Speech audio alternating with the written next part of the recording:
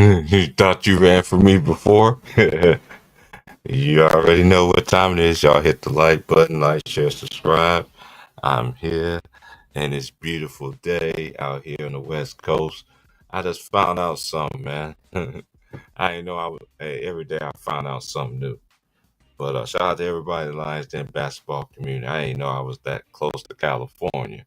I didn't know I was 125 miles away from California. So I might have to go to California. And nah, I ain't gonna go to Cali, but I'm just saying, my boy just messaged me, was like, man, you got close to Cali. I'm like, man, I mean, not knowing the whole time I've been here. But anyway, y'all hit the like, share, subscribe, man. This old head podcast, man. And hey, try to tell y'all about this guy named Reid from Akron. Uh, he's not what it is, and I'm just gonna continue to put it in your face each and every day. Um, so we're just gonna start it off like this. When Reid came to the Lakers, the ticket did a show, and I said what I had to say. And then the first thing I say is this: and y'all need to stop saying Laker fans. We already know they Reid fans. We know this. And I said it on the channel on that stream. I was like, there's two different people. They are real Laker fans and they are Reid fans. Because real Laker fans are laughing, rejoicing. But again, excuses. So this is now make sure record Reid of he has 184 wins and 108 lost in his playoffs in his career. And so mm, it doesn't look well. Then you 2-12, in your last 14 playoff games. And all I'm hearing today is that's why I watch these shows, just to see what they be saying so I could come and, attack, attack. Where was the IQ from 8 years old? I haven't seen it. I also find it very interesting. You need every help known to man, but real people already know, right? You need all this help and made because you can't do it. Whereas you can guard five positions, see y'all one-on-one ways. When he does things great, he's 40. When he's not, he's 4. Oh man, you expect LeBron James to, you expect LeBron James to go be your best player. Do you really think LeBron James, Kenny, Kenny, Kenny, you expect him to guard, be your best offender at the age of 40? Come on, man. I don't see this defense. Reid beginning with a lot of stuff. I found it very interesting last night when Minnesota challenged the 3-point shot and they lost both challenges. And it was clearly, and this is the thing, this has been the thing for Reid though. So I'm like granddad from the episode of Boondocks when Riley and Huey tried to tell granddad that he was dating the stripper, he was dating a hoe. That's how y'all Reid fans feel to me. And mind you, I actually do mind the game. I actually know basketball history. I don't take dumps on basketball history. And I also find it very interesting. Y'all always want to say this too. I'm getting my stuff off while let anybody else on because I don't want to get distracted. I don't want people cutting me off. I'm not, no, I'm getting everything out. And then I open up the floodgates. But anyway, I find it very interesting. You need all this help.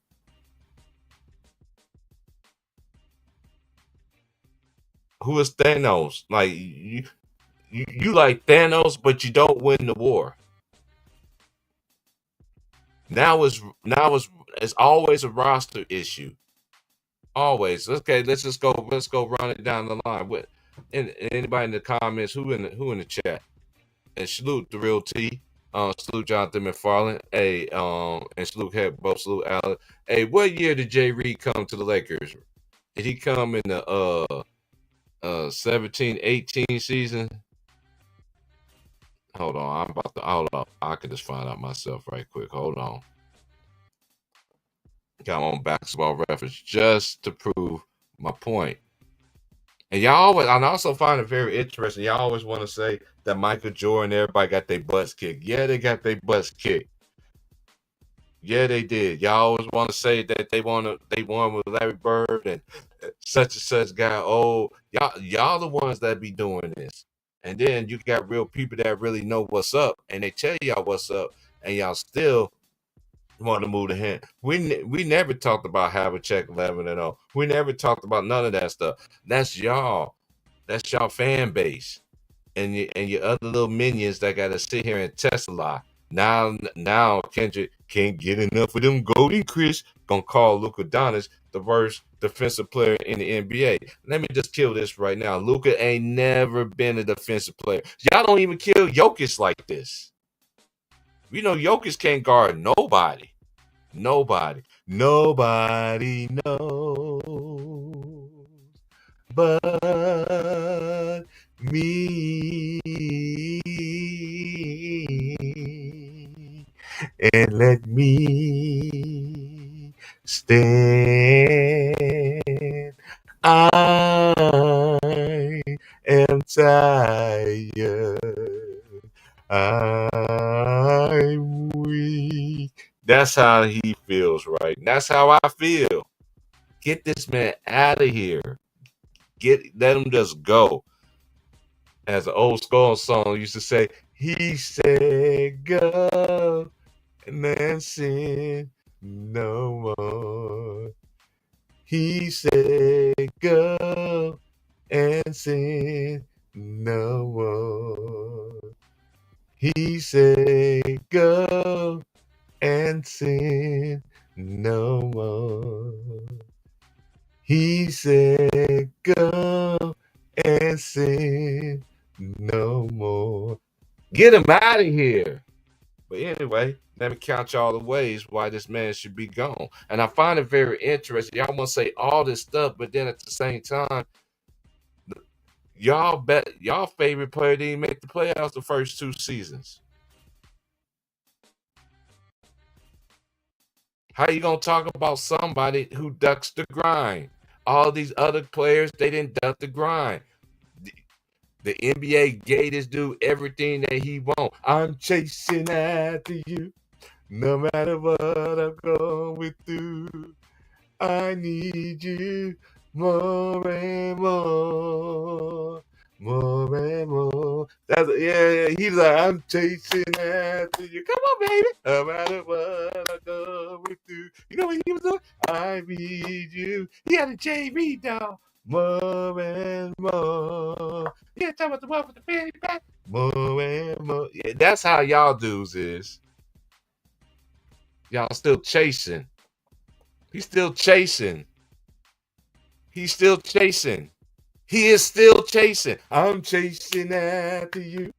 No matter what I go with you. I believe you, bro. That ain't the one you need to be singing to, you dumb big dummies. Now all of a sudden, this man gets a pass. This man he has more excuses than a stripper hoe.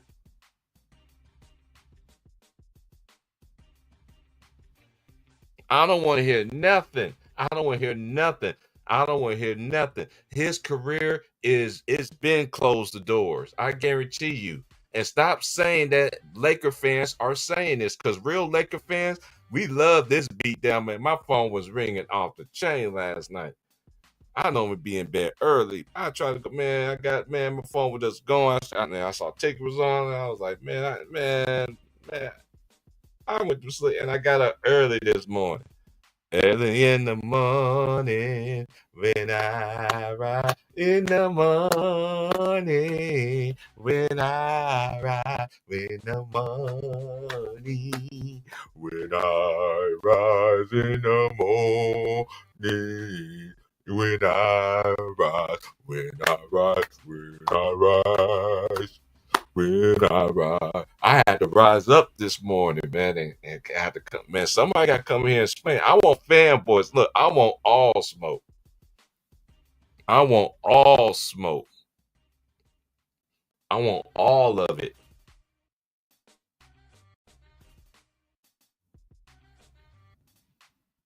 Y'all better stay away from me from the Duke. When I told y'all when this dude came to the Lakers what he was going to do, I was public enemy number one. I even had homies that was down with the Lions Den community backdooring me, telling me, man, I'm a fake Laker fan. He ain't with. And I remember all of that. I ain't saying your name, but you know who you are. But I always gave you respect no matter what. But deep inside you and many others, y'all know I've been right.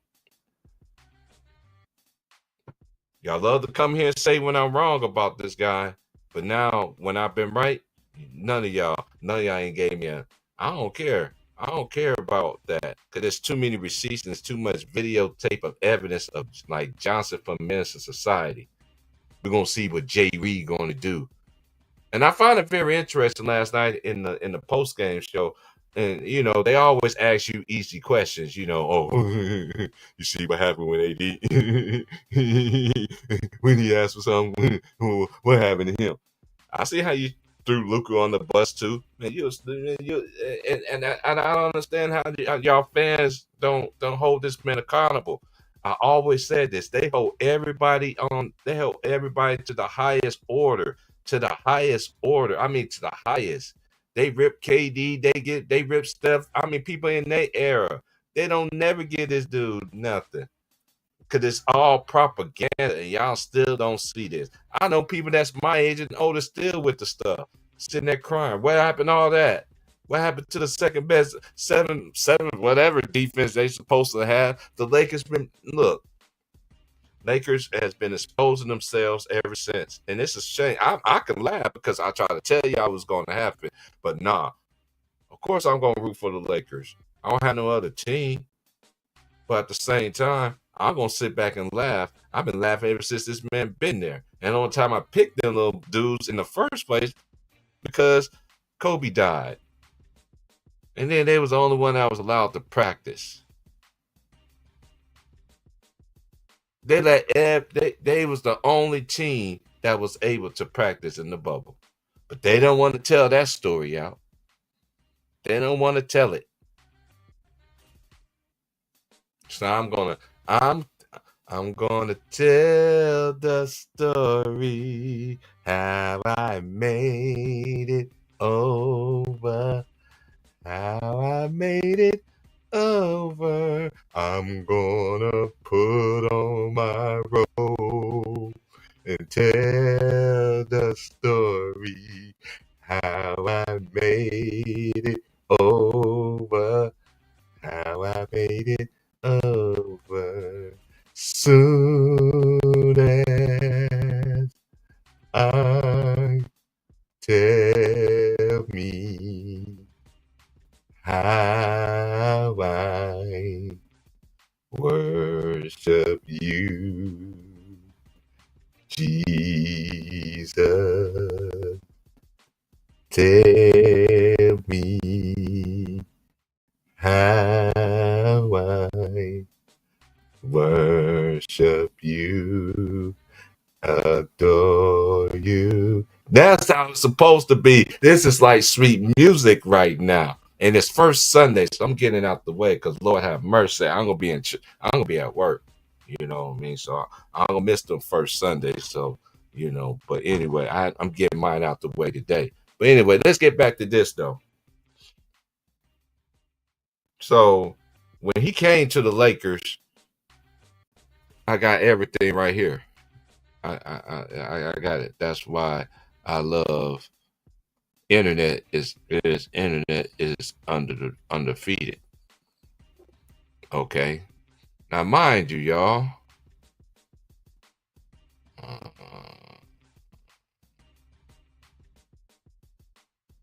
oh, this was the year before. Okay, I'm going back to 2017-18 season, right? And look at everybody that was on this roster, right? You got Lonzo Ball, then you have Vanderbilt, Andrew Bogut, Corey Brewer, Thomas Bryant, Octavius Caldwell Pope. Where's he at now? He ain't on the Lakers no more. Alex Caruso, where he's at right now? Not on the Lakers no more.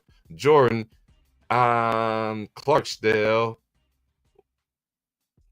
He ain't on the Lakers no more. Shout out to Luol Deng. This is 17-18 season, y'all. Then we going all the way. We going all the way up. I'm all the way up. We going to the upper room. We got Josh Hart. Guess where Josh Hart is at right now? He's with the Knicks right now. And you know Shannon Fry, Mr. It's all about this. It's the NBA. It's all about this. Yeah, whatever. Nostalgia. J. Reid fanboy to the ultimate max. You didn't even do that when you had the two-time MVP on your team. And we all know at that time he didn't deserve to be MVP. But anyway, we carry on. Then you got Nigel Harris, Andre Ingram, Brandon Ingram, Kyle Kuzma, Brooke Lopez, Larry Nance Jr., Gary Payton II. He played for who? The Warriors. Julius Randle. He got drafted by the Lakers. And this was his best playoffs that I seen because he was actually, it takes a player to me, it takes players to me, he right all his wrongs. He balled out. He actually balled out. They don't want to, I know it was all about Rudy Gobert last night, but Julius Randle, and shout out to my homie in Kansas City. He came up with that video on YouTube. Y'all can look it up. Pass it to Julius Randle. He was trying to get him to go to Kansas, but he ended up choosing Kentucky. It's still on the internet, on YouTube. Anyway, Isaiah Thomas. We already know he ain't in the league no more. Travis Ware, Derek Williams, and Eve Zubac. We already know where he's playing at now, right? He's played for the Clippers. So let's continue on here. We in 2018-19 season. And guess who is here, y'all? Ding, ding, ding, ding, ding, ding, ding, ding, ding, ding, ding. J. Reid from Akron. He appeared. Now we're gonna go on with this roster. It was Lonzo Ball, Michael Beasley, Isaac Bonga, Reggie Bullock, Contavious Caldwell Pope, Alex Caruso, Tyson Chandler, Josh Hart, Andre Ingram, Brandon Ingram, LeBron James, Jamario Jones, Kyle Kuzma, Scott Machado, JaVale McGee, Mike Muscala, Ski Makaliu out of Kansas, Rajon Rondo, Kentucky, Lance Stevenson, Cincinnati, Jonathan Williams, Missouri Gonzaga, Ivan Zubac. That's 18-19. Because I remember that summer, this was the summer. Go back and look at the tapes. You just need, you need to pull that stream up, bro. Just pull it up. Because I'm tired of y'all with these backdoor comments. You know what I'm saying? I just been sitting in the cut. I be seeing it. And then when I come around, y'all ain't got nothing to say to me. Then y'all only want to refer me to my name or anything like that. But that's okay. You just been exposing yourself this whole entire time. I'm gonna continue to reveal it because it's it's there. It's there. Cause y'all remember this season? Remember when J. Reid got on the podium and sat there say he could not win with these guys?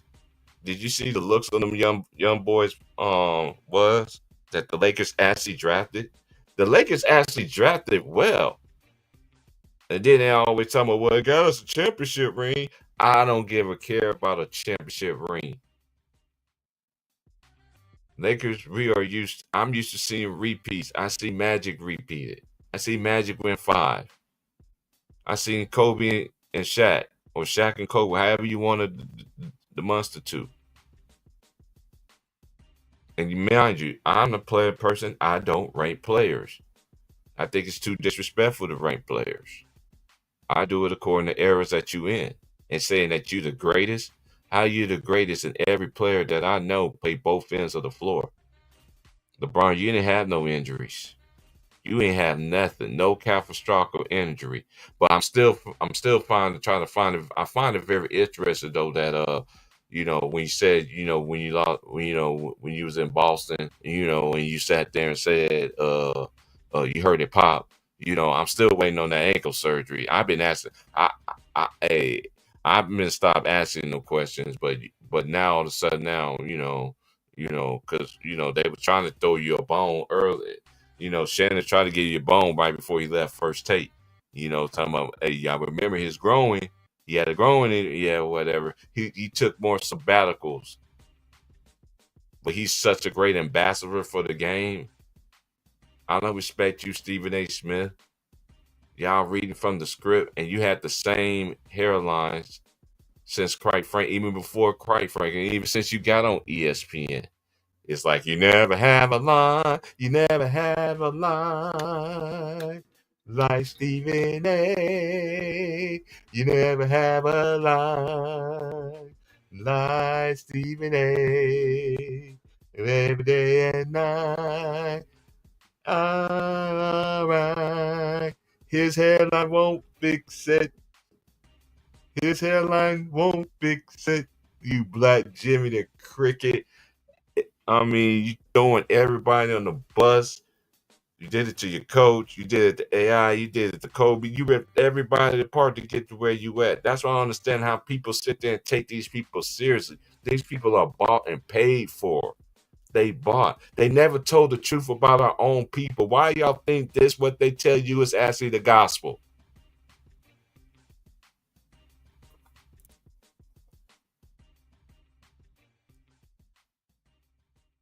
Man, that man ain't thinking about no kind of retirement. He ain't thinking about no kind of retirement. He ain't thinking about no kind of retirement. He's going to stay in there until his other son gets in the league. And then, because you remember, the Lakers still got Bronny for 3 more years. Guaranteed contract. A 55th pick get a. Mm-hmm. But anyway, let's continue going here. Then I'm going to let everybody up. I'm just going to read these rosters, and then I'm going to let everybody up. Matter of fact, I'm going to drop her right now. And then once I finish with the rosters, then we just gonna open up the floodgates because this is cooking session, man. Because I've been trying to tell y'all that I said it.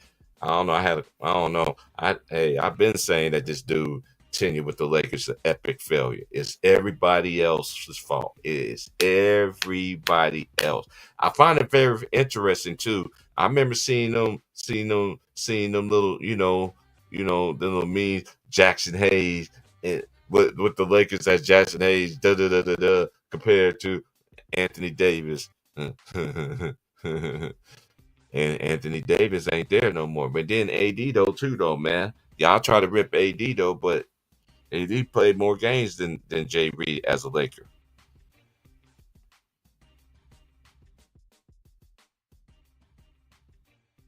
I mean, come on, man. The man's 2-12 in his playoffs, and yeah, and everybody keep on saying that he's playing on an all-star level.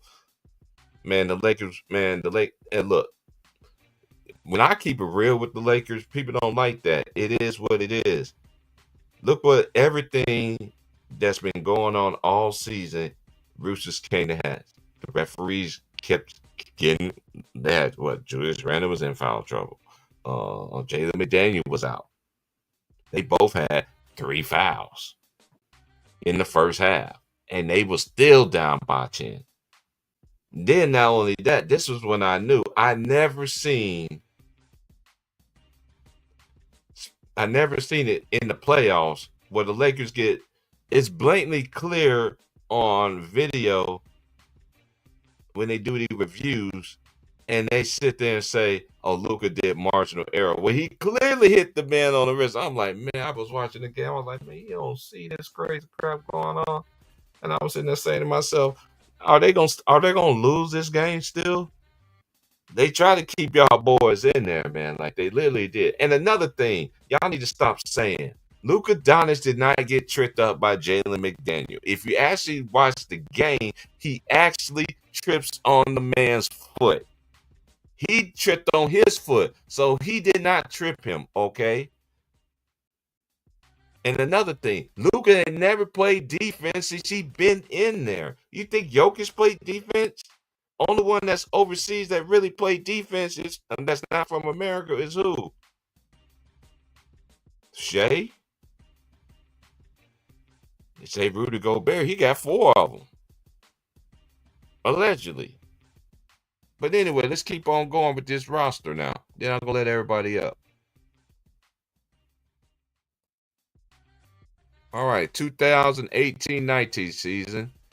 That was it, right? Now let's go to the next year. Lonzo Ball, Michael Beasley, Isaac Bonga, Reggie Bullock out of UNC, Lonzo Ball, UCLA, and then you have Reggie Bullock, UNC, Contavious Caldwell Pope, Georgia, Alex Caruso, Texas A&M, Tyson Chandler, Josh Hart, Villanova, Andre Ingram, American University, Brandon Ingram, his second year at Duke, LeBron James, year 15, Jamario Jones out of Hill College, New Mexico State. I'm just reading it all over again. Utah, Kyle Kuzma, Scott Machado, Iona College, JaVale McGee, Nevada, Mike Muscala, Bucknell, Ski McCallum, Kansas, Rajon Rondo, Kentucky, Lance Stevenson. Lance will make him dance. They blackball him out the league.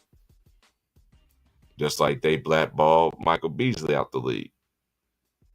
Then you have Mortice Wagner, rookie from Michigan, where he is at right now in Orlando. Get well, man. I know he had a season injury, ACL injury. Get back. I like Mortice Wagner. He was a beast. Then you got Jonathan Williams, Missouri, Gonzaga. Then you got Ivan Zubac. All right, let's go to the 2000, the championship bubble year, right?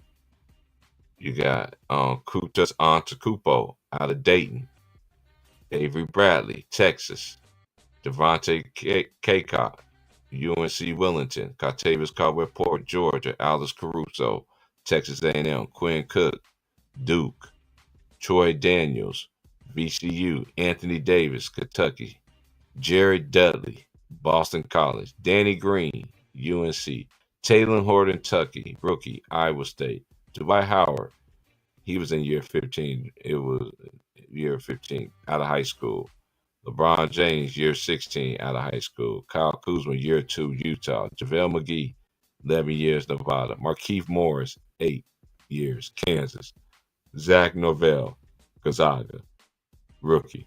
Rajon Rondo, Kentucky. J.R. Smith, North Carolina A&T, year 15. Dion Waiters, 7 years, Syracuse. Now let's go to 2020-21 season. Then you had Kotas Antetokounmpo, Dayton, Devontae Kaycott, Caldwell Pope, Caruso, Quinn Cook, Anthony Davis, Andre Sugar Bear. Can't get enough of them golden Chris.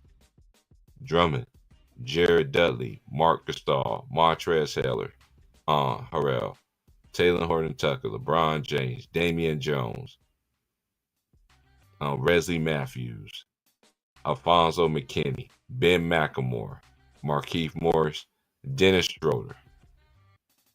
Now watch how much these Rockets, this roster's changed.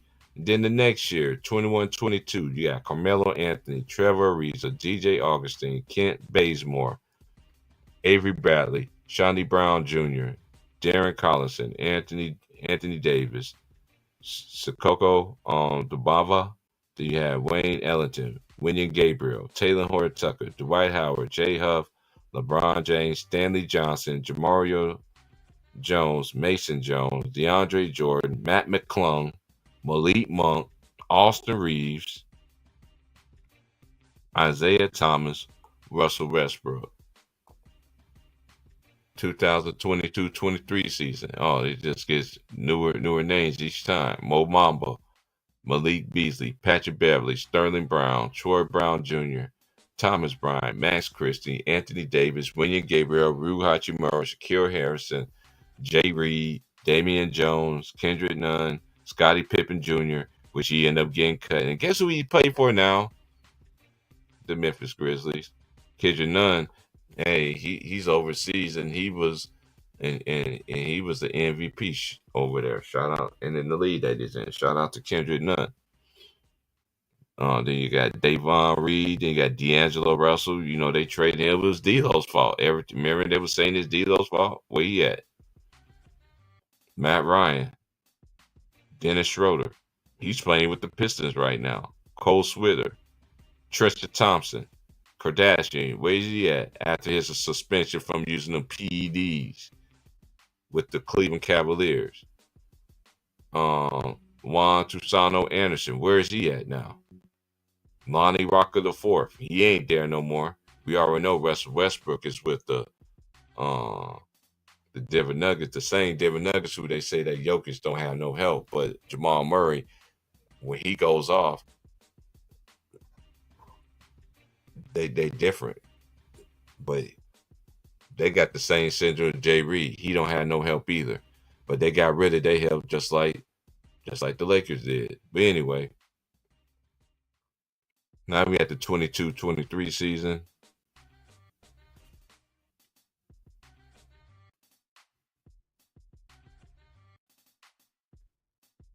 Did I do that one? Yeah.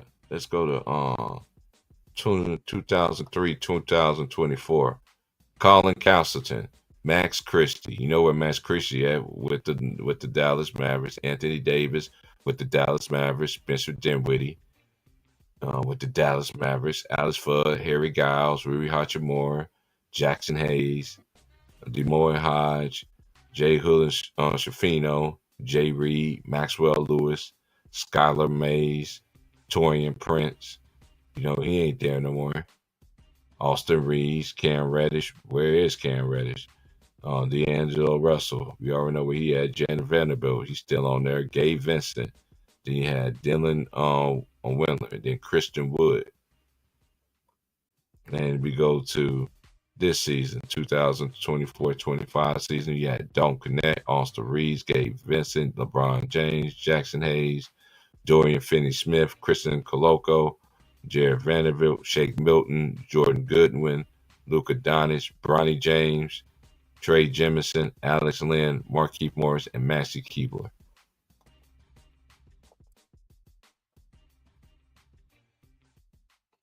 It's not, according to Laker Nation, it's not Rob Pelinka's fault. It's Jay Reed's fault. Cause listen, we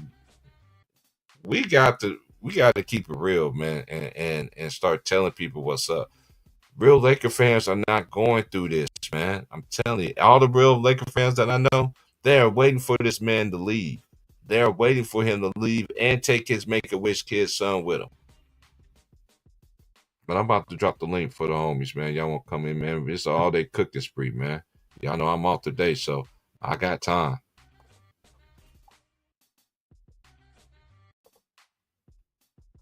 Let me make sure it's the right one. Yeah, it is. Because I got time.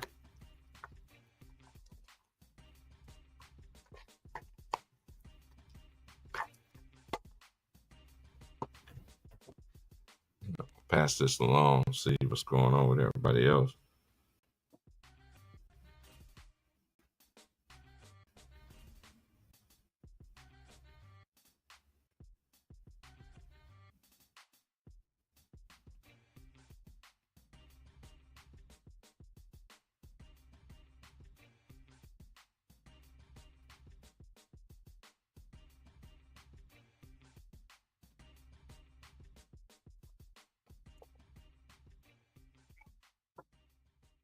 What up, T? I Oh man. love it. I think it's funny. I think it's great. I think it's absolutely great because I've been trying to tell him. See, yeah, I don't know. He must get himself out. I've been trying to tell y'all, man. I've been trying to tell y'all, but nope. I'm just a hater. Uh, if I love the Lakers, I gotta put up. Nope. I've been trying to tell y'all that I'm not on this train. I'm not gonna root against them, but it's funny when they get their ass kicked because they deserve it. They deserve it. They absolutely deserve this. Now they blaming Luca, and everybody knows that watch basketball since Luca been in the league. Luca had never been a defensive player. Look at the people Luca had in his career. He had Jalen Brunson, and now people forget Jalen Brunson was on there doing his thing too.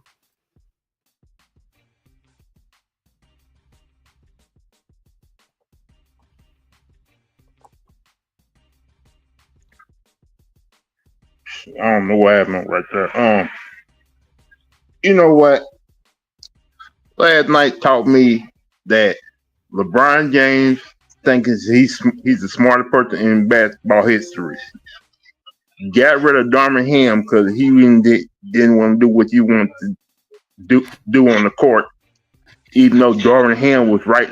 I think 100% half the time. You bring in this hypocrite JJ Redick, who should have not never been a head coach ever in the history of NBA basketball. Like, if you're gonna be a head coach, you gotta have some experience. And this fool went on TV criticizing other coaches for not doing what they're supposed to do. Now that you're a head coach, now that you're a head coach, and people come at you sideways, you wanna leave the stage talking about I don't like the way you talking.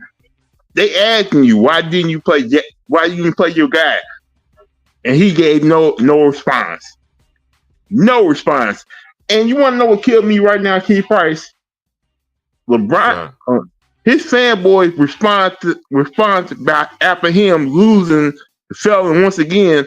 They're gonna put out negative videos and do live, do negative videos and do live about Michael Jordan this, Michael Jordan that. Basically, they basically come out here, make videos talking about all the negative stuff Michael Jordan went through. Instead of it's facing the fact that your fake ass king once again failed. You want and you want to talk about Michael Jordan negative and come out make videos, do a live about Michael Jordan be a negative fake MVP and all that. Man, get the hell out of here. Your king failed. Yeah, let's go ahead. They failed. He failed. Go ahead. Your king failed, and you don't want to admit it. You act like your king can't do nothing wrong. He's a fake ass king, fake ass GOAT. And once again, he lost in the first round. Talking about Jordan lost in the first round. How many times your fake ass king lost in the first round? Didn't make the playoffs. He didn't make it. I already did that. We already had that discussion. He didn't make. That's why I don't understand. This is the thing, though, too. They always want to talk about players get their bus kicked. Of course, he was going to come in the lead and get the bus kicked. Of course. And then y'all always when they didn't want to move, they didn't start winning the bird. The bird got hurt. To such and such. I'm like, dude, y'all wasn't even around in those times. And then you had to earn it. You had to earn it. But he put that fear in their heart that everybody knew at that time that. And you know what's crazy though, too, though, to make it even worse. Michael Jordan or any other great player don't have to say anything. They don't have to say anything. They basically telling on themselves. That's what they do, bro. Like that's what they've been going on. And this is the thing why his fans are like the way they are, because we got to think about it. The ESPN, they never used to hold him accountable. Cause you remember when they used to call him? I remember the time when ESPN used to call him he's the king. He's the king with no rings. Yeah, you know, like I remember they used to get on him, and then all of a sudden, you know, that's how a lot of people feel like this is a purposely he's like an industry plant in a sense, because this man he don't get no legit questions. He don't get the hard questions like all these other players in his era does. But then like I said, they tell on themselves all the time, man. When I saw him on the when I saw him on the post game last night, just sitting there watching him, he didn't have a care in the world. He didn't have a care. He didn't look like he was disappointed. He just like and then the people in the media, they asked him these easy questions. What guys it was, you see what Giannis had to go through. You see what even after defeat. You know what I'm saying? Look at all these other players. Look at Steph. Look at all these players, man. All the players that's playing this area, he's the only one that gets absolved of the smoke. That's why these fans are coming out here, and I don't care. That's why I don't be on Twitter. That's because long time ago they used to say Twitter was going to be the news, and hey, I paid attention and all that when old folks was telling me stuff. I don't get wrapped into this stuff because again, Michael Jordan have not said a word. He ain't said nothing Isaiah Thomas. He ain't said nothing about nobody. He's living his life. Even all the great ones, they want to try to diminish. But again, what they do, they hide in their hand and then blaming the tail. They trying to get Luka to sign back there. A lot of people forget they try to get Luka to sign the extension. How you trying to get Luka to get the extension when everybody I told you they was gonna blame Luka. Luka ain't played defense since he got into the NBA. He always came in there out of shape. But again, the top three players in the basketball game, according to people, is Jokic, Luka, and SGA. Out of them three, two of them plays defense. And another thing, how can somebody be a free throw merchant when you actually work on your game?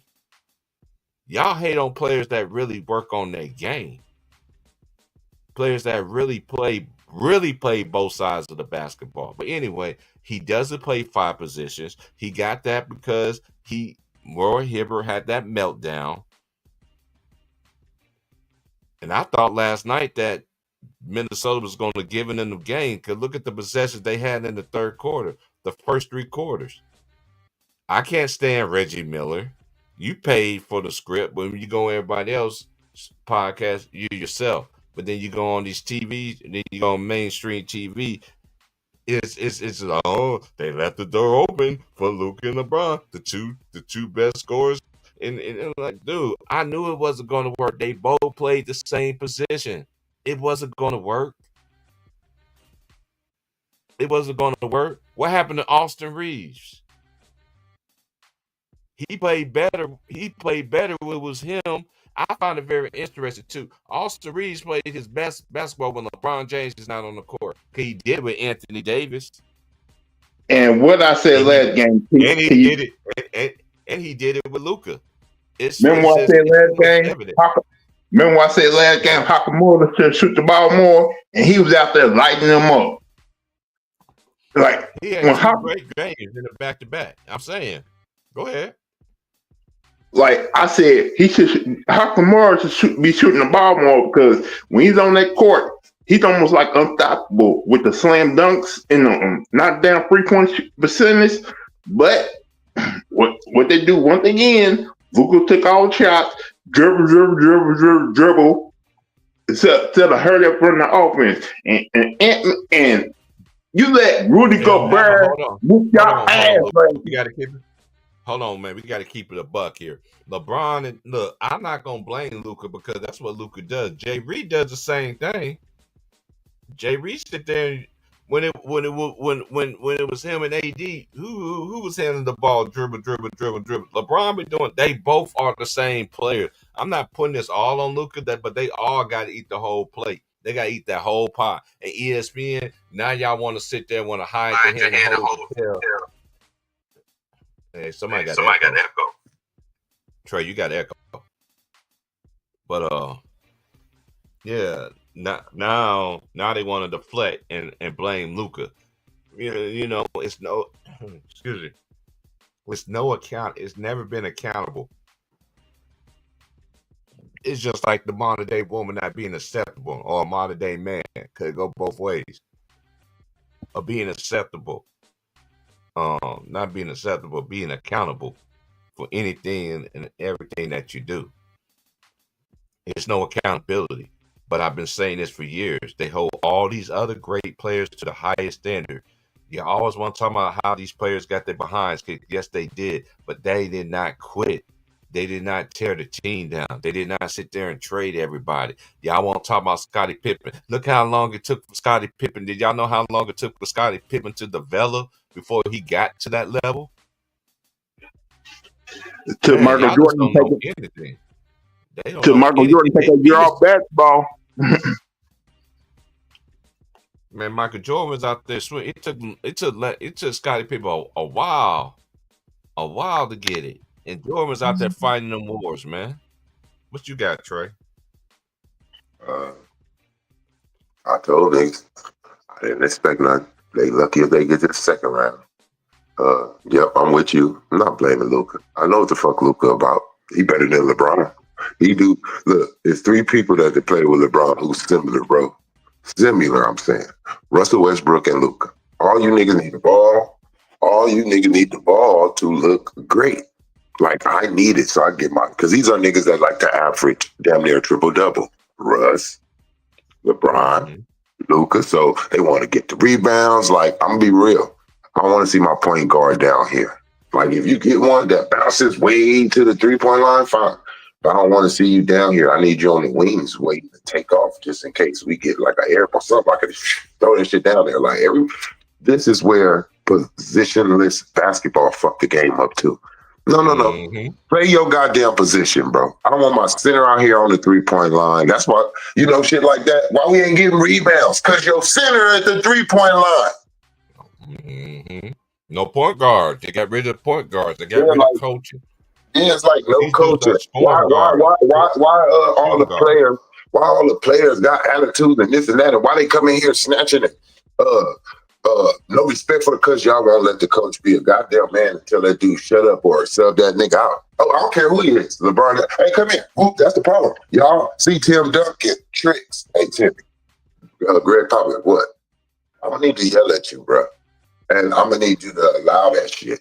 So when I yell at the people that's lower than you, they don't even look at me twice. They're like, shit, he just was yelling at Timmy. So who the fuck am I? He can yell at me.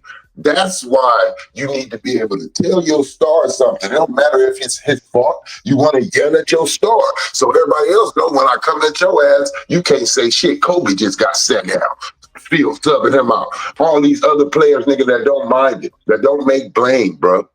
This nigga is at fault, bro. Not Luca. We know what Luca do. We know Luca is kind of chubby. We know Luca, but Luca can't play like that. LeBron can't. LeBron scores 30-something points. Luca sick that game. They all Luca. But when Luca scored 30-something points and LeBron barely got 18, they all Luca. It's your fault. Look, it's okay. It's okay to say LeBron's fucked up. It's okay to say he ain't never winning nothing. It's okay to basically say all the people you team up with can make it. It's you who held them back. AD, when he came, when y'all had the right team around him, finals. Once y'all start building that team around LeBron James and LeBron James only, never again. Mm-hmm.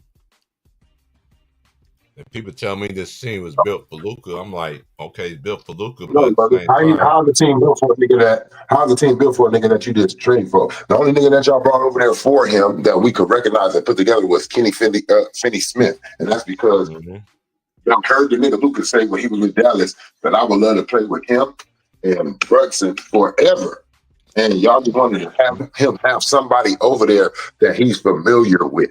That's it. That team ain't built around him. That team is built around LeBron James, just like AD said.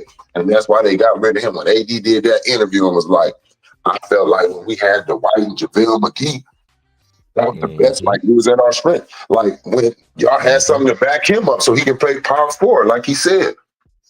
But no, y'all want to make sure that LeBron James get his way, bro, for 23,000 years.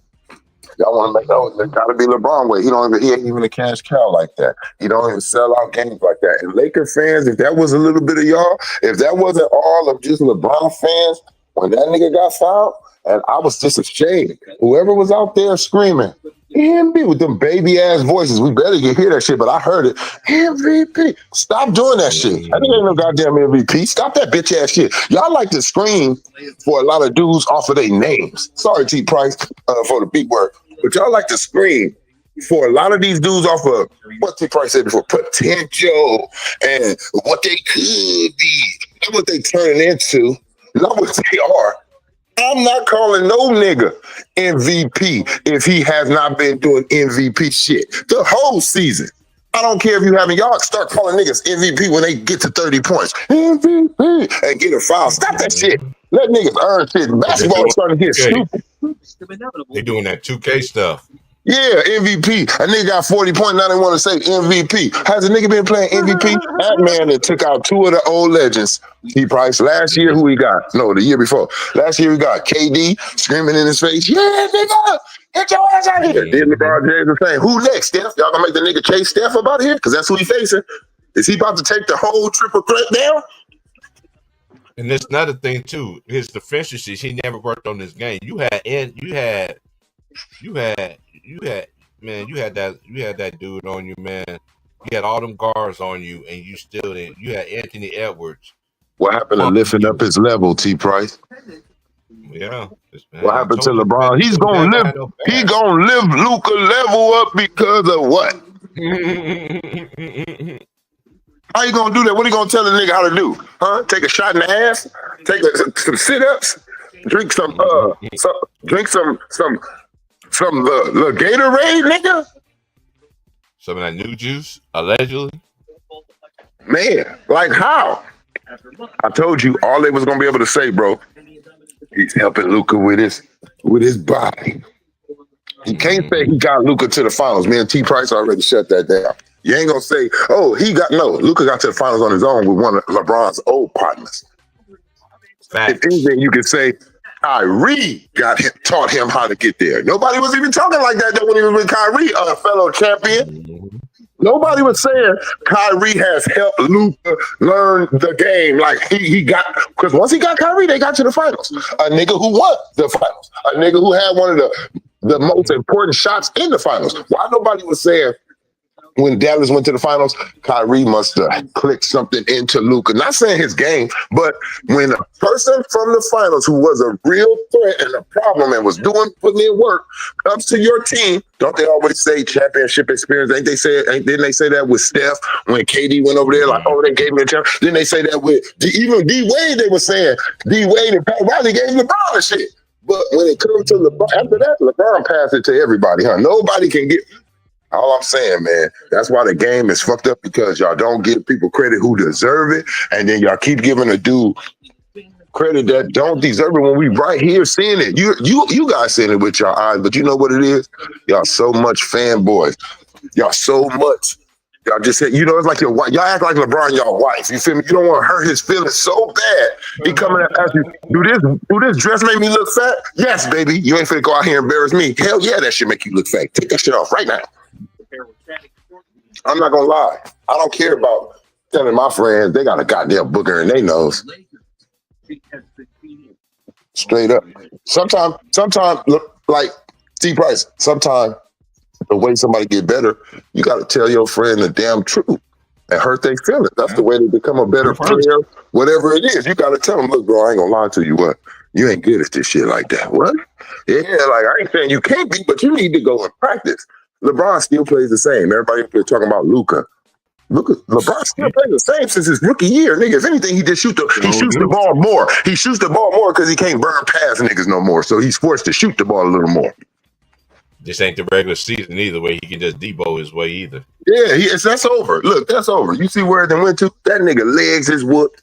When has LeBron ever wore long sleeve leg things? Look, he's showing that he's trying to bend it. He bandaging himself up. People ain't peeping. This nigga wearing way more things than he ever wore when he came out to the court. Nigga, them legs is whooped.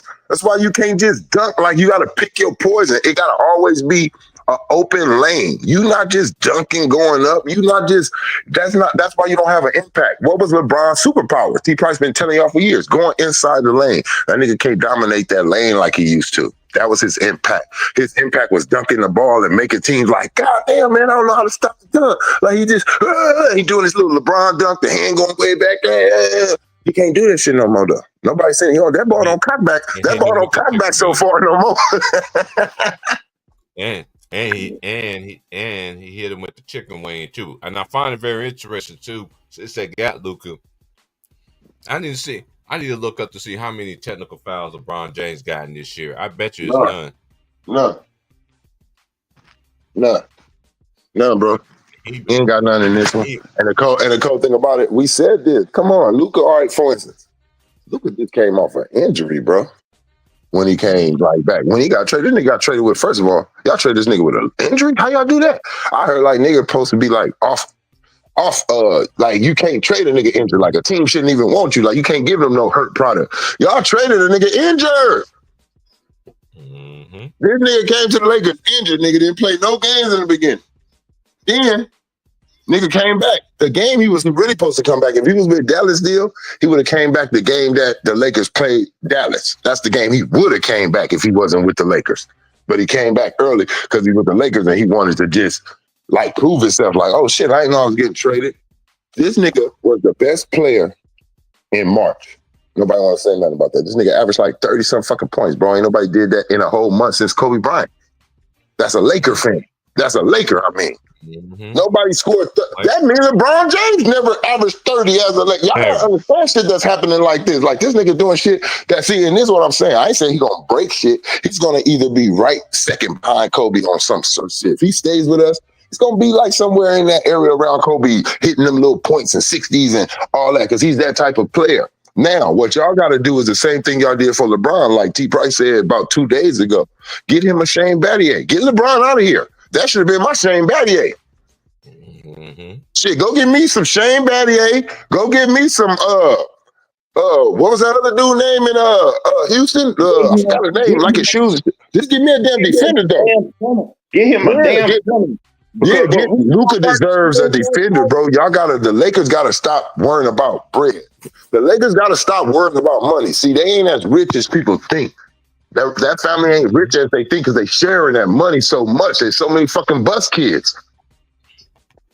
So they really be collecting money. Are they still paying for? They still paying 3 coaches. I think they just after this year. I think they just stopped paying Luke Walton. Mm-mm. I think they're gonna stop paying Luke Walton. They still paying Frank Vogel, and you're still paying Darvin Ham, nigga. Mm-mm. Feel me? And so when you look at that, when you look at all that, like just the business side, Lakers gotta stop being scared. Look, get the ball that your daddy had. Your daddy knew. Everybody loves Shaq. I know LA loves Shaq. Oh, Shaq. He doing Kazams and shit. All this shit going on, yeah. But guess what? That ain't what I got Shaq for. I didn't sign Shaq for him to do movies and become a rapper. I signed Shaq for this basketball shit. And he ain't the player that he used to be. Yeah, he went. If you look at it, he got one. He got one out there in Miami. But after that, was Shaq ever Shaq again? No. He was never Shaq again. Right there and there, you seen the decline. That couldn't be out there with Kobe. They would have traded him regardless. He did the smart thing. He kept a young tenderoni. I got 15, 10 years with you of just averaging crazy numbers. Yeah, I'm going to stick with you. It's the same with LeBron, bro. It's not hard for me. I'm not worried about LeBron. Get up out of here. I'm not extending you. I ain't doing nothing. I don't care. Look, who can stay? Look, it's going to still be some James family here. Just not your ass. Go on, LeBron. Bonnie here. Bonnie here. You get your ass out of here. Let this nigga grow up without you. No time. You're going to see him at the house. This grown-ass man still live in the house with you. That's the crazy thing. Your grown-ass son that making his own millions now, the Lakers give him, this nigga still live at the house with y'all. Bonnie, it's time to cut the umbilical cord. LeBron was the same nigga trying to congratulate Lonzo Ball for separating himself from the big baller brand with his daddy.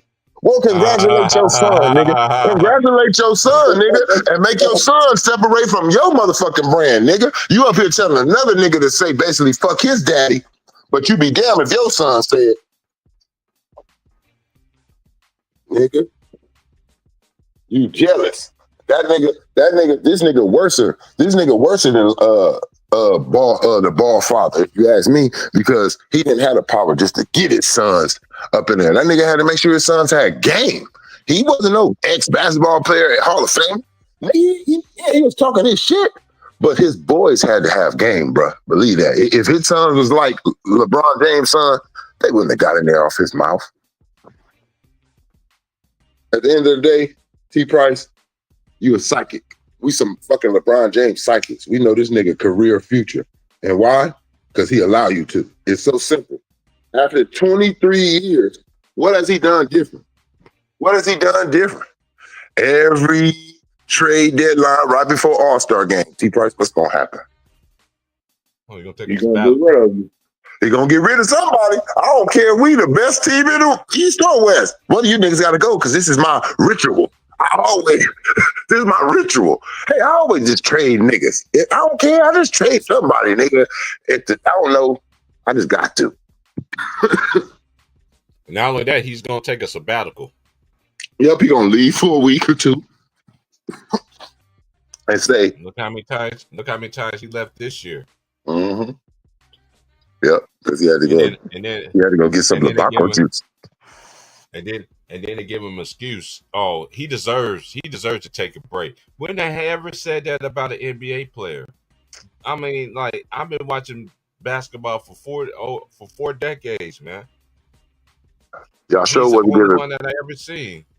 The only one Y'all I seen sure to get wasn't giving Mike no goddamn excuse. See, this is really, where man. See, they keep on T Price Damn, making me Sean. mad at. They make me mad when they say when he has a great game, they use it to clown you. You know what I'm saying? Say if I was 60 years old, T Price, we playing 1-on-1. If you win or not, but say you win by 1 point, guess what they gonna? I'm LeBron. Guess what they gonna say?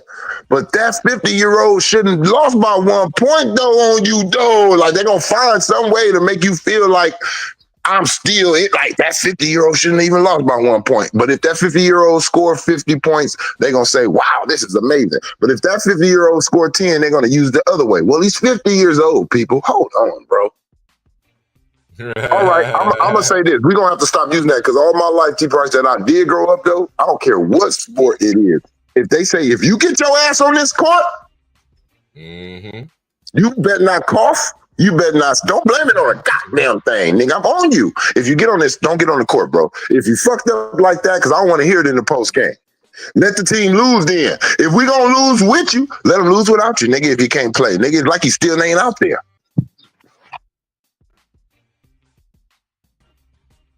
Mm-hmm. I would play with T Price, Dib, just because I don't want to lose my All-Star. I would just say, look at the All-Star game. Kobe, nobody else would have did that, bro. Kobe didn't even want to fucking start. Those niggas did the same shit they did to Mike. Like Vince said, I'm going to walk in the back, Mike. So even if they call me, you're going to have to take my spot. They forced him. LeBron, that nigga said, hey, I know I can't play, but I still want this number. Like, I want that number to go up. Like, how many All-Star? It's all about the stats with him now. This is his retirement home, bro. He is in an old folks home in L.A. That's what he's treating it like. He don't care about He championships. He been came like to that L.A. for him, though. Yeah, Right? he came to L.A. for the records. Let's keep it real. He came to LA for the records. T Price, I told you, he said something to D Wade when D Wade was retiring first. Remember that last game in LA, him and D Wade? They was on the side doing all that stupid shit we were saying, looking at each other, staring, looking at the crowd like they doing a real historic moment. And he told D Wade, if it wasn't LA, it would have been New York. He was going to pick the biggest 2 markets to end his career with and break these records. Guess what? You break that record in LA with Kareem or you break it in New York, those are the biggest markets. They follow their teams. LeBron wants that Kobe treatment when he go out. How can he get it? He ain't going to get it with Cleveland fans. They don't go everywhere.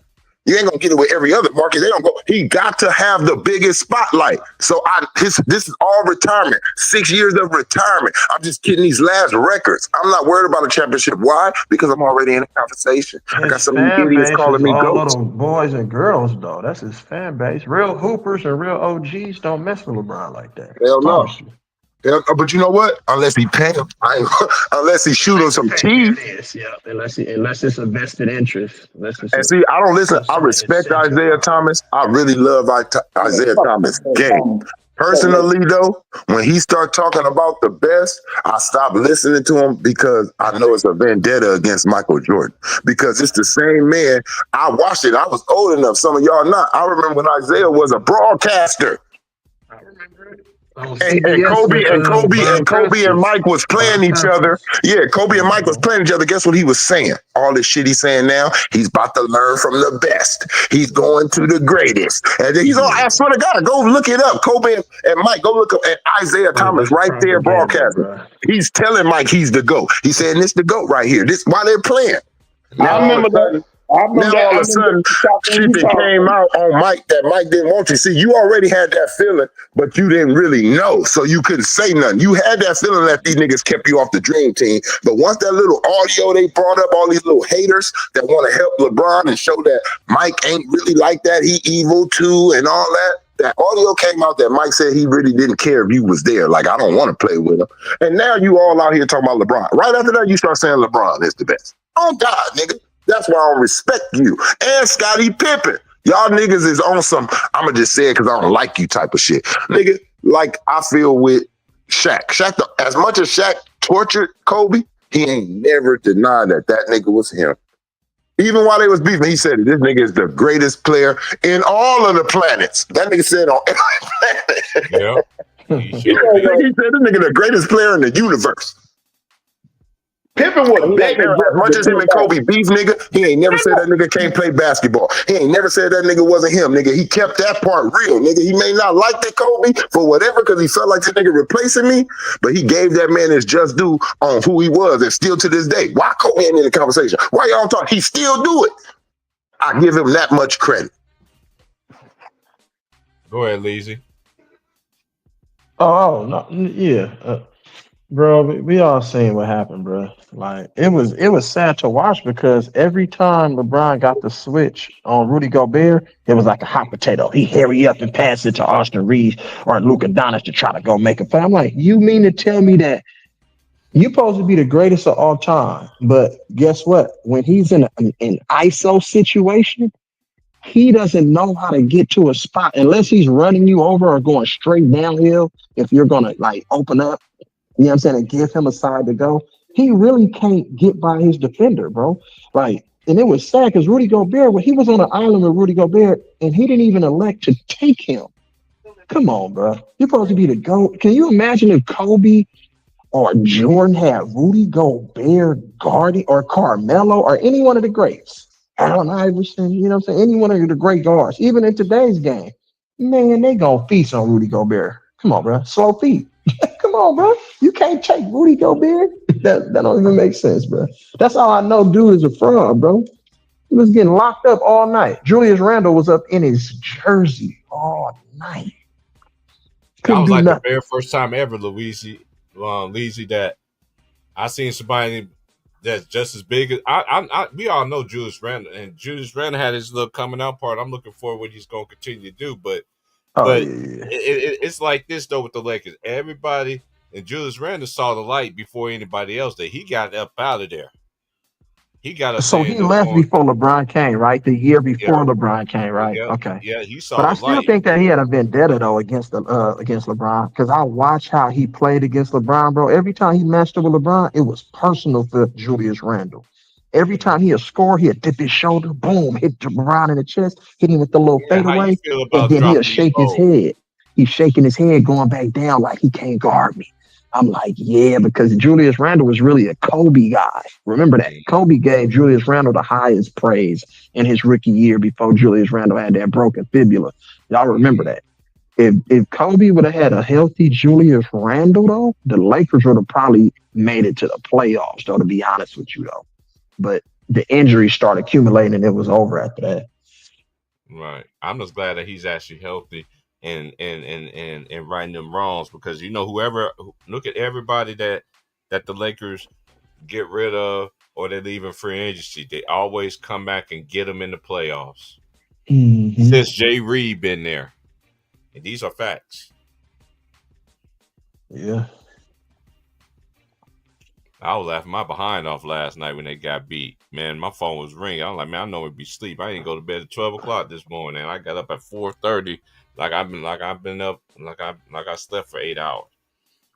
I heard Mm-hmm. you like T Price.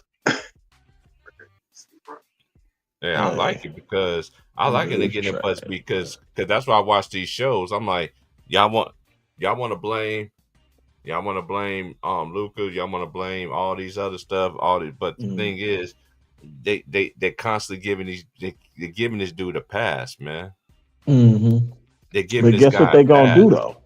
This I what know they he's gonna gonna do it, do. but this is the thing though. This is the thing about Jay Reid though. We be trying to tell y'all. Look, he don't even want to give a black coach no kind of credit, but he support this white coach who's on the record of calling a female a black sister out of her name.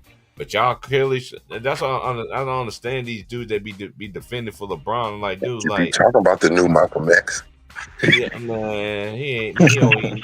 He don't even. That's a slap in the face. I'm He don't sorry. even. I don't He don't even feel even. right saying it, He big ain't even bro. read the preface. I He don't ain't even read the feel right preface. saying it, big bro. That's a real slap in the face to Malcolm X. When y'all start saying Malcolm X and Martin Luther King with this nigga, that's a slap in their face. I'm gonna keep it Oh that. Come on, yeah, bro. That's everything about him is a disrespecting their lie, bro. heritage, bro. And they I'm Hey, on whole you God. remember I'll that be like, time? they going too far with this shit, man. Hey, Come y'all on, remember that bro. time? Hey, I know Trey remember this. Hey, Trey, you remember that time that they hyped it when LeBron first came to the Lakers? They hyped everything up that he was gonna be at this little pizza spot. That man was Man. gone in 60 seconds. Man, he All supposed his to be a fans. glazed pizza, man. Look, it's been a look. Remember, look, it's been such a long time since I had a pizza party. Hey, look, right then and there, LA, he told you, psych your mind. Right. That nigga been lying to y'all since he got here, bro. Oh, all that shit, taking He's been pictures and lying shit. his whole career, though. His That's the whole cool career, part. bro, it's been false, bro. It's been like he Right. said, industry. He is the first industry plant, bro. Manufactured, bro. His You whole can see career. everything with his career. I knew he was gonna look. What's his one thing that he got? Nobody. And this is something I noticed with everyone in the league as of a great, right? They give them one thing nobody else done. Everybody Yeah. that's a great. Larry Bird, he did something that Magic Jordan and them ain't did.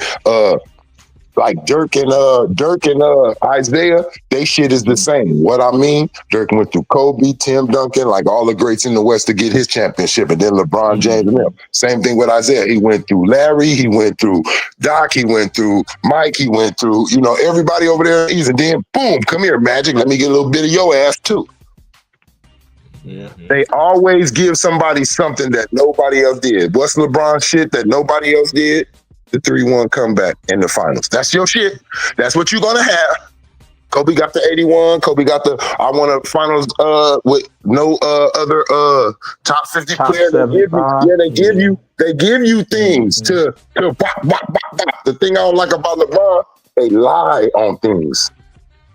Yeah. That's Hey, true. to the homie in the comments, is like, yeah, they did go to the Western Conference Finals 2 years ago, and guess who was their coach though? Exactly. And Working they with was the seventh seed, and they was the seventh seed, a seventh And guess seed. who they starting point guard was? It wasn't no Austin Reeves. Message. they are a better team, right? They supposed to be a better team. They supposed to be a better team this year, right? 50 game one. They never won that many games again with Anthony Davis after the bubble. Never again. Now We they got should be better, right? So you can say out of all of the Dartmouth teams coach, he coached them better. And also got a top 5 player on his team right now over there. Look what happened. First round put up. Oh, you're a great coach. Oh, look, you talking about excuses. You talking about with Doc Rivers, always excuses. Nigga, you out here talking about the referees and he got tripped and walking away from Yeah, he interviews. didn't even get tripped though. If y'all look at that play, he stepped on McDaniels. Shout out to McDaniels though. He stepped on McDaniels' foot, bro. They found McDaniels out on some Look, janky I'm gonna keep it foul, bro. 1,000. Since you said that, T, right? I'm gonna keep it 1,000. Go ahead. I That's thought what we Kobe. do. I thought Kobe got tripped with Jerry, right? Kobe never got fouled, but they gave it. Yeah, they gave it That to nigga Harrison Kobe Barnes. fell because the Achilles popped on him. That nigga didn't even Yeah, foul Kobe. I look back at that shit. I he said, didn't touch damn. him at I all. said they didn't catch him, but you know what? They said that it felt funny. It was like, what the fuck? Kobe just fall like that? That ain't Kobe. This nigga had to be. Salute, fellas. Salute twin. Got Moss in the Uh, building. What about Salute, him Miles. Hey, What's clocking? good Easy. with you? What about Miles, him? what up? Hey, Miles, what up with it? What What up up, with it, Trey? Miles? I know you finna come in here and sling that iron. Man, Y'all been doing that already. listen, bro. This is part 3 Hey, of the Houston came back with a vengeance. They did. Yeah, they did, bro. But a lot of people this morning I don't respect, bro. Not you guys, but just pundits on Yeah. TV and some other people. It's funny how that tune changed, Leezy. Before the series started, the Lakers in 5, LeBron and then Luka. Now all of a sudden, Minnesota's too big. They defend too well. You feel me? We don't have enough size. We don't have enough yeah, they ain't got help. enough We don't have size. no bench players. They ain't got Come no on, bench man. players. JJ Redick didn't make any adjustments. Where was all this basketball analysis before the series started? In the podcast, they mentioned it in the podcast. They did. Leezy and Trey Phillips. I hate NBA commentators. I hate NBA analysts, and I hate these shows on TV, bro. Like it's Facts, making me do. not want to watch the game, bro. I mean, like I the don't even bold watch faced them, bro. lies that they tell, bro. And what's sad is people take this nonsense and run with it. You feel me? Fact. But yeah, man, yeah. Mm-hmm. Ant-Man. He the OG Slayer. Ant-Man is the Yeah. I OG wonder what Shannon Slayer. Sharp doing right now. Hey, Shannon, I know you got personal problems, but I'm keeping it totally on Hey, basketball though. Minnesota gonna beat What the happened to that Warriors, Lakers bro. on If the ball? Warriors advance, Minnesota gonna beat them. Promise you that. Remember, T. Right? Then Chuck kept on saying, Lakers in 5. Yeah, I've been seeing all the videos. My homie's been sending me all the videos of it and everything like that. Man, stop, man. Look, and I've been saying this Ant-Man too. said that LeBron was the GOAT yesterday in his press conference. I'm like, come on, bro. You know he paid you to say that, Yeah, bro. he's You know you still don't kissing believe that, ass and Ant. saying dumb Stop it, shit, bro. bro. I don't respect Ant you don't either. believe that shit. Right, exactly. I Because he respect. said KD was the GOAT. So, Right. Hey, like, He come on, Maz, changed bro. tune every I couple got a weeks. question. That's twin. Hey, twin, I got a question. Yeah. How come he couldn't dominate Anthony Edwards? They always say Michael Jordan win against people that's shorter than him, right? How Yeah. come he couldn't win against? How come he couldn't dominate Anthony Edwards? I'm just asking questions. We all You mean know the like answer to that. you mean LeBron dominating him on offense? On defense. That man had a problem getting past that man like they was doing a football drill. Nigga, like he couldn't even get that man in Because he ain't post what they position. say, he is, bro. That's why. Because he ain't. Because Fact. deep down inside, he's just not what people say he is, bro. And listen, we got to just be honest about our assessment and call a spade, bro. Facts, He's man. We never just gotta been tell on the that truth. level, Trey. Yeah, he just ain't on that level. It's Man, okay to look, say that. he was a low-level superstar, man. That's all it was. With a superpower to drive to the lane. This nigga never. I'm sorry, I'm gonna go back to it. You cannot tell me a man is in the GOAT conversation if he's not even in the best skill conversation. Right. Hey, I'm glad you said that, Trey, because we watched Kobe. Even when Kobe athleticism left, he still had skill. LeBron Man, I don't. watch His Magic. I don't even athleticism, gotta go to. you know, I feel don't me? even gotta go to Kobe. I watch Magic come back overweight, looking like Luka Doncic with the Lakers in about '93 or something. '94 Oh it yeah, was yeah, yeah. when they had He was knees. looking like Oliver Miller. And that nigga hitting threes. He's still doing the no look passes. When you have skill Mhm. and an actual basketball IQ, you can hang Right. with young dudes to a level. You might not be at that high level, but you can still make them niggas look stupid out there. That That's a nigga a fact. And robot, also, nigga. too, man, I LeBron is the felt like first Luka, robot, bro. lazy. I think Luka. Well, just let me say it this way: LeBron James, too many times in this series, he was just in Luka's way, bro. Poor Yep. spacing. Like, if you freeze some of those clips, bro, like LeBron James ain't giving this man no space, right? He's too close to Luka, which makes LeBron James man Double shame team. over. Yep. And Right. LeBron ain't moving off the ball. He ain't sending no picks. He's just standing and watching, bro. And so, okay, check this out, fellas. Because I said this morning, Trey, everything always comes back full circle, right? Mind the podcast, you flipping plays at age 8, JJ Redick drinking wine with you. Everything's about you. You're the smartest guy on planet Earth when it comes to basketball. Isn't it funny when it all came full circle versus a tough, gritty matchup, and it was called upon you, LeBron or Luka, to flip plays and adjust and figure out a defense? Where was it at? Yep. Where was it at? Yep. Yeah, You feel me? yeah. And so I just don't respect it, bro. I can't respect it. I will never respect it. And if I'm Luka Doncic, bro, I don't sign no new deal until that dude figures out what he's doing. It's gone. Yeah. That's what don't let LeBron James sign first. Listen, if you're Man. Luka, bro, don't sign first because then LeBron gonna play you. See what they're doing with LeBron first, and then make your move based off what he's doing. And if LeBron James signs back to the Lakers, Luka, if you're smart, don't sign there, bro. Take your ass somewhere else, bro. That And dude's look, in your way. bro. I'm He's so in your way. mad. I'm so mad because Jesus Christ, I want Luka over LeBron. I know you do. Yeah, All right. I'm not Shit, gonna I lie. don't even want I'm Luka, not to gonna be lie. honest with you. I can't stand that dude. I don't care about that nigga. Look, Garbage. I don't care about that nigga playing no defense. The one thing I learned how to adjust with this new generation, you gotta get somebody to play defense for that nigga. He ain't gonna do it. That's sad, bro. Luka just now destroyed. Luka last year destroyed this team with Kyrie Irving. Yeah, and bigs, and those bigs.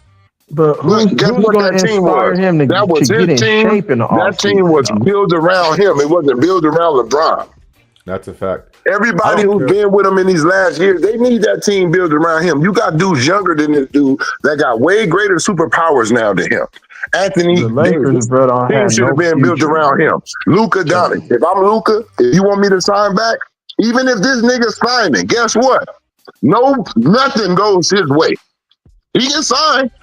He ain't getting not one player. Yeah, he don't have no more say-so up in here. That's the way I have to have it with With big LeBron. man, the LeBron Lakers have don't to have be, no draft picks. But the So. yeah, thing is, LeBron have to be my role player. If I was Luka, I'd be like, that nigga got to be a role player now. Luka can say all those things and say, you know what I'm saying, build it around me. Because you said even if they sign LeBron, listen, bro, long as he's on the roster and the payroll, bro, the Lakers and LeBron can say one thing. This is AD's team. We're going to build it around AD or Luka. I'm just giving you guys examples. But once the season starts, bro, like none of that shit's going to happen, bro. The change is going to come. Yeah, the change is going to come when LeBron is off the roster, right? Until then, bro, it's always going to be predicated. And listen, I don't care they lost last night. I'm more disappointed in you're down 3-1. You're in your building, and if you're Luka and LeBron James, where's the urgency at, bro? Where's the I'm tired of this shit. I ain't beat this easily and all that. It's like he quit. I look at it. I'm gonna say it easy like this with LeBron, bro. I think he knows this too. I don't think he feel like teams are gonna be in a hurry to get him either. No more. That's over. Like people find what you staying in LA. If they've been seeing what you've been doing in LA, they cool. Hey, I don't care if LeBron wanted to come here and play with his other son. No, I don't think the NBA looks at LeBron. They may talk like, oh, that's LeBron James. That's just to keep a good face. But I don't think all 29 of the other teams want that nigga. I'm be real. That's fair. Yeah, that's fair. I mean, they can trade. Look, they can trade AD. They can say it. Yeah. They trade AD quick. You put LeBron out there. I bet you nobody picked that shit up. If I'm the Lakers, bro, LeBron, opt out your player option, bro, and bye-bye, nigga. You can go. Because the Lakers can't get back on the right track and start to rebuild and start making some decent moves until he's out the picture, bro. Yeah, he got a retirement plan. He got to stick by. There you go, Trey. Yeah, he has to get up out of there, bro. JJ Redick, bro, you mean to tell me that you're watching Rudy Gobert do what he's doing last night and you don't even try Alex Len, you don't even try Jackson Hayes? That's what I was looking at. I'm like, you ain't gonna put no bigs in. This nigga got 20 fucking offensive rebounds. He did. He put in Maxi Kleber. Maxi Kleber ain't played 1 minute all season. He put Maxi Kleber in an elimination playoff game.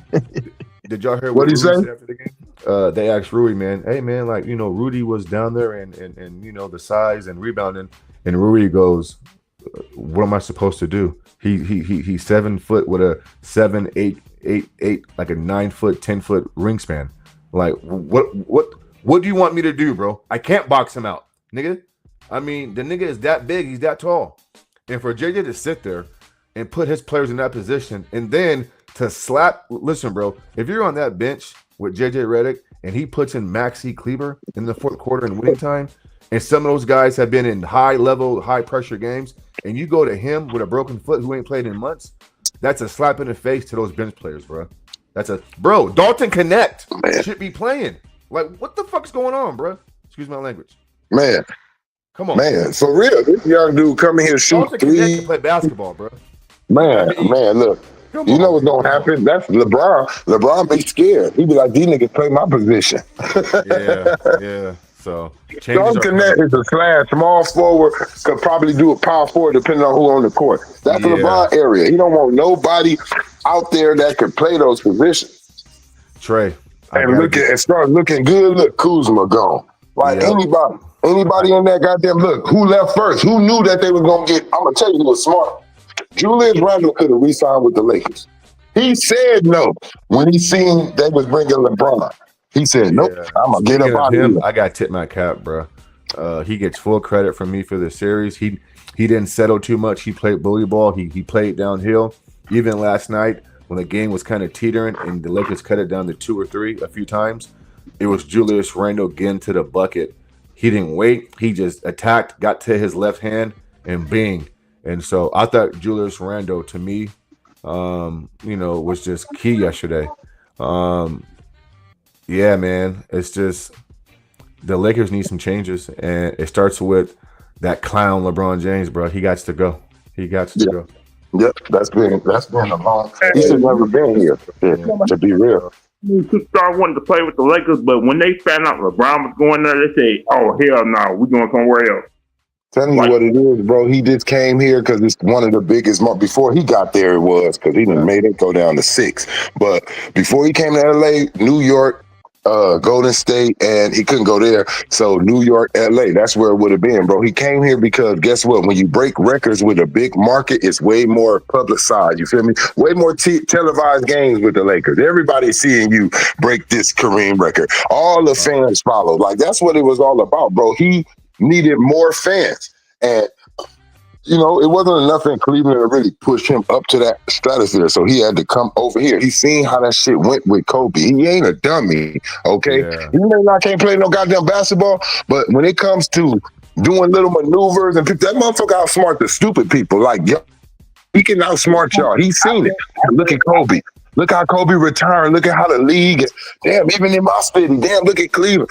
Damn, like they never seen this nigga. Okay, all right. I already got Cleveland. I got a little bit of Miami. But how can I get the rest of the league? This is how this man thinking. Y'all probably thinking I'm just talking, but I'm telling you, this is thinking. Yeah, also too, fellas, you know, this irks my soul because this morning all I'm hearing is the roster's not complete.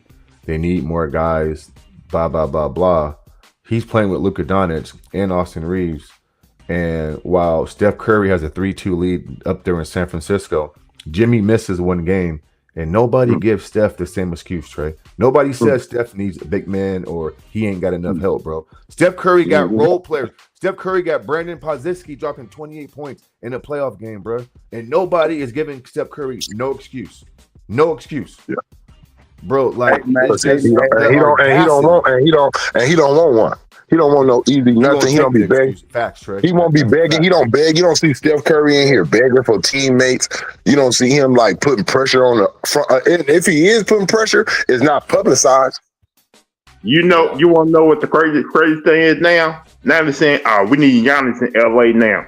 We need Giannis up there. Like, let's get Giannis in LA." Man, they putting Giannis. I see that shit on YouTube. It's either Giannis or Joker. They put stop always giving this nigga a teammate when he get his ass kicked. How about y'all demand he be better? That's why he's not better. I'm gonna tell y'all right now. The reason why LeBron James still suck ass and still play the same way he played at least in his second year in the league or his third is because y'all don't put initiative behind his ass to play differently, to play better. Y'all always blame somebody else. When LeBron James out there shooting a grip of bricks, making the damn Chicago projects up again, when he's out there shooting them bricks, y'all go to the other guy who only shot 2 bricks and say, but he should have made those 2 shots right there, him. No, LeBron should have made his shots too. Like, damn. That's the problem, LeBron. You're not gonna make nobody be better if you don't talk about their game, like it's saying something wrong with it. LeBron already got him in a conversation. What the fuck do he need to fucking change?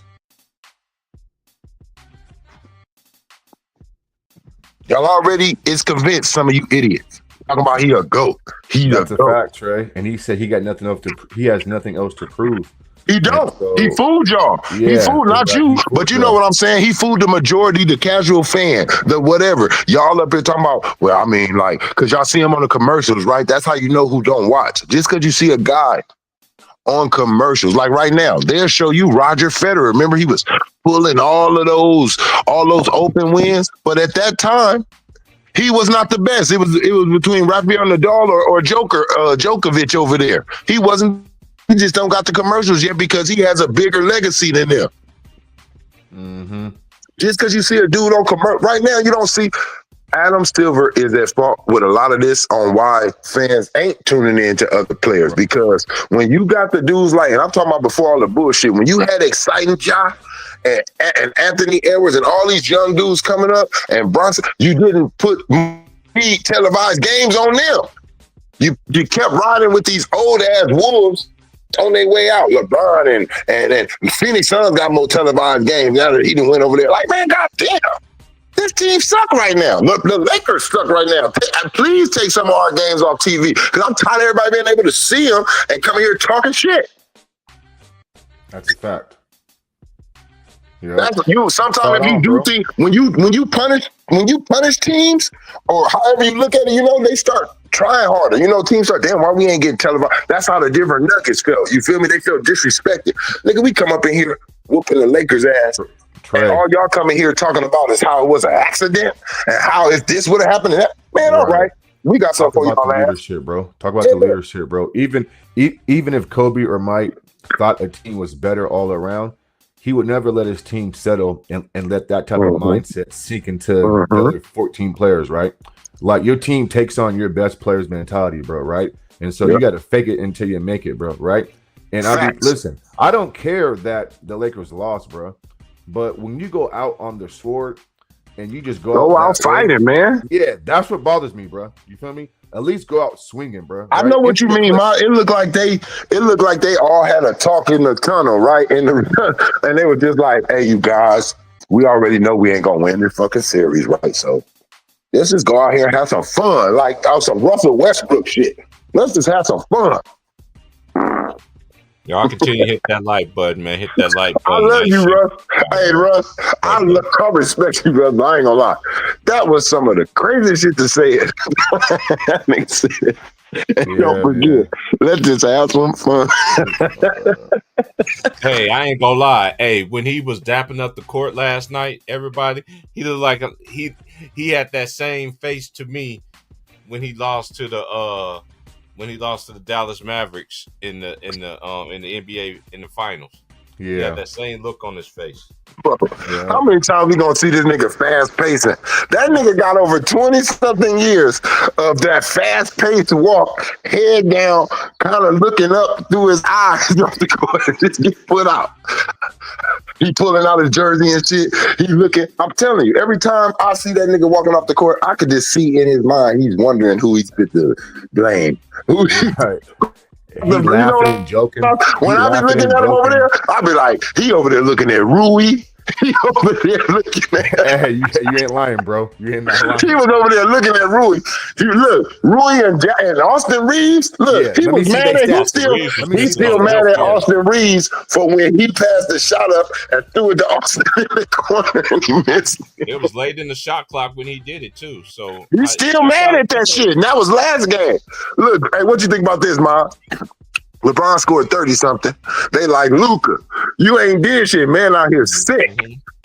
Luka, you ain't doing nothing. And all this. Luka go score 30-something. LeBron scored about 18, I think, that game or some shit like that, 17.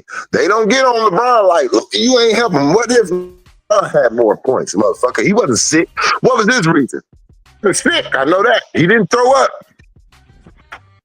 That he had that growing injury. He still was dealing with that growing injury. Man, that nigga still dealing with that ankle injury, groin injury. Nigga, get that shit. Take that surgery, nigga. Get that shit over with. He's scared to get a surgery because he know he already got all the games and that he need calculated.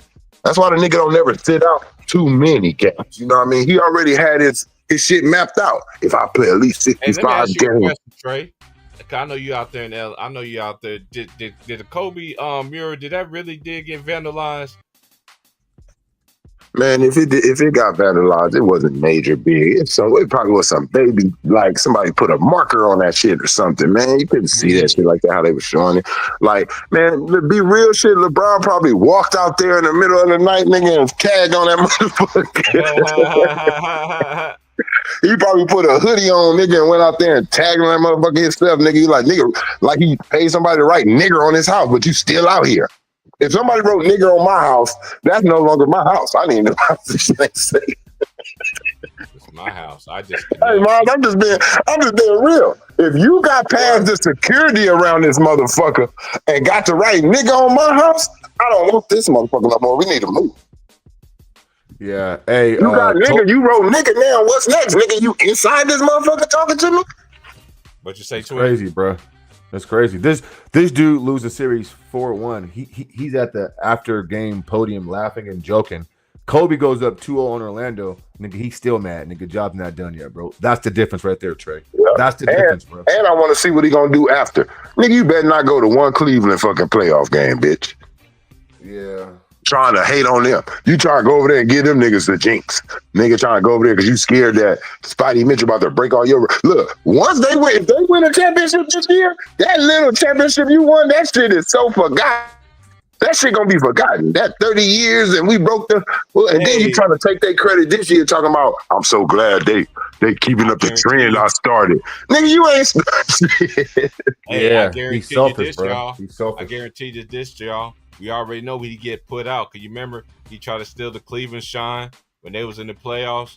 Was that That's last what I year? said. He better not go do that shit again. He gonna do it again. It's Jay Reid, man. Look, they gonna still talk about him and disrespect these other NBA teams that's remaining, like they always do, man. This is something that they always do. When they ever gonna stop doing it? This man gets put out, and they still gonna be talking about it. They be doing it every time this man gets put out. But what amazes me out of everything, though, he gets put out. Y'all talk about him more than he actually won. So if you actually Don't be look at it, surprised if he pop up at a Warrior game if they advance. man, he'll pop him anyway, just so he can just, he loves the attention. Like Man, I know he finna be tweeting. He finna be tweeting his ass off any good game. Somebody scored 35. Look, Steph is unbelievable, man. I can't believe it. It's not butter. I know one thing. He better not go back to Cleveland next year and probably play on that team. He can't go nowhere. I'm just telling y'all. I think his trade back. I think that shit shot. I'm telling y'all. Because other than that, LeBron, he would have been left. If he feel like a team just can't get him on, if he was even thinking championship, that's why y'all got to pay attention. LeBron don't care about a championship. If he was really literally thinking championship, he would move to a championship team, bro. No, T. Price didn't show what he did last night at that free throw line. Oh yeah, you talking about when he ran into DiVincenzo? Yeah, he fell down like he got shot. Man, he had like he got hit by a Mack truck.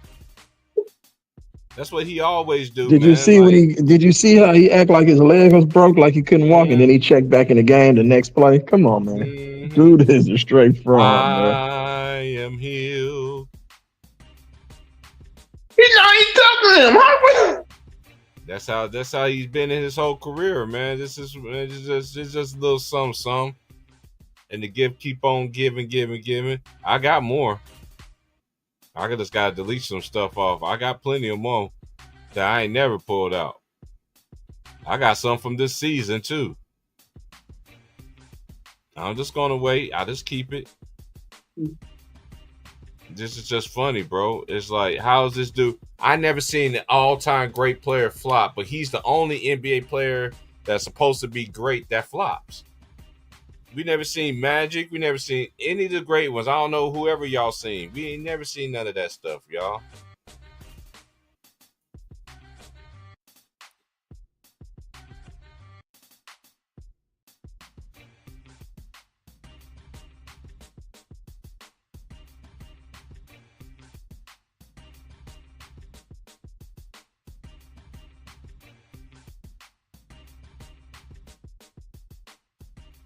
You know what? I can see Luka coming back next year in shape. Luke lost a couple of pounds and playing like an MVP next year. But if he's playing with the Lakers and LeBron's on that team, man.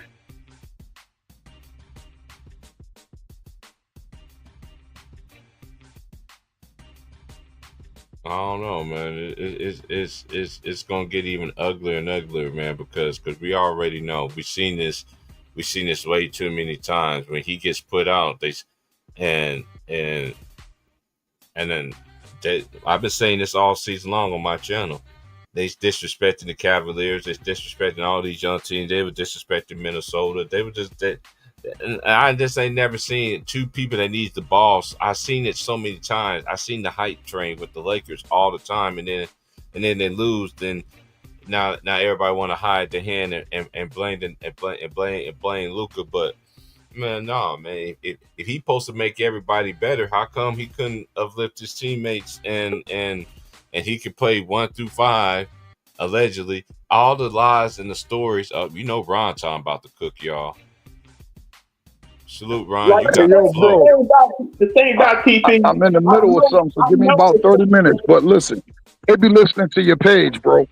They be listening to your page. Who was the first person? What did I nickname Ant? T Oh, Price? yeah. I want you to go ahead. Could we talk about it behind the scenes though? But you go ahead and say it on here. No, but no, I said it. I said it on the stream too, and they Yeah, I be know you listening to did. your shit, bro. Guess what? Guess what? Bleacher Report got an article up now. About what? Ant the Legend Killer. Ant the Legend Killer. Hey, you know what's What did crazy? I? What Mustache did I? Boy that come on early this morning too. He been saying the same thing I've been saying though. That LeBron James tenure is an epic failure. I've been saying that like over 4 or 5 times though on A here, bro. failure. Yeah, it's epic. And it's epic. But go ahead and handle your business. We'll be here.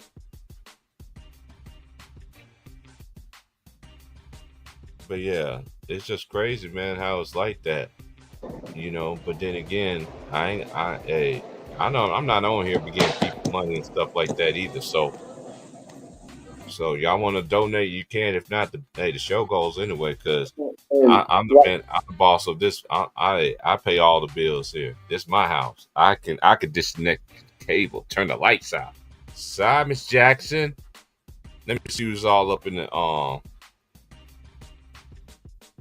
I remember don't care what, if they mad. They can stay mad, bro. Let them stay mad. like, Let me shout out everybody in the chat right quick. Shout out to my boy S Dizzle. I didn't know S Dizzle was in there. Shout out to Reform Townsend. Shout out to who else? Shout out to G242 Marshall. Salute. Oh, Ron Tom was in there. My boy Vaughn. Salute. My boy Vaughn was in there. Aries. Shout out to Mother Hen. That's the Mother Hen of the channel. Shout out to Nate Shepard. We already know my boy Tony Piper. He wrote that on his own house. Where are the videotapes at? That's a good question. He got surveillance. Where the tapes at? I just want to see the tapes. I don't want to see the tapes. Show the tapes like Minister Society, like Johnson. I want to see the tapes. He ain't got no tapes, man. like T Price. Remember what we were saying when he first got to the Lakers? If he don't win multiple championships, it's gonna be a failure. I've been saying it's a failure. Yeah, it's already a failure. But again, they give this dude so many excuses known to mankind. It's sad, man. But again, they'll hold Steph Curry, they'll kill KD, they'll kill Kyrie, they'll kill anybody. But this dude is the only. Hey, but we seen it from a mile away. You remember ESPN when he lost in the finals? What did they all? What do Stephen A. always say? Oh, I don't hold him. I don't hold that against him. He was just only 22 years old. So that's when the excuses started from then.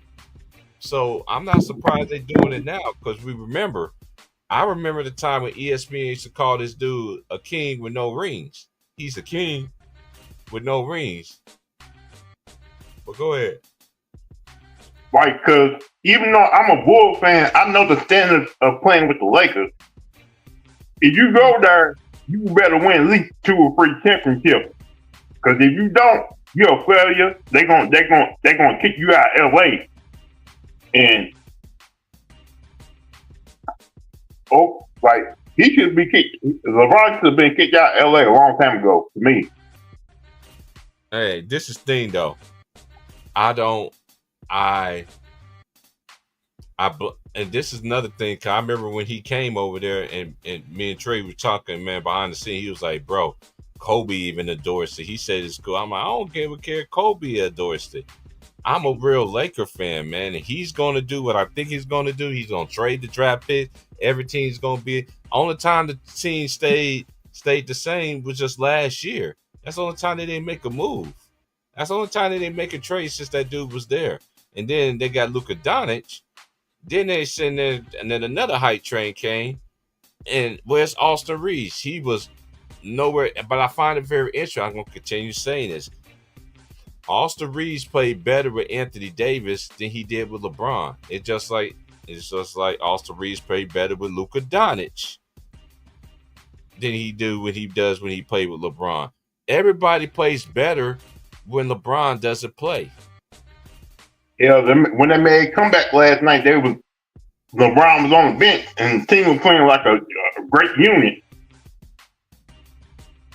Yeah. Man, man.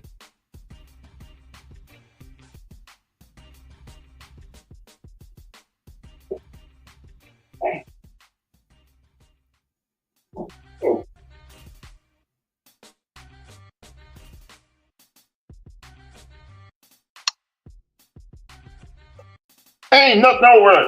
Move.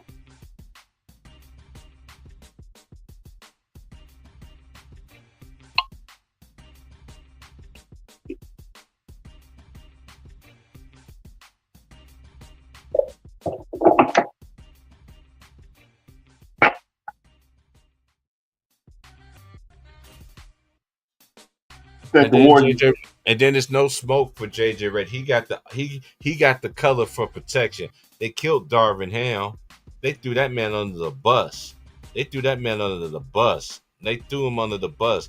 That and then Anthony Davis and LeBron acting like they didn't want to listen. They sat out games on purpose and everything like that. Man, it's like he don't get no kind of smoke, no nothing. So y'all got rid of Frank Vogel, who got them a championship. He got fired the next season, and y'all gonna keep J. Man, I'm just sitting back because I told y'all by the time LeBron is done with the Lakers ain't gonna have nothing. They don't have nothing to stand on now. You know why? Because JJ's not really the head coach. It's Reid, the head coach.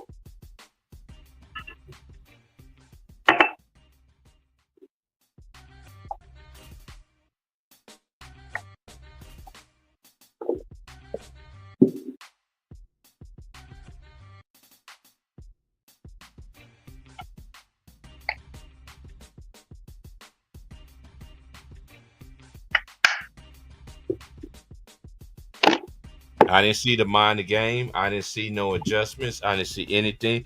And then they're gonna start deflecting, talking about, oh, it's not that.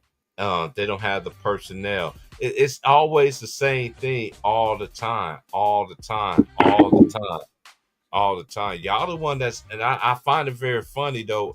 Y'all hype this team up, and then when they fail, y'all can't. And then you want to highlight what Chris Canty said. Well, just like what a lot of people said, we got LeBron and Luka, and just like Shannon Sharp is doing the same thing. Carlos, man, come on, Lakers in five. No, actually the T Wolves in five, and I picked the Lakers because I never go against them. But when they lose, I can't. I can say and tell you, I told y'all so. And then another thing too, how you expect the Lakers to keep their team together? You can't keep your team together when you have LeBron. You can't do that. Look at LeBron. Look at everywhere LeBron James has been.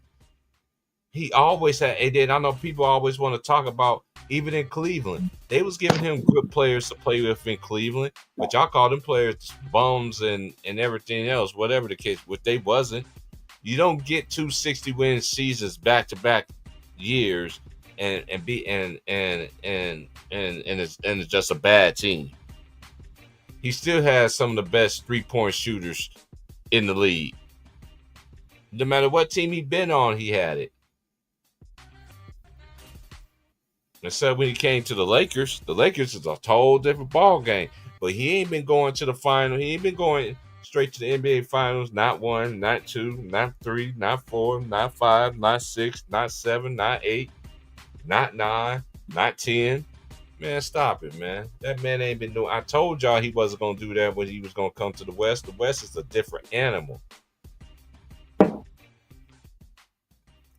It's clearly a big different animal.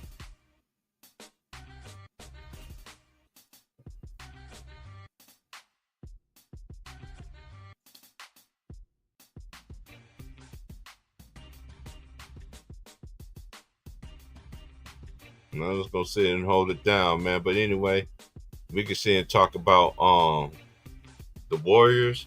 I still think the Warriors gonna win that series. I just don't like what Steve Nash. I mean, not Steve Nash. Steve Kerr. What you said. Look, if you had, that's just anything in life, especially in sports. if a person can't go left and got an injury, you're gonna make you see if they're 100%, man. That's just the nature of the beast, man. Stop making these little excuses for Steph Curry, man. Last night I thought the Warriors let Houston win that game last night. They didn't want to close out at home. So Man, when I watched the Warriors last night, I didn't see no sense of urgency of getting ready to, you know what I'm saying? But then again, you can't play with your food too much. You know what I'm saying? Because we've seen teams, you know what I'm saying, messed around and lose before. You know what I mean? I don't want Steph to have that on his resume, but, you know, that's why they killed Kobe. Kobe, you know, he knows. Yeah, he did it, trying to prove a point. I can't take it away from him that he did it. He did. But at the same time, he meant them wrongs, though. He meant his wrongs. He actually admitted that. Something that this modern day diva would never do. expect $100 million man to do the damn thing last night. Man, I then again, then my thing with the Warriors, I don't have nothing against Steph. I don't have nothing against Jimmy. I don't trust Draymond. That's what I'm saying. That's $100 million man. I don't trust. Hey, we already know he got the. Now listen, I don't see how Steph can play with the guy. I've been saying this forever. How can this guy take Draymond seriously when he talk about another dude that's not even on his team more than he ever talk about the person who you play with? That right there is so confusing to me. Like Jay Reid is not on your team, bro. Why you?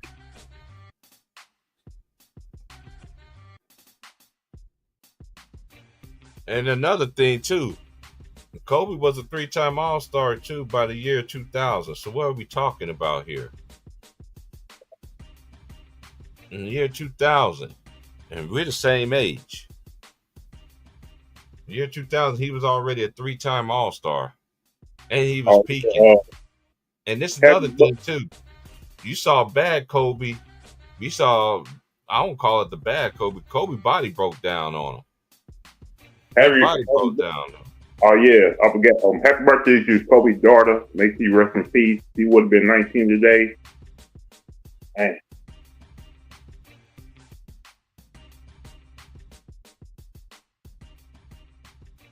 For real? Gianna would have been, man, that would have been crazy. Yeah, prayers up.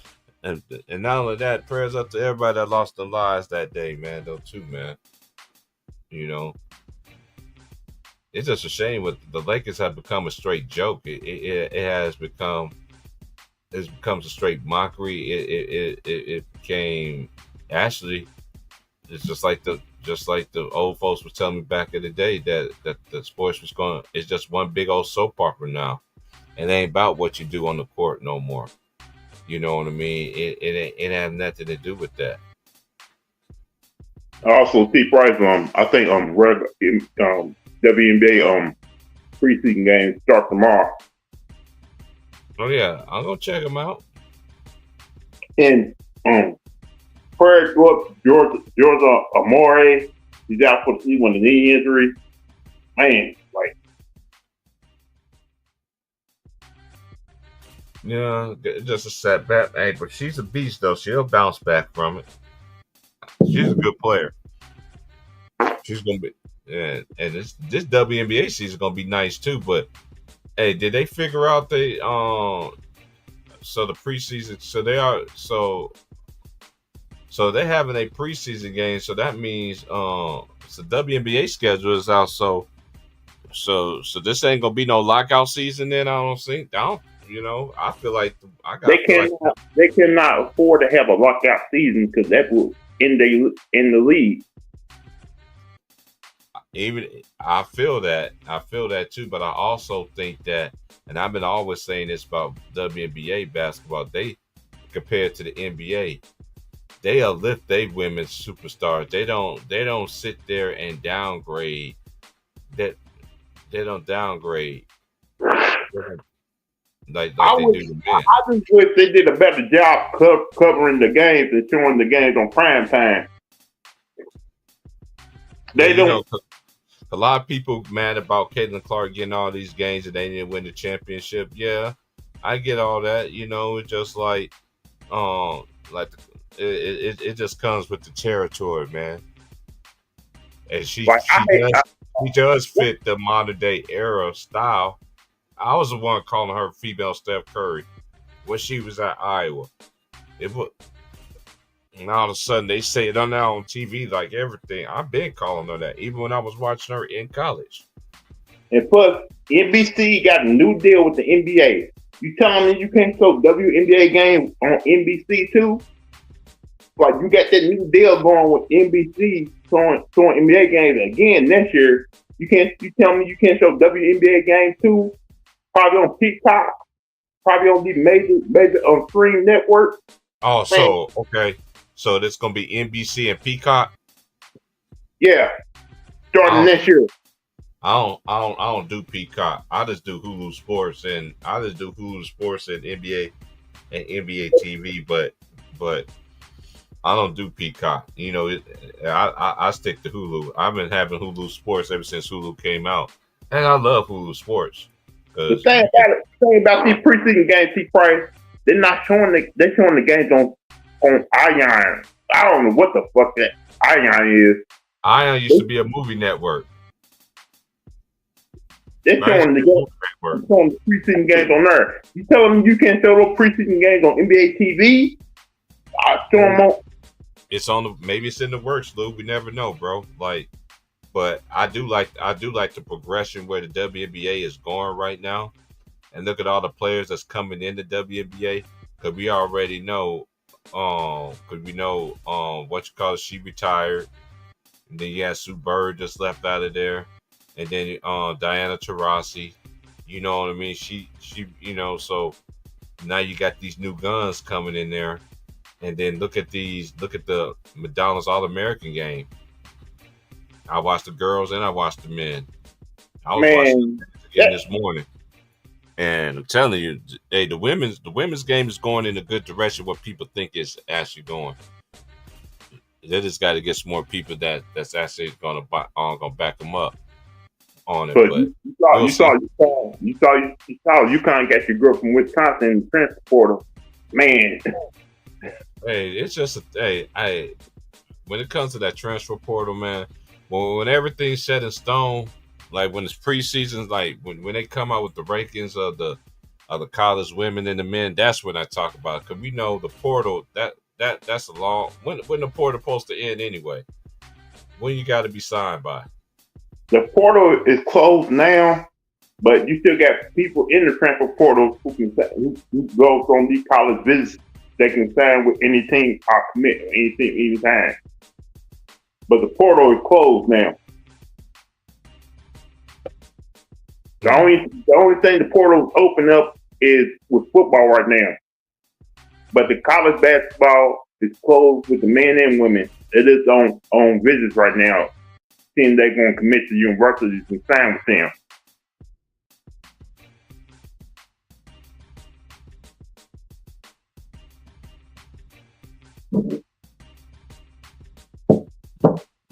Like I know, like I saw Kent. Like you may get some guys in the 26 class reclassified going to 25 class because the number one player in the country was on visits to Kansas. You heard about that? Man, when it comes to stuff like that, man, hey, this is me, Lou. When everything's set in stone, that's when I talk about it. I'm just waiting. It's just too much stuff that's going on right now, like with players, and once the season about to start, that's when I start talking about who signed where, who signed here. Because right now, man, because we seen players just do it last year. They signed with this team, and then next thing you know, boom, they go sign somewhere else. So I don't know, man. It's gonna be a long. It's gonna be It's gonna be very interesting though. College basketball is gonna be interesting next year too. You know what I mean? Because congratulations to Florida Gators. You know Houston's gonna be better next year. Yeah, they think about they think about changing conference games how many conference games you play, like 20 to 18 now. But look how many teams that's in. Look how many teams. That means you can play a team twice a year if you got enough teams in your conference. Like look all the teams the Big 12 got. Look at all the teams that on the Big 10 guys now. That's why they're doing it, And because and like the SEC too. The SEC is another one. You know what I mean? You got all these teams. Hey, it's gonna be interesting. And listen, when it happens, Lou. Even if they do 20 games, it just make it more interesting. But again, I got to congratulate the SEC this year, because the reason why the SEC was so successful this year, because look at all the great teams that they had this year. All the teams they had was 4 or 5 year players that been in there. They were juniors or seniors. You know what I mean? So this effect that college basketball did that star power, it did die it out a little bit. But one thing about college basketball, still, that's the only time you can really see. That's the only time you're gonna see coaching. You see coaching styles. You actually see guys that play their back to the basket. You still got but now you got these teams that they want to play like the pros. They're like you got certain teams in college basketball that play the NBA pro style offense. So it's going go ahead. Like it's going to kind of be like Louisville next year, because they're going to be a great shooting and passing team next year, because they got like 4 guys in Central quarters over like 40% from three. So basically, we're going to be like a team to a lot of 3-point shots and do a whole lot of backdoor plays. Hopefully that work. Hopefully that will work next year. But he did have a good season in his first year there. Oh, he said Iron is a part. That's right. It's the women's network. Yeah, thanks, Vaughn. Yeah, it's a women's network, so they're trying to promote the women brand. Yeah, I was just thinking. Yeah, Ion. That's like Lifetime. Salute, Tony Piper. We see you. I want to see a game between Dallas and the Aces. I want to see what Paige Becker does. Oh, trust me. Hey, it ain't just Paige. Hey, it ain't just her, man. This whole draft class was nice, though. So I'm looking to see where all these girls is going to be. Because it's opportunity right now. It's opportunity right now. I think a lot of teams going to be better next year. And plus, they don't understand. You got girls on their team still trying to make the team. Just because you got drafted don't mean you won't automatically gonna make the team. You can still get cut.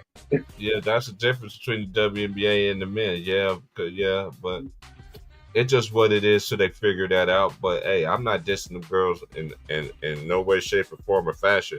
I watched the WNBA, and even I watched I even watched Unraveled this year. You know what I'm saying? And how they was, you know what I mean, going off the chain, and they putting up big numbers. They putting up better numbers. And you know what I find it very interesting too, though. This is a switch back to the NBA. Now this playoffs, like I've been saying this forever. Imagine y'all, the NBA was like this all year round, where you could play defense all year round. Then you won't be having these high and behind scoring games like you did in the regular season. But the only time you get to see a 90s style defense is in the playoffs. Then it's starting letting these dudes get physical. I think the best defense I've been seeing so far is that Detroit and New York series. I think all these teams was playing great defense, though. But the Lakers got away with a lot of stuff, a lot of pushing in the back. They've been getting away with that all season long. Detroit and New York, that's like old school '90s stuff right there. Orlando, they gave Boston a fight, but hey, you gotta give Boston credit though.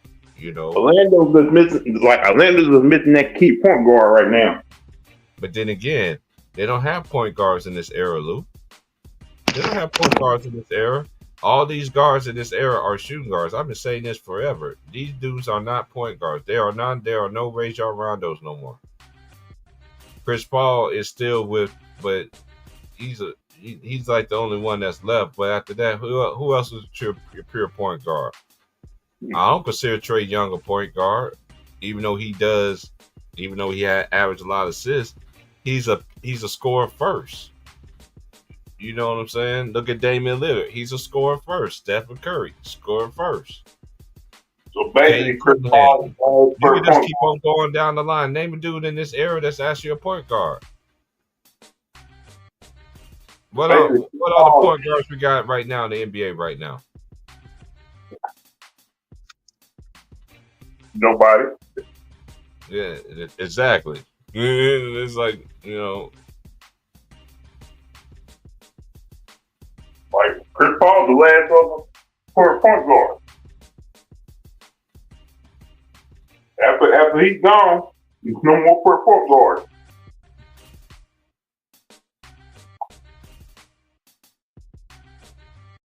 Man, it's crazy, man. And not everybody hiding their hand, they holding their tail. You know what I mean? Nobody don't want to come out. You know what I'm saying? Nobody don't want to. You know, it's just. Hey, man, it's like yesterday I was at work yesterday, and then this guy was like, you know, he's like, hey man, I see you with the Laker gear all the time, man. Like you be wearing them old school Laker. I'm like, dude, I'm an old school Laker fan. He was like, yeah. So you start naming players for back in the day, yada yada. Then I had another guy coming there talking about, oh, you got to give Reid, man. You got to give LeBron his credit, man. Like he's carrying the Lakers, man. I looked at that dude with a face. I mean, that man ain't carrying nobody, man. I ain't never seen a player that ever played this game that don't get blamed for anything. But he's the only dude that get exalted from any kind of media. And now they blaming the roster. Now they talking about the roster is flawed. It's like this. But where's this guy who has this IQ of an 8-year-old since he was 8 years old? You know what I mean? Another thing, IQ. That's another thing that y'all constantly sit there and abusing. He has IQ, high IQ. Tell me the same IQ that caused that turnover. Tell me that same IQ that jacked up that 3-pointer in Game 4. Tell me the same IQ when he was in Chicago when they lost to the Bulls and he threw the ball away. I mean, yeah, that word IQ is so. Oh, we only got 2 games tonight too. It's the Knicks and Detroit, and then we got the Clippers and the Nuggets, and that's one thing about the Clippers, man. I'm just gonna get this out the way. This series should have been over. This series should have been a sweep, but I did pick the Clippers to win. But if they don't win tonight. I don't know. I think it's going 7 games. Honestly, I still pick the Clippers to win, but hey, I admit when I was wrong. I was wrong last night, and I was wrong on the Knicks game as well. Hey, I admit when I'm wrong, but then again, when I'm right, y'all never come around and say when a person is right. That's anything in life.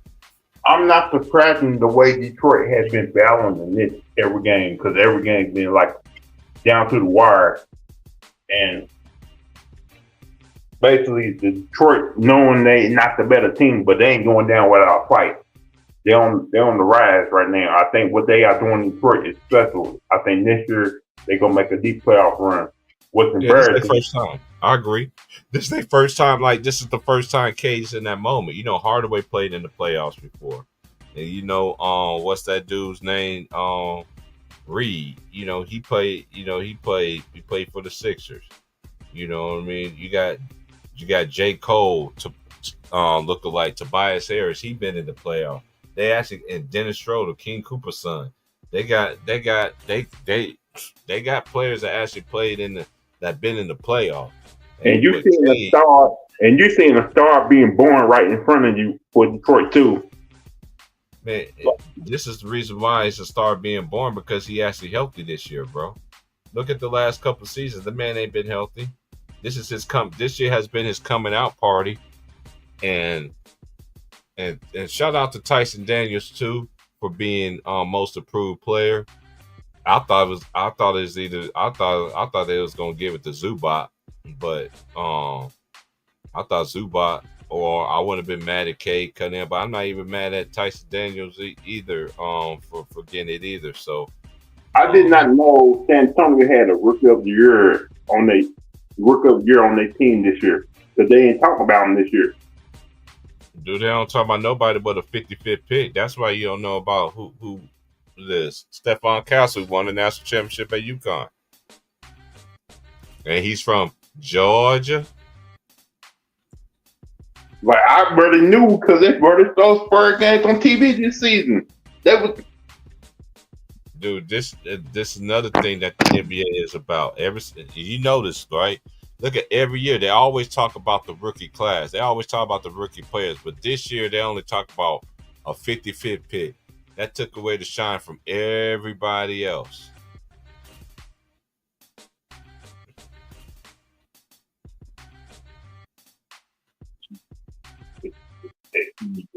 thing this season anyway.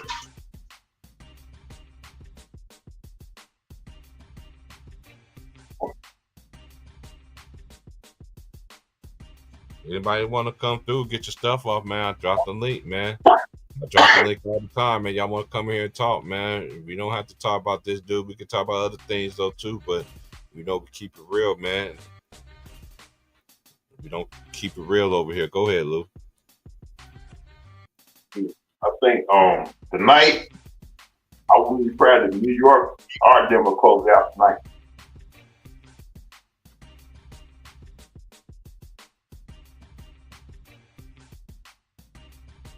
But I really do hope that Detroit and Knicks games do go back 7 games, though. That'd be great.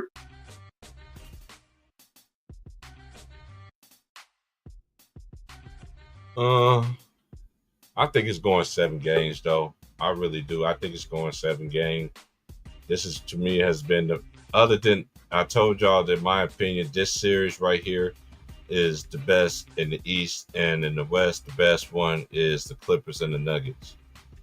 But even though the only thing is, yeah, they both 3-2, but it's crazy how man, James Harden was just missing on the milk carton though.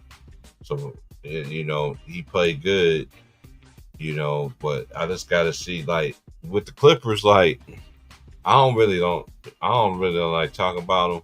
You know what I'm saying? I let Showtime do it, because that's his squad. You know what I'm saying?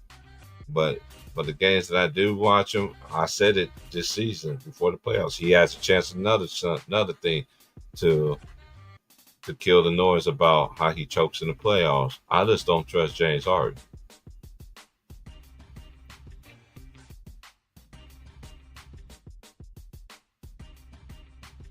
I just don't trust James Harden. I just don't.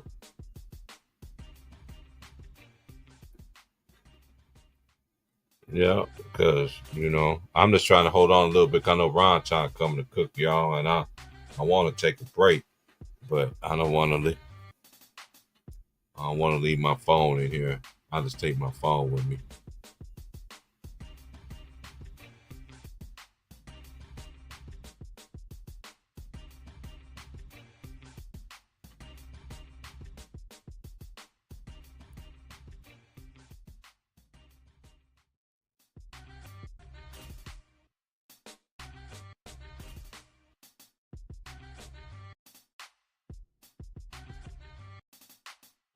Lakers just got that behind beat, man, and got exposed for another season.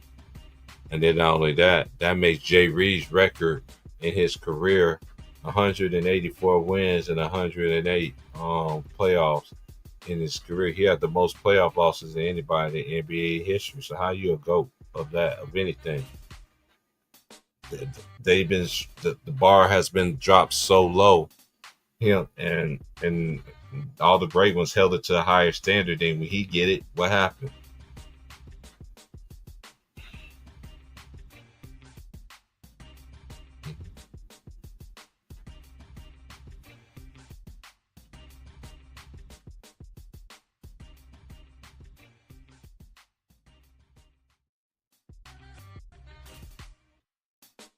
Well, my boy Will said when I need it, somebody need to raise their hands up in here, man. Y'all hit that like button, man. Y'all want to donate? I pinned it in the chat. Y'all don't donate, that's fine. Cause I ain't here for nobody money. I'm here just telling the truth. I've been trying to tell y'all how this dude gets down. I'm trying to tell y'all how he gets down, how he moves. It's never his fault. On the bench laughing, getting you behind in a press conference laughing. I never seen that in all my years of watching the Lakers. Only time I seen it happen when this dude came on the team.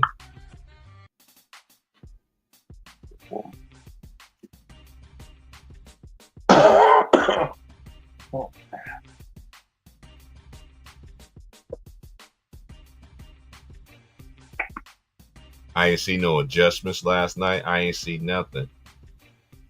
JJ Redick, you sat there and you was throwing Darvin Ham under the bus when you was commentating and you called out your former coach.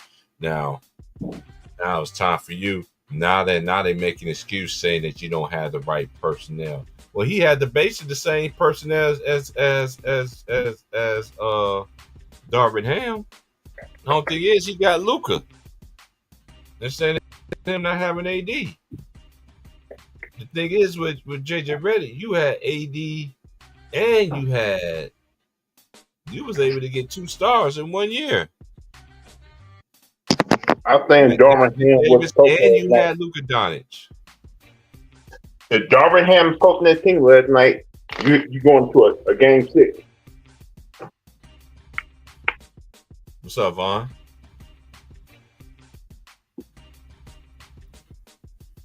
Oh yeah, it's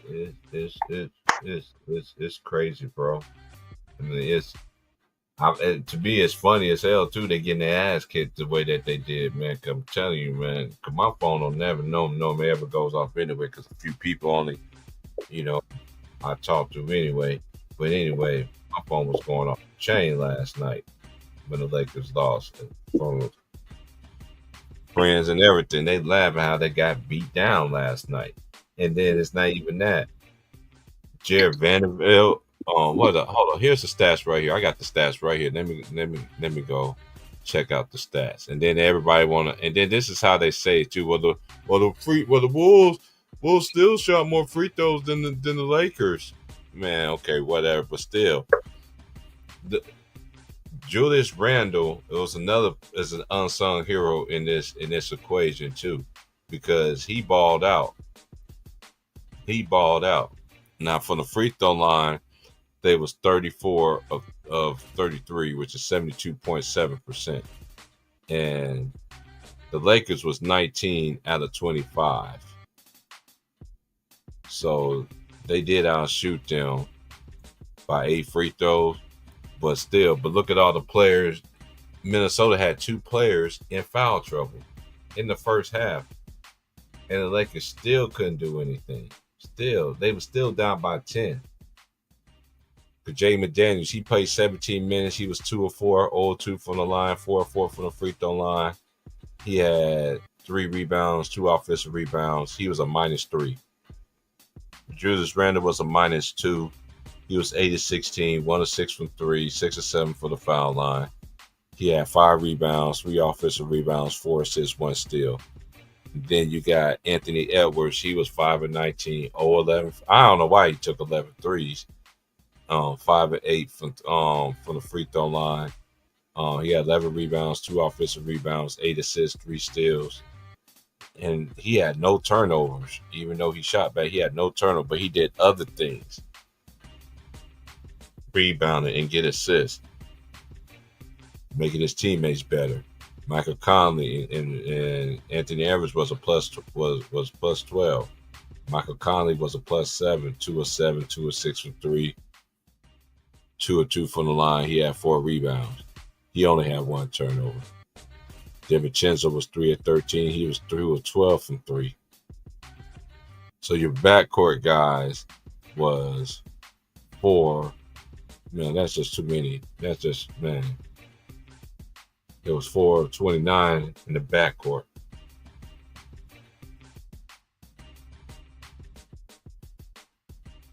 Or they want to call them wings. They got to change the words for these players now. And then let's just go to Jay Reid. He had 3 turnovers, 9 of 21, 40 minutes, 9 of 21, 1 of 5, 3 of 6 from the free throw line.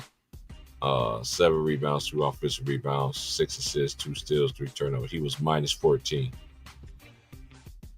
Luka Doncic was only a minus 5.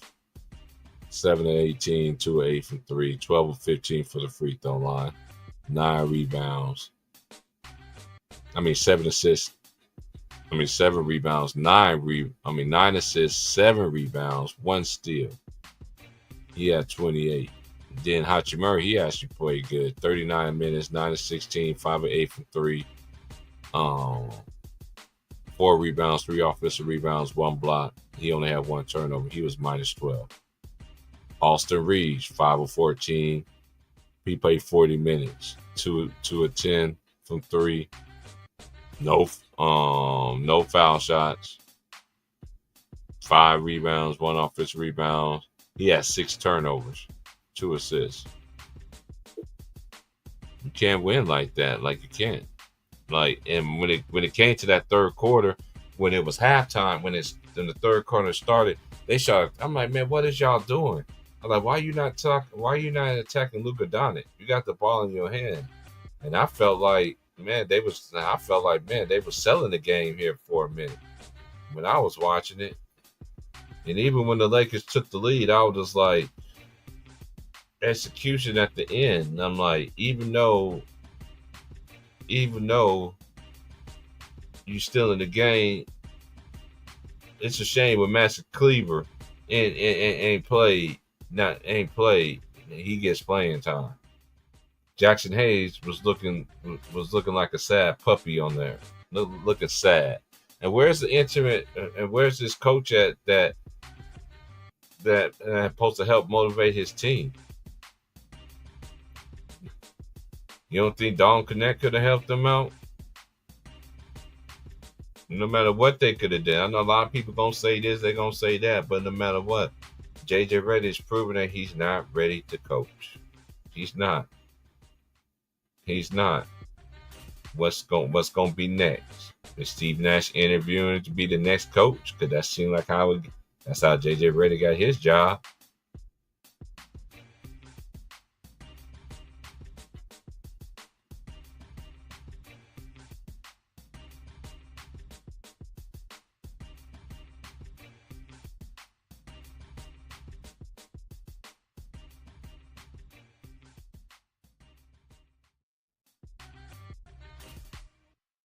That's the question. What's up, Vaughn? You there?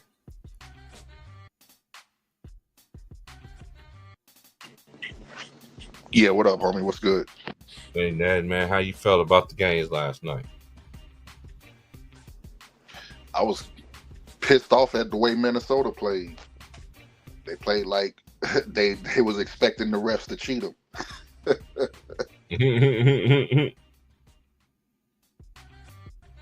Yeah, Ed was pissing me off shooting all them damn 3-pointers. I was like, nigga, Luka's hurt. They ain't got no center. Y'all should be just having a dunk contest on these niggas. And they kept shooting all them damn threes. Like, come on, man. It almost backfired on them, though, too. Huh? It almost backfired on them. Yeah, because like I said, it looked like they was playing. They was expecting not to get a fair game, if you know what I'm talking about. Mm-hmm. It's like they was just jacking up threes. Like, come on, man, just attack the basket. They ain't got nobody who can stop you. The refs ain't gonna have no choice but to call the foul. Y'all tripping, but nah, yeah. I mean, I think the last time I was on your podcast, bro, I said the dudes ain't getting past the first round. I mean, the second round, and this was before the playoffs was set. Once I seen they play in Minnesota, I felt Minnesota should have won this series exactly the way they wanted, because they got the size, they got the athleticism, and the Lakers' 2 best players don't play defense. Then they got the camaraderie, and they got players who actually been in that. It's just like Lakers had playoff experience too, just like Minnesota had a playoff experience.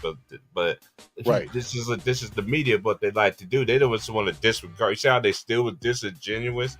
You remember Luka put the boys out the playoffs last year. Right, but this is a whole different season, and Luka does not have the same. He didn't have the same guys around him. He didn't have a PJ Walker, a Daniel Gafford, Kyrie Irving, a Derek Lively. What's his name? Najee Marshall. He didn't have guys who can actually defend. Yes, sir. That part right there. He had everything. Right. He had everything. That's why and I always been saying this all year long. They still don't want to give these teams their credit when they do beat the Lakers. Like it's just the media just telling themselves so much, and that's why people don't be taking the NBA seriously no more. Right. Hopefully they learn their lesson though. Man, they're gonna still talk about them all summer long, bro. If the playoffs gonna be continuing to go, they're gonna still talk about it. That's why I said hopefully, but the NBA gotta see, like, dude, don't. No, you lost a lot of viewership because of the way, not because it's mostly because of the media, the basketball media. The media is too invested. They too much telling players Giannis need to go here. Giannis, let these players right, and then make their own doing decision, stuff like that instead of just instead of it just being about players needing to get better. Yeah, when I saw the last take when Kendrick Perkins sitting there was ripping Luka Doncic, it's like, dude, you don't rip LeBron James like that for not playing defense. It's just like I forgot what that dude said on First Take yesterday. He was like, y'all want it both ways. When he does well, it's 40. But we know, we've been saying that over here though too. You know, a lot of people saying, when he does great, he's 40. But he doesn't play great, it's because he's 40. Which one is it? And y'all always want to talk about, and then y'all fanboys still, y'all still won't let it go. Yeah, well, y'all was like, well, Michael Jordan wasn't doing this. Well. Michael Jordan didn't have a Luka Doncic caliber player playing with him. Michael Jordan didn't have talk about Kobe Anthony like Davis that too. caliber player playing with him and with the Wizards. You know what? I'm just tired of that bullshit. I'm gonna keep 100. If Jordan don't retire 2 times, he probably would have played to at least 43, 44 years old. Right. Because he still would have been in shape. He wouldn't have had knee problems at that time. Right. So I don't want, like, when they say like Jordan wouldn't do this, Jordan wouldn't do that, because Jordan already proven himself. Like some of the records that LeBron James had right now, he's lucky Michael Jordan retired 2 times. Because it would have been hard for him to break those records. He still got records that he still don't have records that Kobe got. He still don't have records that Wilt Chamberlain has. Go ahead, Ovan. I'll just because I'm kind of tired of. I mean, I'm probably one of the biggest Jordan fans ever, but I'm kind of tired of the conversation. But one thing I like to tell people now is, like, when I used to see that nigga play, regardless if they won or lost, it was never a game that I never thought he wasn't the best player that I seen on the basketball court. Mm-hmm. Regardless if they won or lost. Another thing I'm tired of too, y'all, is this. They always want to talk about Pippen. Tell them, y'all, tell the fanboys, how long did it take for Scottie Pippen to develop to the player he was? It took him a year when Jordan 2.5 seasons. Took him at least about 2.5 years. Michael Jordan was going through the wars, even though he was getting beat. Even Bird and everybody, they saw this man. Matter of fact, it wasn't even that. They saw this man coming even when he was in college. They saw this man was coming. Like, y'all don't do y'all due diligence. Y'all don't do y'all homework. And y'all so disingenuous. But the reason why y'all so disingenuous is because the media, they disingenuous to the past players, to previous eras and everything like that. That's why I always say I've never put none of these players over the players that I've seen before. It's impossible. They don't go by the same rules. Accountability, everybody gets accountability in the NBA history except LeBron James. You know that saying, y'all. When you in the yard, you gotta mess with the big dog. And Jordan came in the Yeah, league and messed with the big dog, and he got respect for that too. Even right, though even though he wasn't beating them, he got their respect because Larry Bird talking about it's Jesus walking on water. right. Yeah, this And, conversation is dead. It's just a manufactured thing because I don't write players. By the way, I'm gonna say and they this both again. I and it, don't. oh He my ain't bad. Go better ahead. than Mike, man. He ain't better than Mike. He ain't better than Kobe. And this is another thing we got to keep on saying too, y'all. You see how my boy Vaughn put context to what he said. Even Kobe. Yeah, Kobe wasn't doing this in his twilight years. Kobe was hurt in his twilight, and his Kobe body was breaking down in his twilight years. Right, which It's is the way same. different too. Which, And then this is a hold on, thing though T. too. Trey. Let me interject real quick on that. Go ahead. Which is the same thing that is happening to LeBron. The problem is for some reason they're still able to get other top 5 players at their position to come play with him to cover that shit up. When Kobe was going through that, nobody wanted to play with him. Mm-hmm.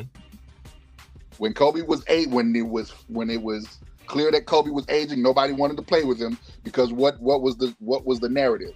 I'm there. If I go play with Kobe and we lose, it's gonna be my fault. Mm-hmm. And remember, Kobe said, when they gave Kobe that big contract, he said he didn't want to take it, but he had no choice. Right. Right? He wanted to make less money, get more players over there. That's on Jimmy Butler and them doing that. Not Like only that, Kobe, I'm glad you said that too, Lou, because this just killed that narrative that Skip Bayless been saying that Kobe didn't want to take less money. Yeah, he did. Real people, real basketball fans know Yeah. these things, man. So Kobe just that let y'all know the media wanted word better is not players the around gospel. him. Yeah. Like anybody else would want.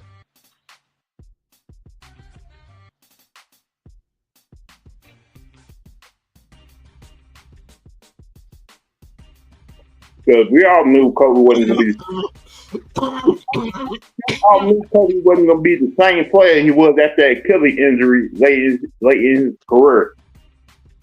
Yep. Hey, but he tried his best to pass through that. Didn't he have a knee injury too before that?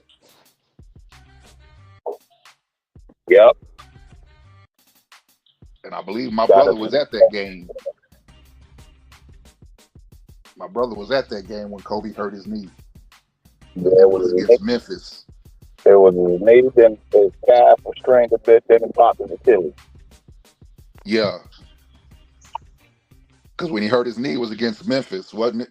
Yep. If I remember, my brother was at that game. And they was asking about was we going to make the playoffs, and he pushed us to make the playoffs, and he ended up popping it against Golden State that year, driving on Harrison Barnes. The shoulder, yeah. Yep, got us in the playoffs, and it was over with. But remember, that year, Dwight was messed up that year, and Steve Nash was messed up. I think Steve Nash only played like 9 games for us. Mm-hmm. You go ahead and talk your stuff, Ron. It's your turn. Everybody been cooking, man. I know you want to go in on this. What's your thoughts? On his tenure been trashed. Oh, what is that? I could barely hear him. He said his we had the tenure's been best trashed. big man. Man, we had the best big man in the NBA for 7 years, and we couldn't work him. We couldn't work him with LeBron. We got one chip out of it. The young man led us to one chip, and then everything fell apart. They totally went away from the young man. Now he running around talking about some, oh yeah. He's about some, oh yeah. Anthony Davis asked for what he wanted, a silver dubs, and he got traded the next week. I'm not going to say nothing. Boy, shut up. You knew he was getting traded. Remember, Luka, your favorite player. You always wanted to play with Luka. Fuck out of here, bozo. Wasn't J.J. Redick brought in to build the offense around Anthony Davis? Wasn't that the narrative before the season started? I mean, am I tripping? No, you're not. Remember the first month of the season, it was about Anthony Davis. He was averaging 34 points. Yes, he was. He sure was looking like an MVP to start the year. He was averaging 34 points and 13 rebounds with 2 blocks. Yep. So then they just took him out the offensive hub. Like, that's your man, Bron. Now he run around to some. He don't know what his future holds. I told you. And this I know they be listening to nigga stream. I was the first one. I said, man, Ant new name is Randy Orton. I said, when Randy Orton came into the WWE, what did they build him as? They built him as the Legend Killer. Yep. And that's why I said Ant. I said KD ain't been the same since Ant got a hold of him. I said LeBron thinking about retirement. I said, oh, he pushing these old niggas out the league. The Legend Killer. His name is Randy Orton from now on. Then I turn on Bleacher Report and I see, oh, Randy, Ant-Man, the Legend Killer. I said, these niggas be on bullshit. The only thing these niggas take. I was about to say, the only thing he's not doing is kick him in the head like Randy Orton did. Nah, he punted LeBron head clean out the stadium yesterday. And they did mention it on even with NBA his last night that if the Warriors win and the Wolves beat them, that's just even going to make that whole shit bigger if he beats Steph. But the thing about it, they should. It should be the same left, thing. everybody Wolves in 5 against the Warriors.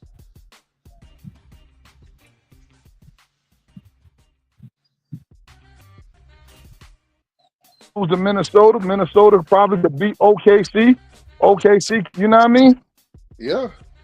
I think they can count OKC. That could be a 7-game series. Because remember the year they beat Denver. Yeah, I believe Minnesota can beat OKC. Because OKC 2 years ago, who pushed the narrative? Who was better, SGA and Ant-Man? Who pushed that narrative? They got height, but their height isn't physical height. It's just height. It's just athletic height. Remember when I kept pushing that narrative? You talking when Tick was letting us cook on his streams, and you did who you rather have, Ant or SGA? We about to have that matchup. I think we about to have that matchup. We about to have that matchup, bro. I don't see Golden State, even though I like Steph, even though I think Steph is the best player in his generation. They ain't messing with no Minnesota, bro. That's just my opinion. Minnesota's too deep, and Draymond, you can't guard everybody. Nah, no funny shit. Minnesota too big for them too. Yeah, that's what I said. Like, this should be the same thing with the Warriors. No more than 5 games. Mm-hmm. Don't play around. Don't play around with them. Get them out of here. Because they don't have the weapons or the physicality to deal with y'all. Jaden McDaniels and you can just see a shout out there. My boy would just keep reminding me, man. He was like, T Price, man. We used to go to his games all the time in Tacoma, man. I was sitting there thinking about it. I was like, you know what? You sure right, because he looked so much different than he did when he was in high school. You know what I'm saying? Because he was nice. He was nice. Because his favorite basketball player at the time was Carmelo Anthony. I remember he had a game and it was on ESPN. And guess who was there dapping him up, giving him advice.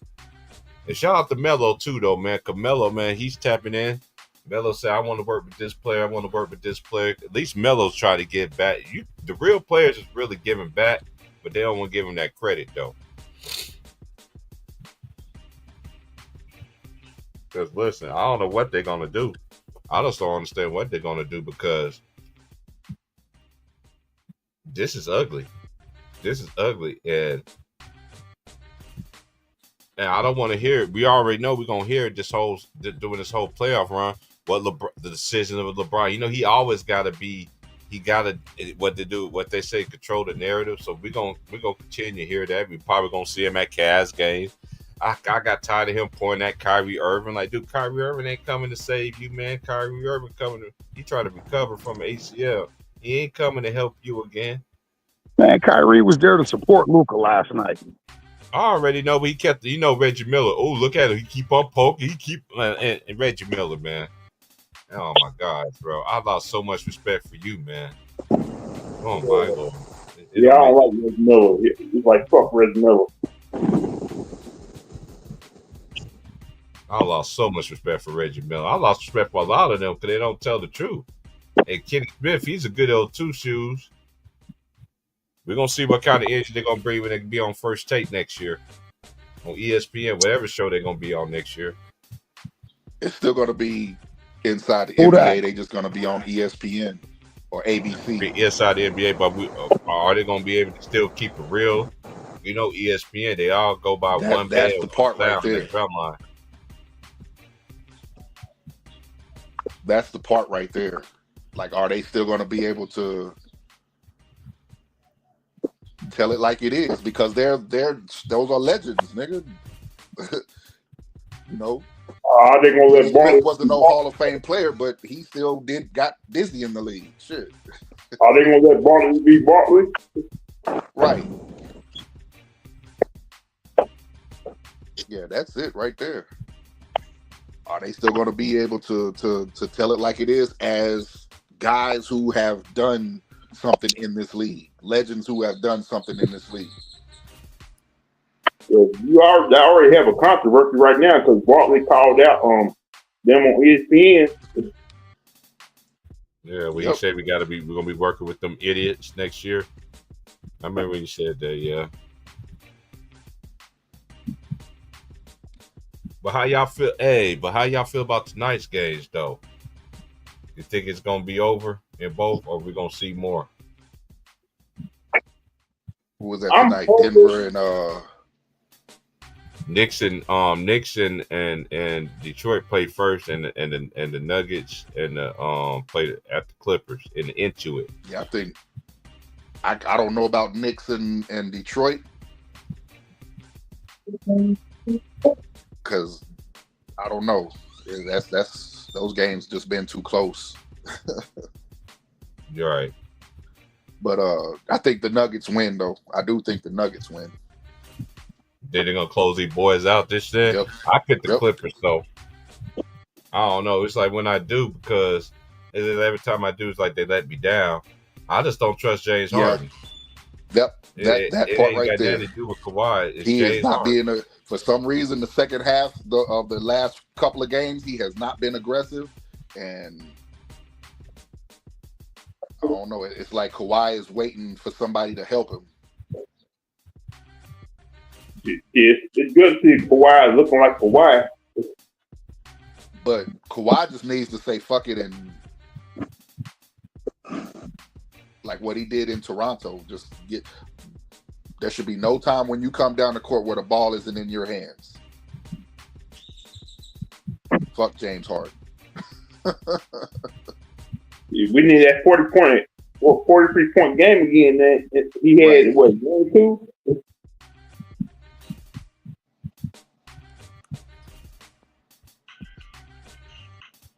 Yeah, shoot. Because James Harden, for some reason, he is not being aggressive these last couple of games, and Jamal Murray is looks like he's comfortable again. I know he had been dealing with injuries, and it looks like he's back to being himself again.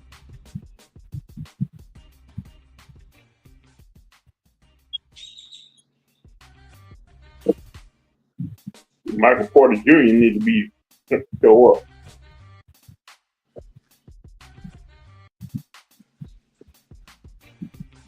Yeah, he had been a bit inconsistent. He just needs to be more consistent. That's my thing with Michael Porter. Well, you already know what Joker's gonna do, but Right.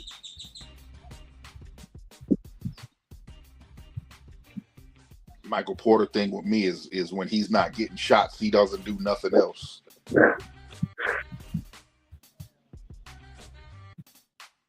When he's not getting shots or hitting shots, he don't do anything else. But when he's hitting his shots, he's all over the place. Shit. Right. We see so many players like that in this era that's like that too. You know, when their shots ain't going well, and the shots, we see that too much in this era alone, though. Right. You know what I mean? Because in previous eras, other great players who did other things. You know what I mean? Still play defense, still play hard, do all the little things, hustle. everything. And how did y'all Mhm. feel about that play when he dove? They make it seem like Jay Reid. He spent so much. Hey, he wasn't the best defender for the Lakers, man. We need that right there is straight cap a lot. Y'all give this dude so much unnecessary praise that he didn't even deserve to even do. He wasn't the best players on the Lakers. The referees was the best player. Was best defensively. Cause y'all was getting straight cakewalks. They was giving it to y'all on a silver platter. Mhm. Jay McDaniels had 3 fouls in the first half. Julius Randle had 3 fouls. 3. And y'all still couldn't get it done. That's why I said what I said when I came on the and the chat, bro, on the panel. Like Minnesota was pissing me off watching the game because they were playing like they weren't expecting to win or to have a fair chance at winning. Like, you know, and yeah, I mean, and if you paid attention, yes, there was a lot of stuff where you seen ticky-tack calls being called on Minnesota and Lakers is being allowed to grab and hold and hip check, stuff like that. But I'm like, even with them doing that, Minnesota, y'all still should be having a dunk contest on these niggas. Yo, I ain't going This front. should be a dunk contest right now. Who Listen, should I have ain't the gonna front. nastiest dunk of the night? Listen, I ain't going front though. That went the opposite way. Minnesota was beating the shit out the Lakers, bro.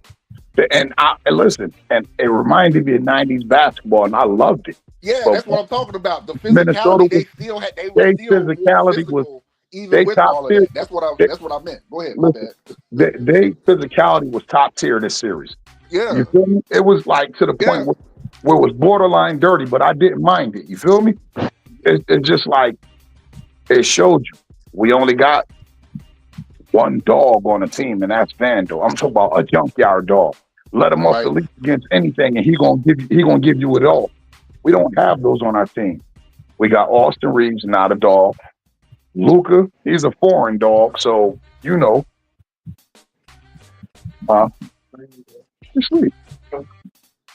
LeBron ain't no dog. He let Rudy Gobert bust him all upside his head. I said, let Rudy bust you upside the head. I said, didn't you see Draymond choke Rudy out last year? And you let Rudy Gobert bust you upside your head and did absolutely nothing about it. You didn't come back with a high knee. You didn't give him a forearm. You didn't do nothing. I said, this nigga let Rudy Gobert punk him. Message. And then let's talk about this motherfucking JJ Redick. I said, man, we traded away our only. I'll be back. Y'all cook, man. I'll be back. I'm taking a break. We traded away our only dog, which was Anthony Davis. You feel me? Right. And this nigga, we playing a team that front line is 7'3", 6'9", and 6'10". And you put somebody 6'7" down there. You put a 6'7" 3-point perimeter shooter down there on him. I said, this nigga done lost his goddamn. I said, JJ Redick, what the hell is you thinking, bro? I said, as trash as we said Rudy is, Rudy did exactly what Rudy was supposed to do yesterday. Supposed to do, just be big. Just be big. Just be big, bro. That's exactly what he was supposed to do last night. Yep. And he did it. Shout out to Rudy Gobert because he got a little respect from me last night. Yeah, he got some respect for me last night too. I ain't gonna lie. I gotta give him. I never been harsh of him or anything like that, like most people have been. But yeah, he earned me. He earned my respect last night, man. He was like, "Y'all ain't gonna have nobody to guard me," and just like DiVincenzo, I never forget that play with DiVincenzo through the line for me. He was like, "Man, catch that shit and dunk that shit." Nah, that was a terrible pass by DiVincenzo. That was a bad pass though too. That pass was fucking terrible. But then I could just hear him. I could hear him just saying it. You know what I'm saying? It's like, yeah, you're supposed to do that. You have to float it to Rudy. Pass. Rudy is not he's big. He's not athletic. He's right, just that part big too. as shit. So you have to float it up there so he can get his timing down and jump and do all of that shit. Man, he's not, he can't be Sean Kemp where you can just throw it anywhere and he got 30-foot arms and reach out and grab it and bring it back. Or throw it out there to let Tom Chambers catch it out the air. Right, you know what I'm saying? Rudy Oh, Gobert ain't what goes about number. those putback You dunks gotta he kind of had lob last it, night? let him get his timing down and his feet together so he can go up and get it. He That had was a several terrible pass putback by dunks Devin. last I night, bro. remember that play. That was just a bad pass by DiVincenzo. I just like how DiVincenzo went to him though. Oh yeah, yeah. And it was just like, hey, that's my bad. But when I throw it up there, just catch it. Just catch I'm it. gonna throw Yeah, you a better pass than the one I just did. yeah. Hey, you know what? This is what cracked me up last night too, y'all. That they didn't mention this today though. We know they never do. You remember when Minnesota challenged the 2 calls, right? And it was so clearly that the Lakers, that Luka hit him on the wrist. They said it was marginal error. I've never seen a Yeah, that's 3-point guy crazy, take bro. it Like, back. dude, he fucking tackled the dude. Yeah. And then once he collided with him, he flops. Luca flops after colliding against damn Man, you can't make it up. what's his name? McDaniel? No, not McDaniels. McDaniel? Uh Who got that? Oh, that was DiVincenzo. Randall. Oh, No, that was Randall. Randall. I Julius remember Randall. DiVincenzo knocked out When Jay he Reid, knocked him on collided his with, I'm ass like, out. dude, that's still a foul. He collided in the middle of the air with the dude, bro. That's still a foul on a jump shot. What do you mean? That's marginal. Nigga LeBron took off full speed, ran into the DiVincenzo on 4 yards back, man. Mm-hmm. I said, wait a minute, bro, you took off. DiVincenzo was standing still. He should have moved. But yeah, that's what. Yeah, that's That's what what I I was understand. meaning. Like the review, the replay. I'm like, what did y'all really see? Did y'all just let the Adam Silver Roger for Family Guy be like, nah, we know, nah. The Lakers got too much, and this thing though too. This has been the Lakers' minds ever since he been there. Even when the referees still help these boys stay in the game, they still find a way to lose it. Because the referees can keep you in there, but it's all about your players that you have. And we got to put this to rest too, y'all. The word IQ is overblown. Yeah, I mean, but Minnesota was just a better team. That's They why, was. you know what I'm saying. Just me, my feeling about the game was more. I was more disappointed in the way Minnesota played, even though they still won. And like Ron Tom was saying, the physicality, even though, you know, a lot of the Lakers was getting those tic-tac stuff, the physicality was still should have been on Minnesota's side where it was. That's not enough. Hey, yo, let me tell you something, right? If we got another killer on our team, think of a Right. killer. Like, just say, If y'all just had AD, this series is a lot closer than what it is with Luka. If we had AD, we beat the shit out of them because their front court is null and void. He crunched Julius Randle and Rudy Gobert. Yeah. So what I'm saying is, find me another killer in the league.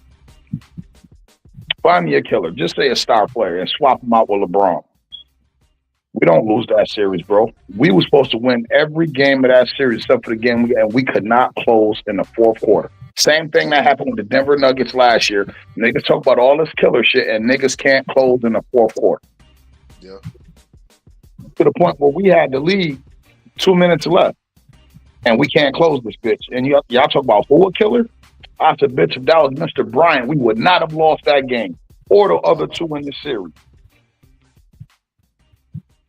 I said, ain't no way in the world the game close and he gonna go into passive mode. He about to attack.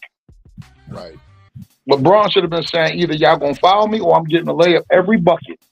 Y'all either gonna put me at the free throw line or I'm getting a layup every bucket. But like Jeff Teague said, he said, man, I knew after game 2, LeBron was checked out. He said LeBron was checked out when they ain't have no center. He said LeBron ain't ready. He said, man, LeBron ain't trying to get on that plane and go back to the quarter. He said LeBron is literally checked out, y'all. He said, I know, I played against him, y'all. He said, y'all might not be able to see it. Then he wanted to show in the highlights of LeBron shooting the ball off the backboard, letting the ball go through in his hand. He said, man, I'm talking about running, fadeaway threes. He like, man, when you ever see LeBron do shit like this, bro? He said, that's how y'all should know he don't give a fuck. Look at the shots he's taking. Look at the effort he giving. Look at his concentration level, y'all. He said, LeBron been checked out, bro. You better be lucky in there play with Charles Oakley, because Charles Oakley wouldn't let this happen. Man, Y'all man, Charles Oakley, Vince Carter for not showing up. Julius Randle beat the shit out of LeBron James this series.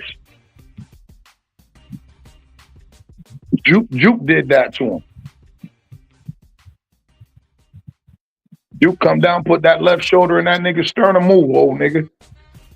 LeBron said, shit, I ain't with this shit right now.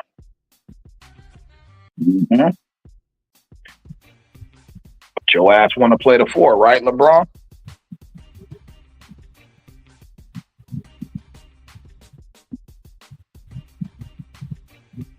That nigga fucked us over once again. Gave the nigga Luke. Okay, AD the problem. We lost in the first round last year. Send AD away. Bring in Luka. We lose in the first round again. Who the common denominator? Who's still there, y'all? LeBron. So the one thing I can say good about AD, you can't blame this shit on AD this year. Matter of fact, nobody there LeBron's the only guy there from that championship team back in the bubble. That's the whole fact. He's the only player left on that team that's still there.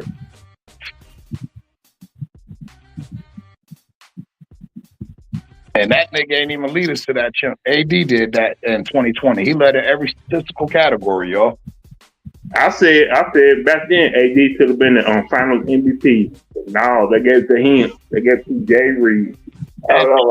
And they know AD got hurt. And they knew AD had a bad foot in the finals. And he still put up 24 a game.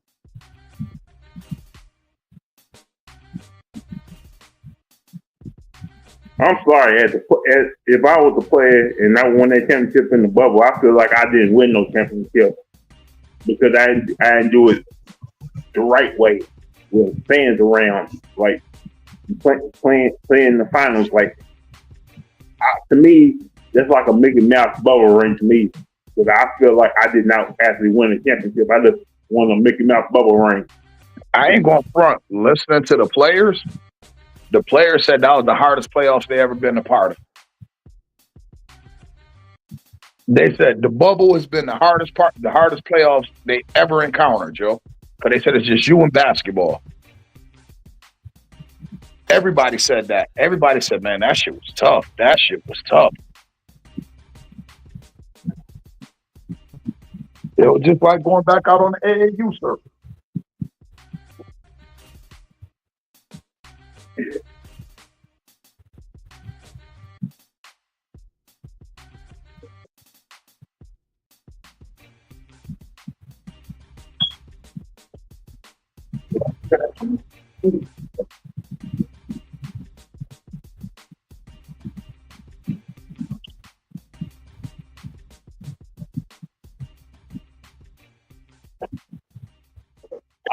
I think the second round is about to be probably the best round of the playoffs coming up. Whoever team play in the second round, those games are going to be probably going to 6 or 7.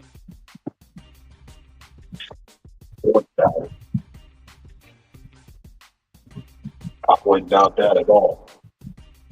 You got Minnesota versus Golden State. Now, does that go 7 now? Or does that go 5? I think that might go 6. I think Steph can get a game off them and Jimmy Butler can get a game off of them. But they front court too big, man.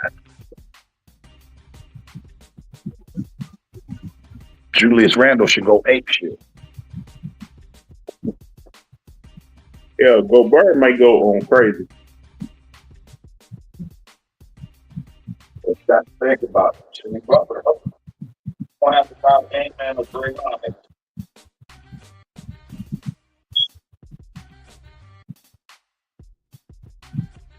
And they definitely can't go out there and let Draymond. Well, Draymond, he's kind of Rudy Gobert, so he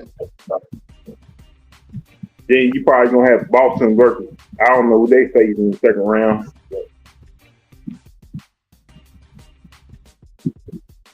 Boston better make sure they got him with the check. ain't fucking around. Hey, Vaughn, you still there?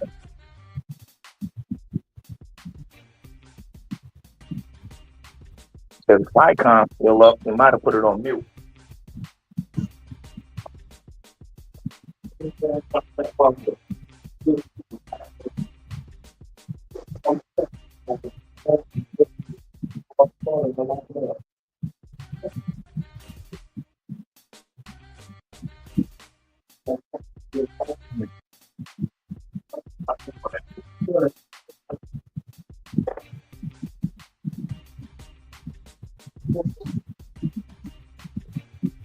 Hey, Ron Time, the WNBA preseason game starts tomorrow.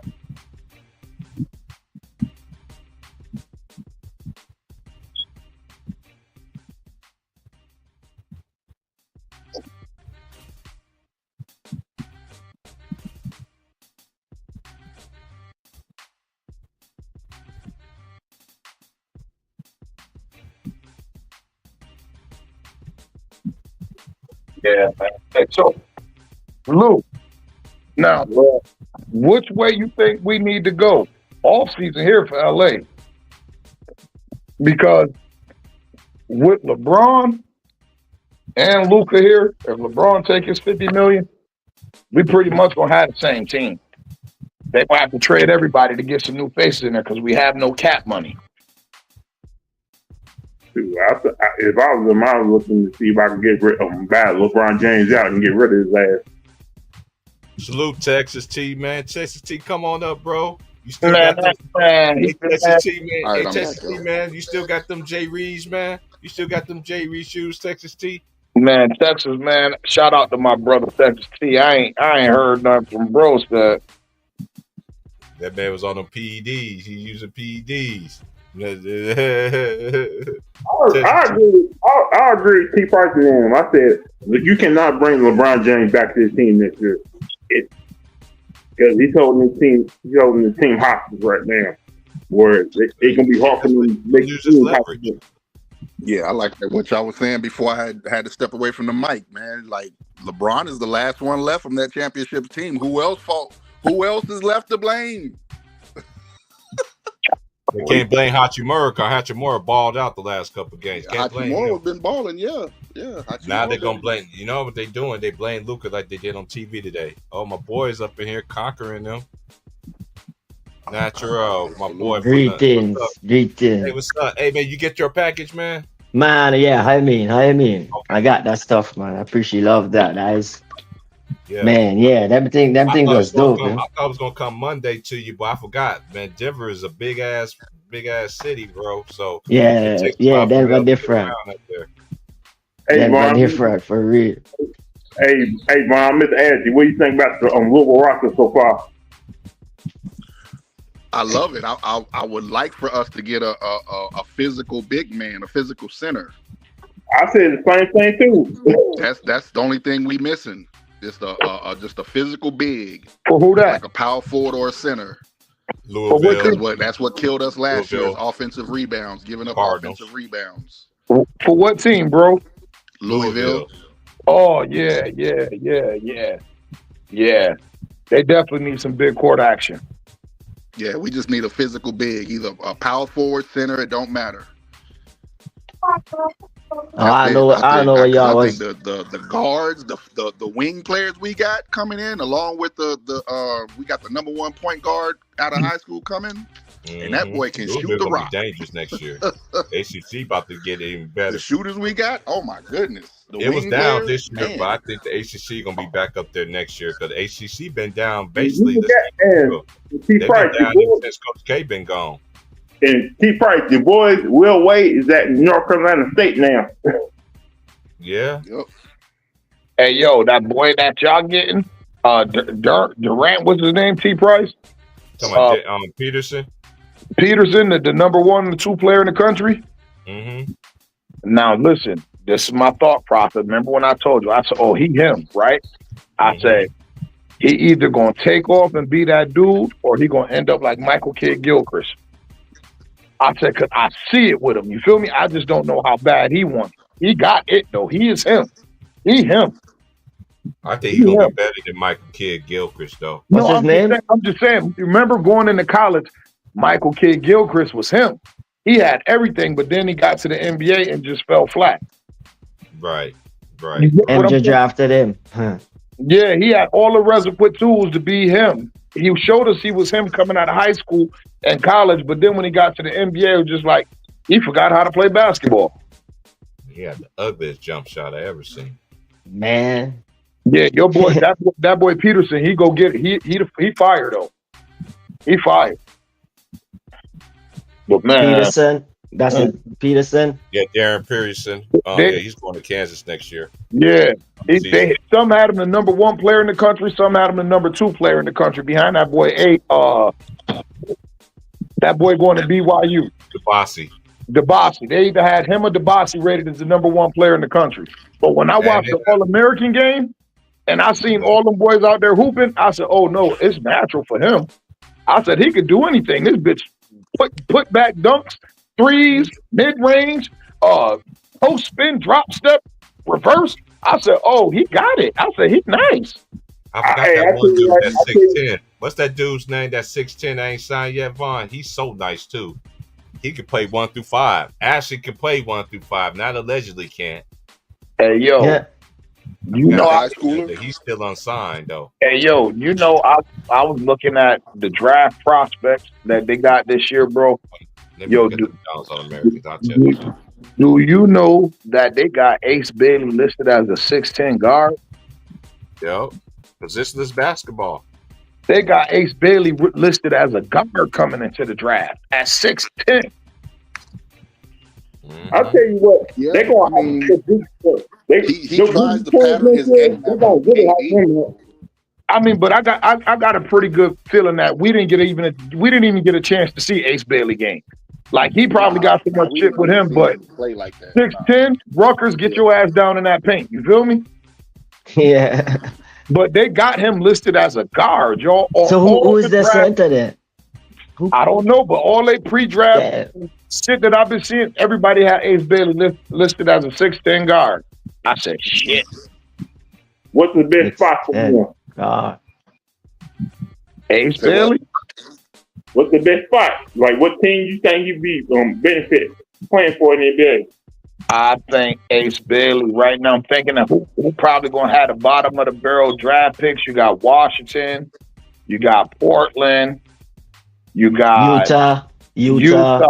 You got Charlotte. Yeah. You got the Raptors. Yeah. The Raptors, the Pelicans. You got the Pelicans. Don't nobody.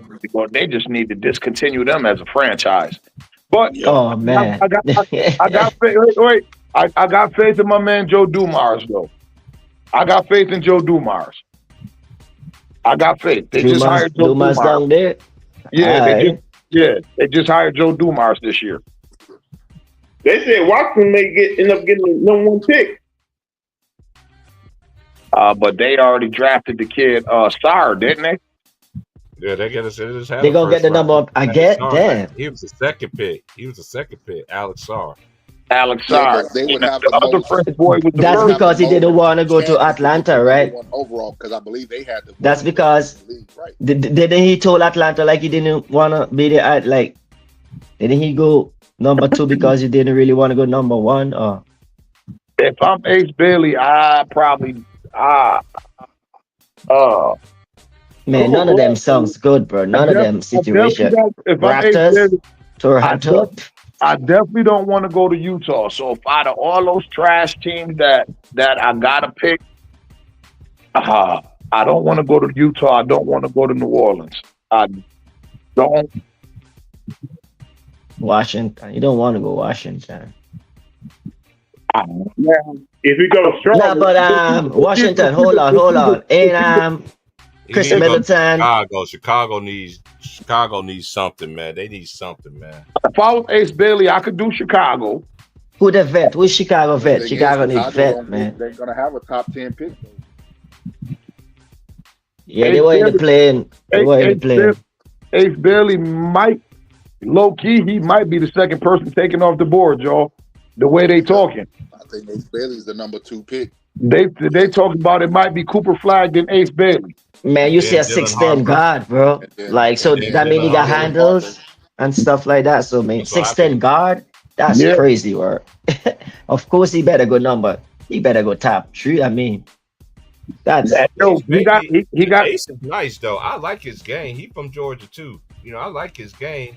You know what I mean? I like him and Dylan Harper, but you know, like I said, a lot of people look at Rutgers this year as they disappointed. Like, dude, you put 2 players in their high school class, and they at all places they played at Rutgers at the Rack, who got in Jersey. Doesn't nobody really want to go play at Rutgers though. Let's just keep it a buck. That's why all the Jersey kids. That's crazy because you figure as much talent that's in New Jersey and New York City, you would think teams like St. John's and Seton Hall. Back in the day, Seton Hall and it was popping. You know what I mean? When they had Terry Right. DeHitt and all of them. You feel me? St. John's was popping back then. Everybody wanted to go to St. John's if he was from New York City. You feel me? They Rip trying to bring that back. I told you They Rip gotta Pitino bring did that back. They gotta bring that back. They gotta bring that back. It's Are just you like Cayenne. surprised? Shout out to Cayenne because he showed out in the Georgia Brand class and he proved to everybody he should have been in the McDonald's All American game. Yeah, oh yeah, I know Melo low key got him steaming right now.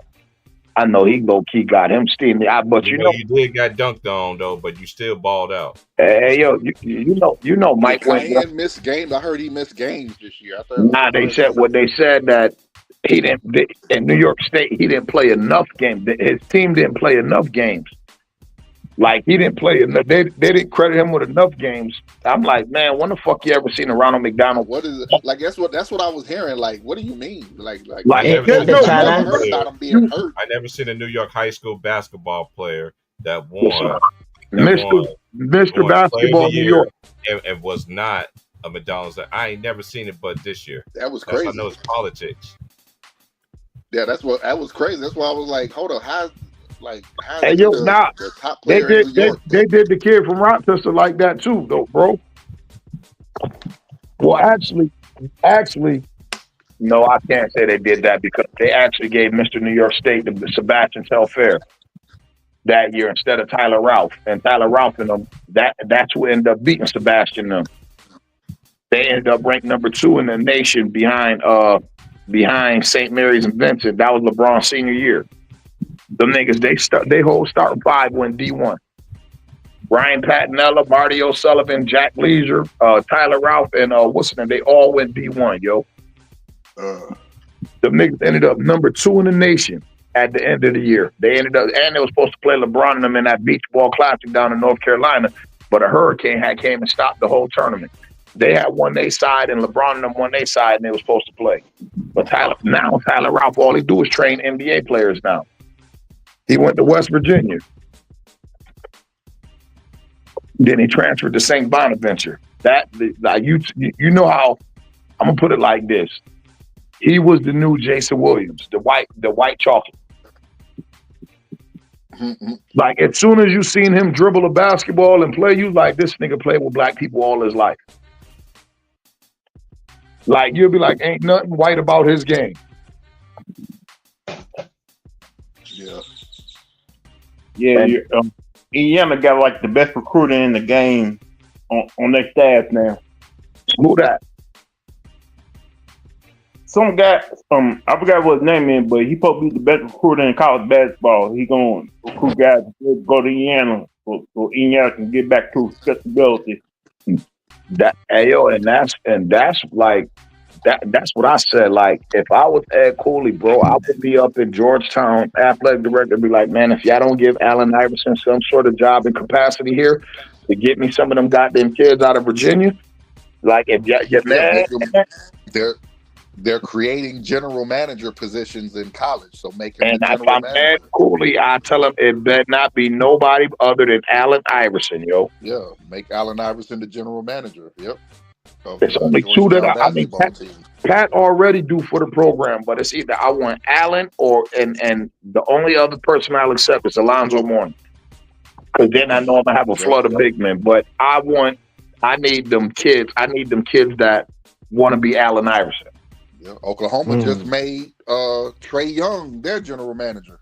They made Steph is at Davidson, Shaq is at Steph at Davidson, Shaq at LSU. Yep. LSU. Yep. They all going back to their alma maters. You feel me? Yep.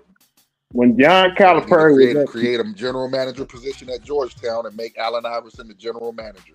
Hey, Like, Ron, Even if you don't let him make the decisions, just have him as the general manager, so the players that look up to Allen Iverson would want to come to Georgetown.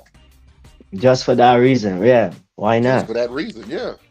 Hey, Ron, remember when Calipari was at Kentucky for the whole NIL situation? They kind of did that with O'Brien and Maverick Carter. That's how all those players went to Kentucky because of those two. Mm-hmm. I'm telling you, like we need that. I'm like, man, how is we talk about college basketball, we not talking about the Georgetown Warriors? Like, that's not even funny, yo. That's not even funny. We historically a great basketball program, like, and I'm just like, yo, we can't get the recruits. Like the programs that built the game to what it is today. I think it went that far.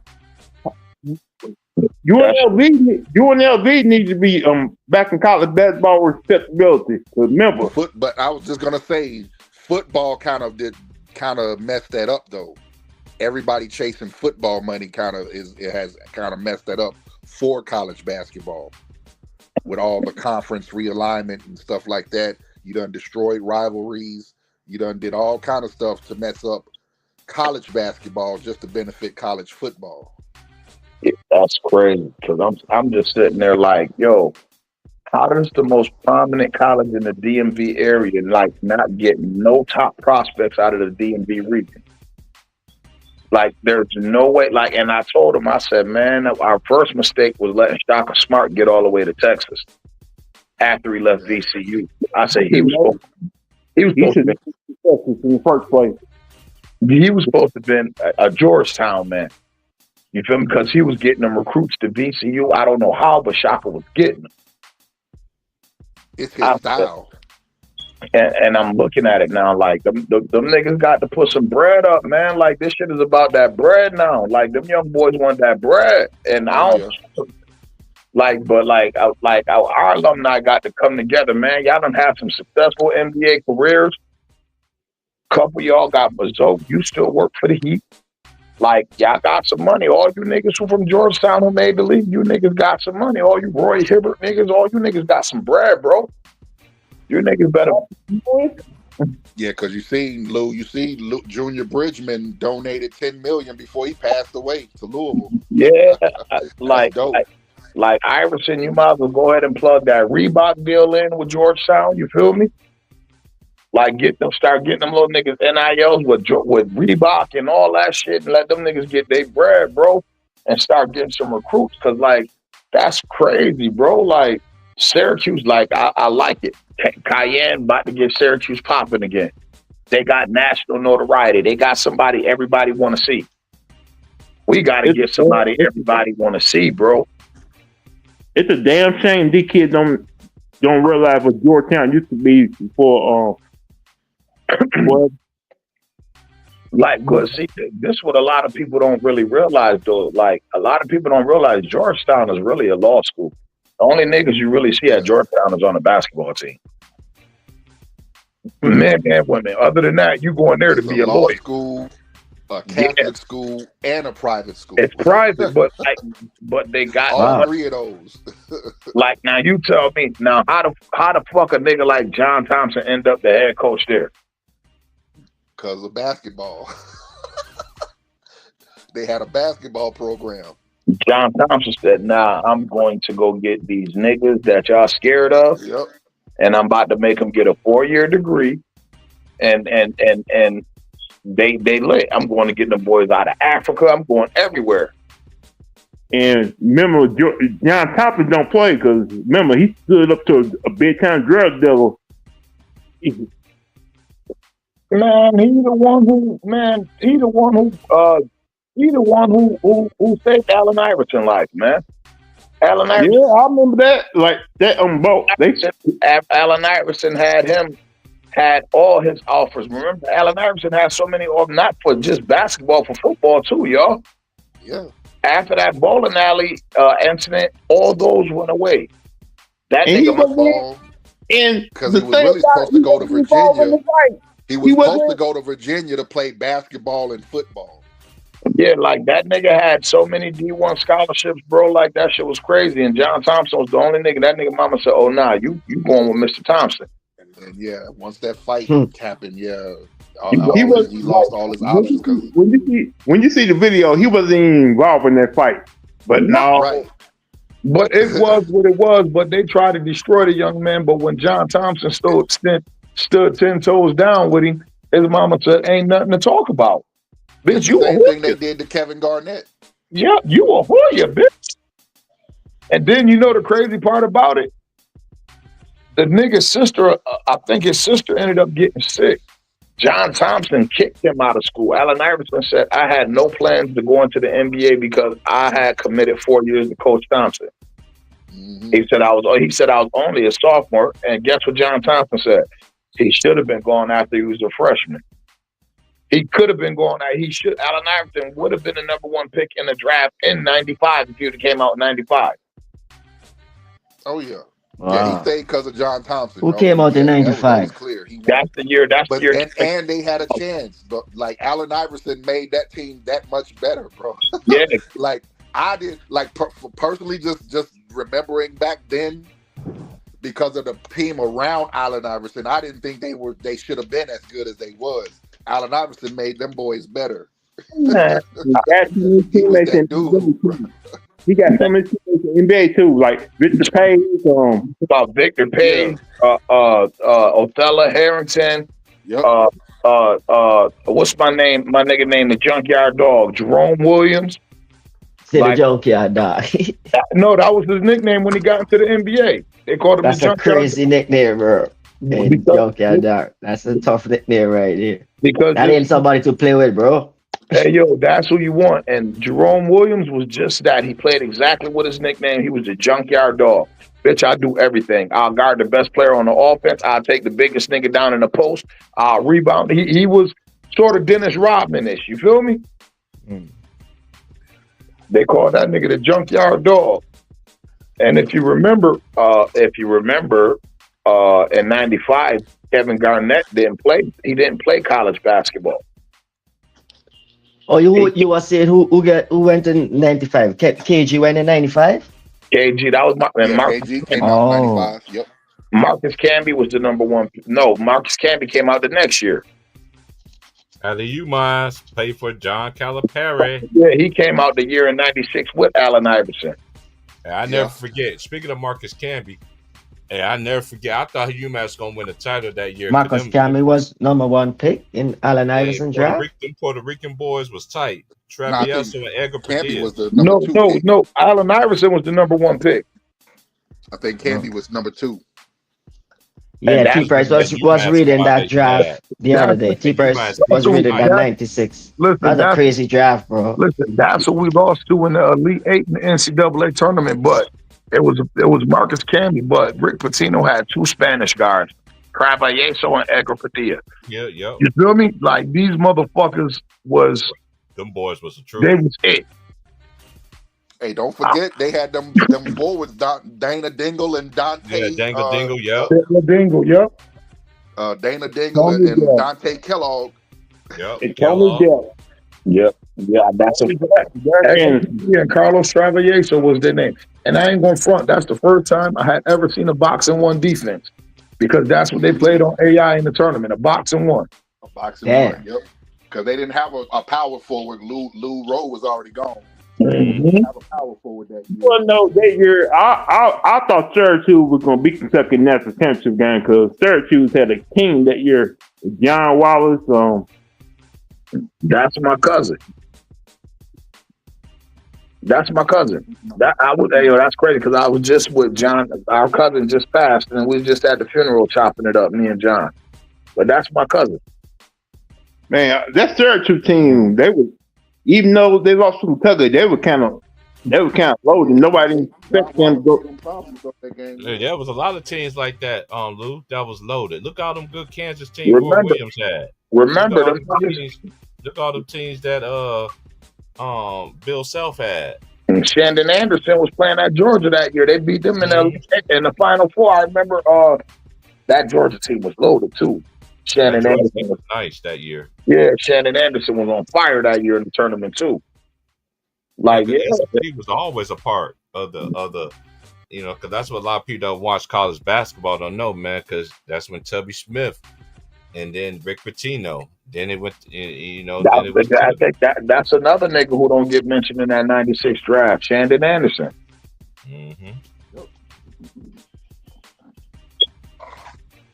That's a fact. And the '96 draft loaded, ain't? I keep coming up. Think about this. Shannon Anderson went from having that big year in college to playing in the NBA Finals the very next season. That's a fact. And Kobe, don't forget Kobe for that '96 draft too. It was a 13th pick. He got picked before my cousin got picked. I never forget that shit.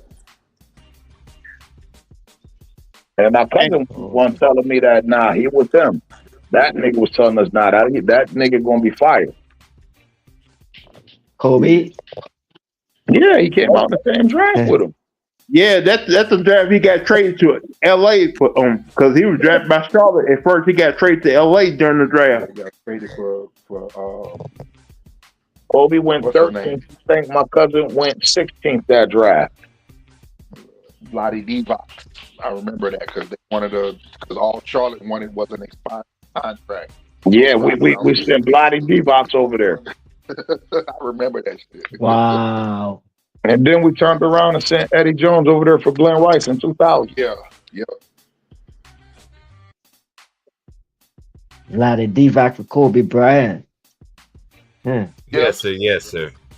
That's crazy. Divac, but don't get it twisted. Lottie Divac was still nice. Oh yeah, he was nice. And a lot of people forget was though still too. Nice at that time. I saw him in the '91 finals. Yeah, he held his own. Young boy, that was after Kareem retired though too though. Kareem retired. He went to still took them boys to the finals, man. With Lottie Divac, and then remember in '96, like you said, he got traded to Charlotte, played them 2 years in Charlotte. Then he went to Sacramento, and they went on that run. Mm-hmm. He went to Sacramento with Chris Webber after that. Remember, Lottie was him. Vlade Divac had a good, nice career, man. They had Pager and Hito Turkoglu. Yep, Bobby Jackson. That was my favorite 6-man step back. They had Lawrence Thunderbird. That's a fact. Chris Webber, them niggas was loaded. Doug Christie. Them boys was nasty. I ain't gonna lie. It was Jason Williams at first, and then it became Mike Bibby, yo. Yeah. I was still taking them dudes to one another. Even when Mike Bibby came out, sometimes I would still be like, man, that dude still look like Jason Williams, bro.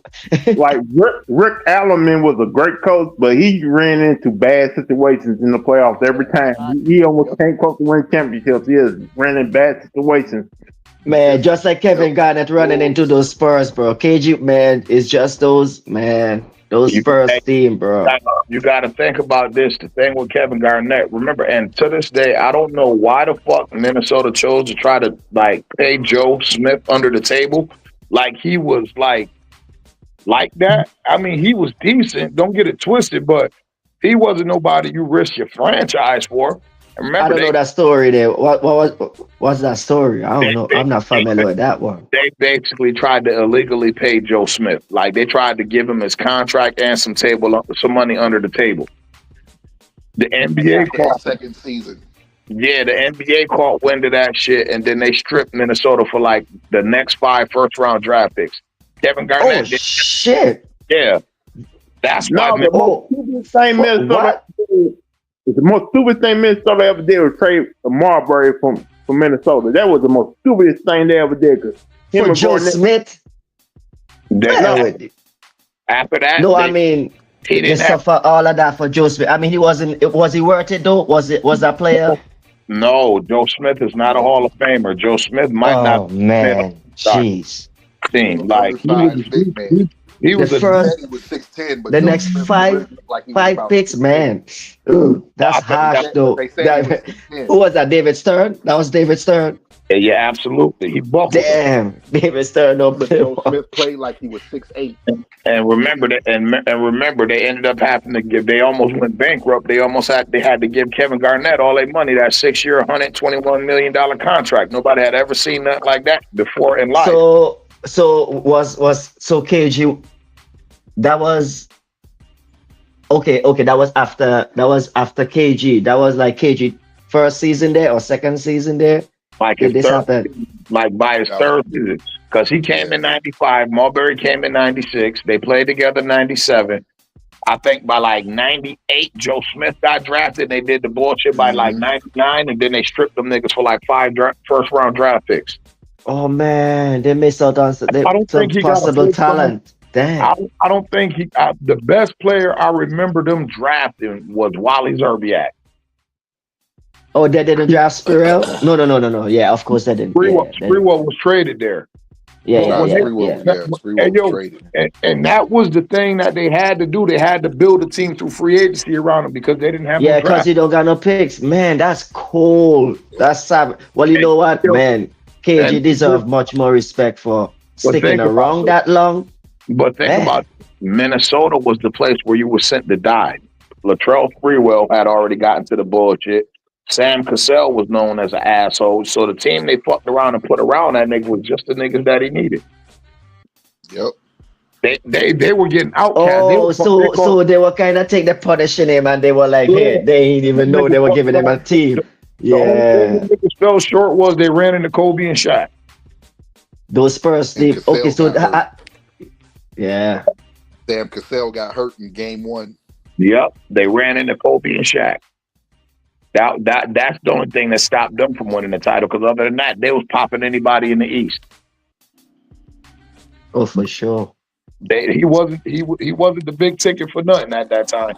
That big. Yeah, KG. Hey, even though they lost to the Lakers, KG was unstoppable. Yeah, against Shaq, Yeah. Karl Malone, it didn't matter who they put on KG. We couldn't do nothing with destroying them. They said he stayed in Milwaukee way too long though. Yeah, he stayed in Minnesota. Yeah, he did. Same thing with Dame Lillard. He stayed in Portland way too long. Yeah. John Wall too. You could say the same thing with John Wall. Mm-hmm. And soon as some setback came, they disregarded them boys. Yeah. Because remember, One I used to hear about was, and Allen Iverson said it, he was supposed to be traded to Minnesota in 2002, 2003. Them two around then. Together. Ooh, it might have been them and Lakers instead of Kings. That's it. Ooh, no, that would have been. Remember, Iverson said that, but he turned it down. Remember, he said that he that's the one thing he regretted. He should have went to Minnesota to play with KG. And remember, at the time, Minnesota was going to have to pay Kevin Garnett, so they didn't have the money to pay him and Stephon Marbury back to back. Listen, I never forget the Sports Illustrated article. You could look it up right now, and it had a picture of KG crushing the ball, and it was like the man who brought the NBA to his knees. And that's when they talked about he got the 6-year, $121 million. They had never seen a contract like that before in life. I think Antoine Walker had the highest contract at the time, like $80 million. Yeah. Oh wow! Like I think KG was the first one to bust a triple-digit contract on their ass, and Minnesota really ain't had the money to pay him, but they had to pay the nigga. They had to pay him shit. That's why they had to let him go. That why he was demanding on the market out there. That's and you got to think about it. And then they had him. They had a South Carolina / Chicago nigga with a New York nigga, and that New York nigga seen how that Chicago nigga got paid and was like, "Oh no, you niggas about to pay me." The ticket got that. Oh, I'm about to be him, and they said we can't afford that right now, and sent his ass right to Phoenix. Oh man. No, sent him to New Jersey, and then he went to Phoenix. If I'm not mistaken. You think it's bad how they treated Westbrook now? Think about how they used to treat Marbury back in that day. Marbury, if they didn't shake Marbury down, Marbury would have been a first ballot Hall of Famer. Like, he was the other guard in the NBA, like the other point guard in the East besides Allen Iverson. It was Allen and Steph. Yeah. It was Allen and Steph. Steph should have made more than 2 All-Star games, but remember, New York was paying that nigga. They like, yo, remember they were trying to tell that nigga to stay home, and Marbury like, nope, I'm a professional. I'm about to suit up, and I'm about to sit right here at the end of the bench. And the New York guard was like, well, they was calling for Starberry. They was calling Stefan. The whole city wanted to see him. And New York had that nigga bench. Allen Houston was pissed about that shit. What they bench him for? Discipline? Discipline, attitude, and all this and that. Same shit that chemistry, they do. Chemistry shit, yep. Same shit they do to every other black man when they want to get rid of him. Go to breaking down his character, pointing out his flaws. Right article and when you calling your cancer in locker room and stuff, like words like those, like. But you got to understand, you got to think about it. This nigga playing at Madison Square Garden, and this nigga is from Coney Island, New York. Every person in there is there to see Stephon Marbury. They've been watching him in the same arena since Lincoln High School and high school. Man, what they say about the prophet? He went to China and the hero over there, bro. They built that 3 statue. He is a guy. He's the only player that I know who can give Kobe any type of competition as far as popularity in China. Remember, Steph was about 29, 30, 31 when he got over to China. He still had a whole lot of NBA left in him.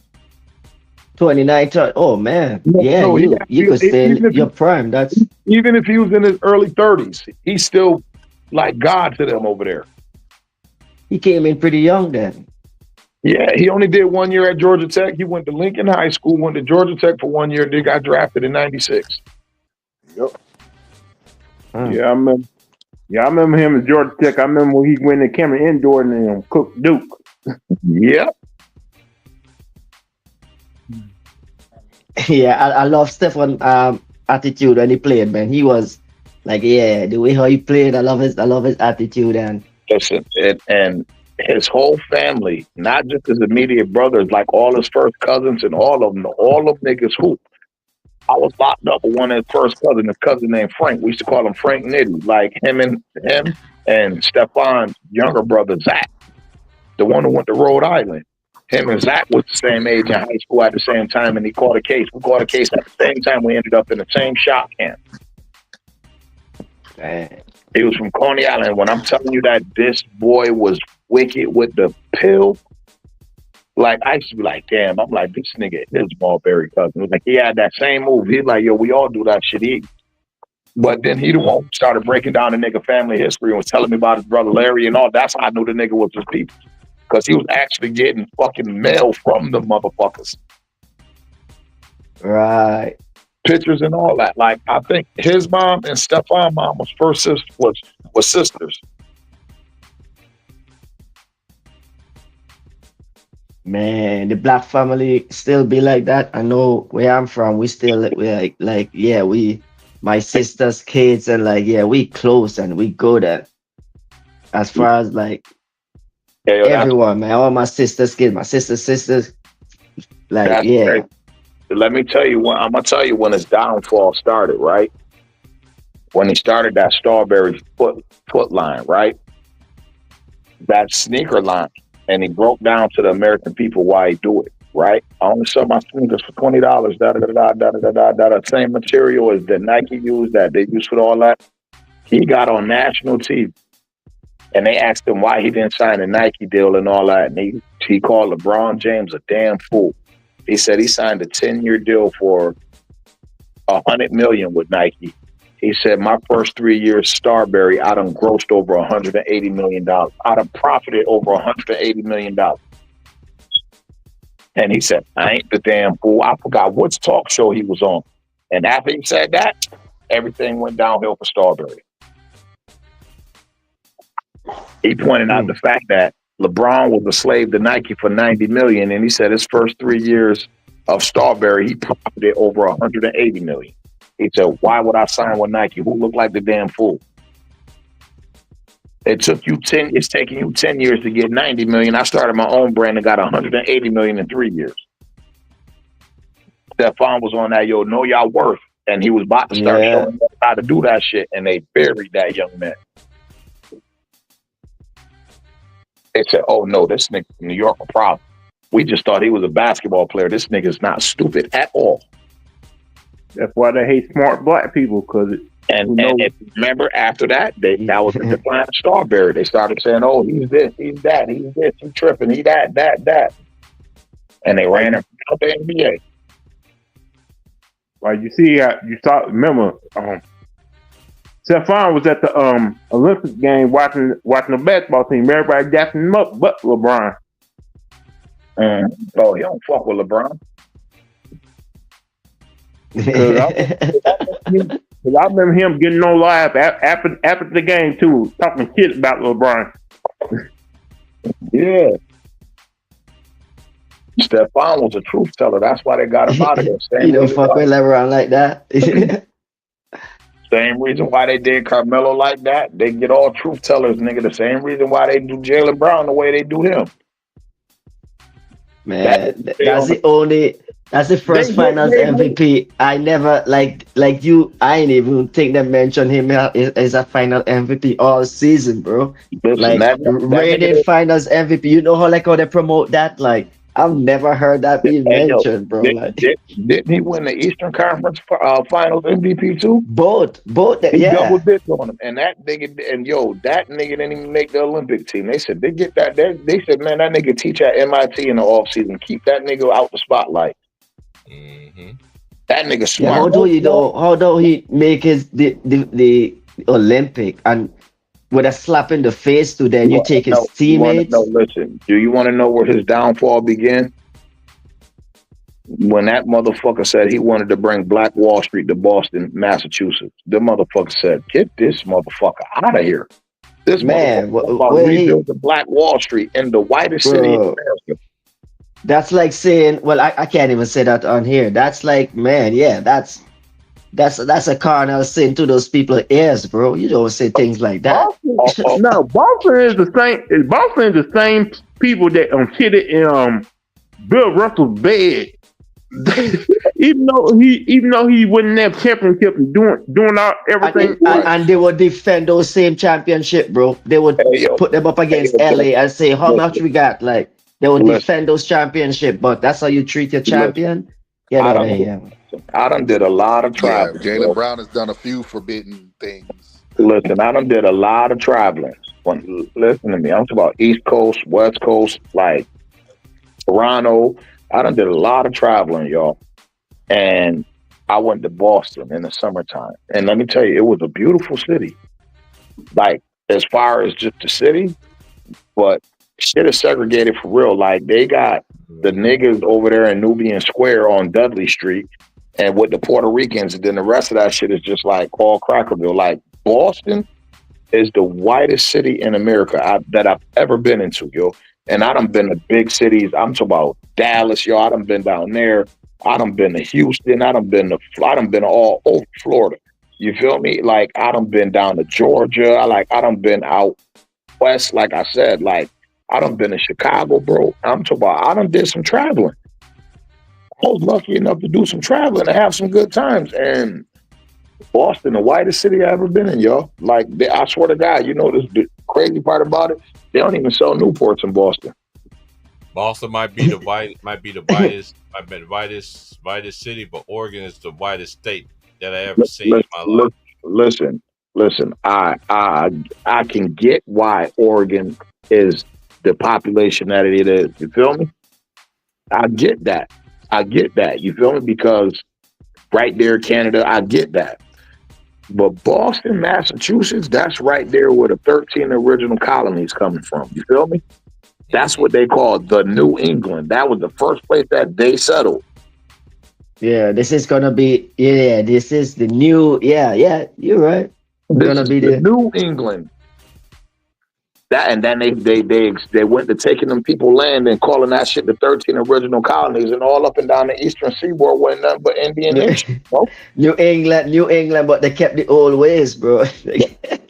See, but this is why I tell you, a lot of people don't know. A lot of our forefathers who wrote and signed the Declaration of Independence and all that shit, them niggas was crooks that was banned from the country of England.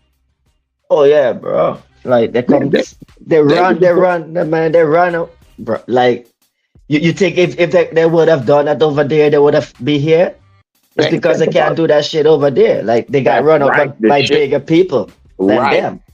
The shit that they wanted to do, they couldn't do over there. So guess what? They came and took these people land, fucked them up, and then established their own rules. Man, if you think about the Declaration of Independence and all that shit. That shit was written by crooks for crooks, bro. Written a couple of times, man. Written over a couple of times. A couple of shit that was written in that was like, man, come on. Like, think about this, right? Think about this. What they call them, our First Amendment right, our Second Amendment right, our Third Amendment right. I got a right to say whatever the fuck I want to. No, the fuck you don't. Not over here, you don't. I got a right to vote. No, the fuck you don't. There's certain things, the criteria you got to establish. You know what I mean? Man, bro, they trick you in that, man. Even growing up, like just growing up, you found out rant and like growing up in the house, you found out you cannot say what you want, bro. No, you get your face slapped off, bro. Like, think about this, right? What over in the United Kingdom and Europe? What are bans, y'all? What are you not allowed to have? You can't have a gun. You can't have guns over there. You can't have guns over there. Bro, the ordinary police in England, they don't carry guns. Like the police who you want to see a police on the street carrying guns. They don't have guns on their waist, bro. Why do you think there's so many stabbings and people getting hit with machetes and all that shit over there? Because they don't respect them. They call them beat street. Like, they don't respect them. No. Listen, but they don't have a right to bear arms over there. What do we have a right? Bitch, we could carry guns over here.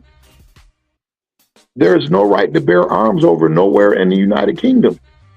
You get caught with a gun, bitch, you going down. Where you get that from? Who sold it to you? Regular people are not supposed to have those. Guess what? In the United States, regular people can have them. You see what I'm saying? How they set up the country opposed to what you can't do over in England. You can do everything. You can do all that shit over here. This the New England. Y'all come over here. We could come over here. We could run wild. We could do whatever we want to. And everything that we can't do is a loophole to get out of it. Yeah, man. That's what happened in the crew, right? When the dude can't get to do what he want in the crew, guess what? He go and set up his own shop. He gonna set up his own shop. And they called them shits 13 original colonies. Ain't nothing original about that shit. Them Indian folks been had that shit. Why y'all came over and took some people's shit? Why you think all up and down the eastern seaboard you have nothing but Indian names going all the way the Iroquois, the Senegal, in every state and all that, they get them some sort of acknowledgement. Because that's who was leaving on the East Coast. That's who was living in the Midwest. That's who was living out there on the West Coast. Yeah, I'm part Native, man.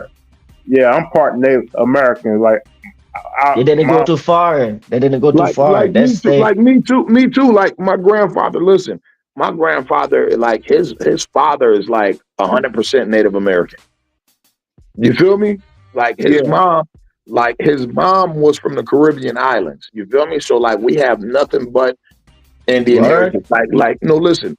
When I went to my great grandfather's house down in New Jersey, like when I went to go visit my grandfather's side of the family, like bro, it's like teepees in the backyard, like it's like tomahawks on the wall. Like he lived like we thought he had a grocery store down in his basement all the time. It was a fucking doomsday goddamn shit. You feel me?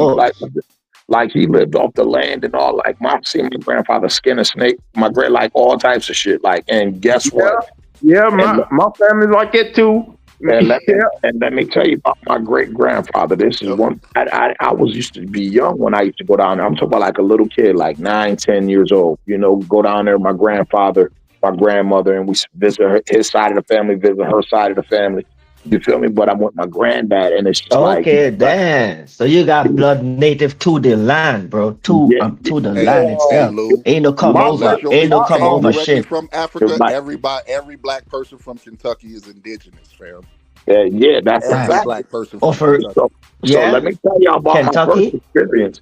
Like, let me tell y'all about my first Native American experience. First of all, I stole some peyote. I thought it was gum, and me and my little cousin got high as fuck. And second What's of that? all, What's like, that? it's some shit like Native Americans chew that make you hallucinate type shit. You feel me? Yep. But Oh, that. Okay, okay. yeah, I POD, came. Me you and my call it? What's it it's called? peyote. That's It's it. called peyote. Like Peyote. me and my cousins came across some of that shit down there in my great grandfather room and shit like that. But this one I knew like it didn't take effect. I remember we was down there, right? Great grandfather was a quiet man, had long silver hair, ponytail. Man, I remember this nice cute. I never forget. He was a small white man too. And this motherfucker knocked on my grandfather's door and shit. I mean, came close. They had a big ass house. My great grandmother go to the door. You hear her talking to somebody out in the hallway. Then she invite him in, but you don't know what she talks to. Cause we like in the back of the kitchen, and it's a long hallway before you get to the dining room and the living room. They had a nice big house, so we hear great grandma talking to somebody, and then he talking back, and and bow. Man, come to find out, this was a dude trying to sell my great grandmother a Kirby vacuum cleaner. It's the first time I had ever seen a door to door salesman, y'all. Oh, And he was going around promoting these new Kirby vacuum cleaners that was out. You got to think about it. This is like the mid '80s, going into the late '80s. So he promoting this vacuum cleaner, man. I swear to God, man, my grandfather ain't say nothing, man. He got up out his motherfucking recliner and he ain't say nothing. I just heard my grandmother say, Russell. And that motherfucker grandfather went upstairs. And by the time he got to the top of the first landing, all I heard him say is, Wilma, that cracker better be going out of my house by the time he get downstairs. And I heard a shotgun pop. My grandma said, you gotta go. I'm like, oh shit, what type of shit grandpa on? Come to find out, my great grandfather didn't like white people. He was racist as fuck. He couldn't stand white people, but then I understand that my great grandfather grew up on a reservation. You feel me? And his heritage alone didn't allow him to associate with white people. That's how deep and rooted like I was. I'm like, and as a kid, you didn't understand it. You just know grandpa went upstairs and got his gun and he told that man he had to leave, and all because he was a cracker. As my great grandfather would say, that cracker better be out my house by the time I get downstairs or I'm gonna shoot him dead. And then hearing my aunts and uncles talk about that shit, like my mom and them talk about it, like, cause that's their grandfather. That's my great grandfather. Hearing all of the granddad be tripping when it come down to white folks. Hearing them talk, they grown, but that great granddad don't like crackers, and I'm like, oh shit. And I say, yo, this nigga Indian for real. I say, yo, granddad don't play. Be all out in this TPs. Get your asses out of there. Oh, man, we playing. I ain't gonna see great granddad. This is a great hiding spot. I don't know what this ain't all that is. shit, bro. But I mean, that's just like, swear to God. Yeah. And then I see it like one attribute that my mom's side of my family, like where my grandfather is, my mom's side of the family, one attribute that 95% of our entire family got is that we firecrackers, and they call us bravehearted because we don't back down from nothing or nobody. And they said, man, that's that motherfucking Indian running through y'all blood. You motherfuckers ain't scared of nothing. And like hearing them Bodines, them motherfuckers ain't scared of nothing. Them motherfuckers, they bravehearted for real. And I said, man, all that shit come from my granddad and all that. Just not being scared of nothing, and it's whatever. You want to go to war, let's do it. Genes, man. That shit real, bro. It's the genetic. It's the Native Yeah, American man. genetics. My Them shit is grandfather, he encoded in got you, past bro. that. Right, he got past that white. That I mean, he would. How could I say? My great grand, he could deal with white people, He know how to tolerate them. He know how to walk the same walk as them, and not, but because of his dad and his beliefs, he ain't really fuck with white people either. You feel me? Yeah, right. But It's time and things change. Like they say, yeah, time, like right? he was more willing to deal with them than my great grandfather. Man, you better not come on my property. You can't sell me nothing. I don't need nothing from y'all. Stay the fuck away from me. That's how my great grandfather was. I got that from that rant, and it's just the times, right? Yeah. I can't blame or can't see the wrong in it, cause Right. it's just the times. That's how you gotta be. Yeah. That's So how you gotta be. It's just the times, man. I can't be mad. Like Marcus Garvey say, there would never be a black president in America. But in his time, what he was seeing, I couldn't blame him. He wasn't wrong for saying that, bro. right. Because it didn't look that way, bro, to him. It never ever was looking that way to him. So like it's that time. Like, yeah, that's how serious you gotta be, bro. You're not even a word. It's no action. Just go and get your shit and be like, yeah, that's all he needed to do. That's what the time say, man. Like it ain't no, and then you're later on the generation, like, okay, I can tolerate you. Like I don't trust you still, but Right. I'll tolerate you. Right. And now it's a different time, right? It's Now, like, then my mom, right? Like it's different. they still like, hey, keep your eye on them. But that Exactly. my mom and them and her brothers, they deal with one. They ain't racist. You feel me? Now be like, don't forget now, because we ain't But they giving don't. up grandpa legacy. We ain't Right. I giving up don't grandpa trust her, but I legacy. can deal with them. Like like know how we get along, like, right? Mhm. Go along with the get along or whatever, like, like whatever they say. Nah, I But mean, that's a so dope story right there. yeah, Ron, and that's a dope. that thing crazy. So that's how I know. Like listening, just like I feel like if people really know their history, they know, man, this country was set up by crooks for crooks, bro.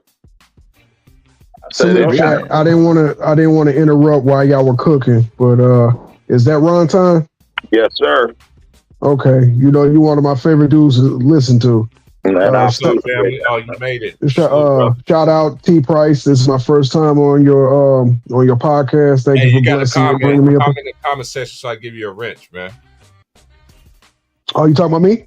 Yeah, you just comment in the comment section so I give you a wrench in the main one, not in the not in the private chat, but in the main chat. So I give you a wrench. My Go man. ahead, you got the I flow. wanna preface what I'm about to say to what y'all were talking about, because I think what y'all talking about is a little bit more stronger than I think people are gonna understand. Ron Time, I became a fan of yours 3 years ago when we used to cook on Ticket, I and appreciate there was something you said. It wasn't about basketball; it's about being a father. And I'll get to you in a minute, T Price, because there's something else that you said that I was like, I gotta talk to these men, because it's either one or two things. It's either you're a boy or you're a man or you're a male, So I grew up only son, three older sisters. So my dad and me relationship it was always, this is what men do, this is what men don't do. And I didn't understand it because it's like, Dad, why are you grilling me like this, from the age of 4 to about 13? But those seeds started to germinate and grow when I was 15, 16, and 17. I'm going to tell you why. And this comes where I'm talking about with you, Ron Time. You told the chat, because everybody was, huffing and puffing and screaming and cussing each other out and this, that, and other. And then you got everybody to settle down by saying this. You said, look, do you think I come on a panel on YouTube to deal with niggas the same way I deal with them in the streets? If I wanted to deal with that, I'll be in the streets. I'm not doing that no more. We need to talk to each other like men. And if you can't talk to me like a man, don't say shit to me. The reason why that reigned so beneficial, my dad used to say stuff like that. He says, you talk to a man, you talk shit to a boy. That's a fact. So when you are having conversations and I'm letting y'all cook, ain't nobody calling nobody a bitch ass nigga. Ain't nobody calling nobody this or that. You are listening, you're giving dialogue, and you're rebutting off of what you're talking about. You was talking about your sons. You said if I act like an asshole, he's gonna act like an asshole. But the difference is when he start acting like an asshole at 18, 19, and 20, I can't control him no more. Facts. So we forget something that we went through. We are products of everything we grew up around. And it's either you rein it in early or it's going to be like a wildfire and it will burn everything in the family down. Everything. Hey, yo. Price. Oh, go ahead. No, that's crazy. Just to piggyback off what you said, right? I just had another child. I'm 48. You feel me? I got a 1-year-old, bro. And I sit here and I'm like, damn, this not my oldest child is 25. You feel me? Before that, my youngest child was 18. My kids graduated college and all. I got one left in college. And I'm like, damn, I done had another baby. And I see the way the world is. And like, I told her mother, which is, my wife, I said, yo, listen, man, you're going to have to buckle up. And she like, what do you mean by that? I'm like, because she's not getting raised with this new era principle shit. I said, she's going to be raised in the mannerisms that we were raised with. And I said, and that's going to rub society the wrong way a lot. You feel me? I said, the society that I said, you look at it as a disservice, but as long as she keep her morals grounded and all that, we can teach her how to be respectful. You feel me? We can teach her how to do this. I said, but her morals got to be they got to be based in the same morals that we have. I said, my child, right, man. I said, my child, I'll be looking at some of these people's kids, and I'm like her sister daughter, beautiful, my niece. But this little girl is spoiled, rotten, and she was the only child until recently with her mom and her dad. So she's spoiled, and she's the type that when it's time to go, she don't want to go. She want to throw a fit. And I'll be sitting there looking at her, and I'll look at my daughter, and I'll tell my daughter, I'm like, I can't. This is not how you act. I can't wait till you do that, because I'm going to just hit you right in your throat and kick you in your back until you get the fuck in the car. You're going to be a child. You know what I mean? And it's like, I get it. You feel me? I get it. I get it from their standpoint. They new age parents. You feel me? Right. And her dad will fire her up, but I'm like, damn, Terrence, I'd have did that like 4 times ago. You feel me? Like, Ronton, that's crazy. And for that same reason, Ronton, that's why I chose to be a stay-home dad for the first stages of my baby girl life, because I want to be the one who teach her the stuff. Because Brethren said earlier, when you're 18, 20, I can't take charge like how I supposed to take charge in your earlier stage. So we got a saying, you can't bend a tree when it's old. So these things that I'm installing into you at a very young age, my only hope is that when you get to that age, like my boy say, these seeds will start germinating, and then you would see what I'm saying. Basically, you're going to come back to foundation no matter what. So the first set of teaching, the first installment you get is going to come from me.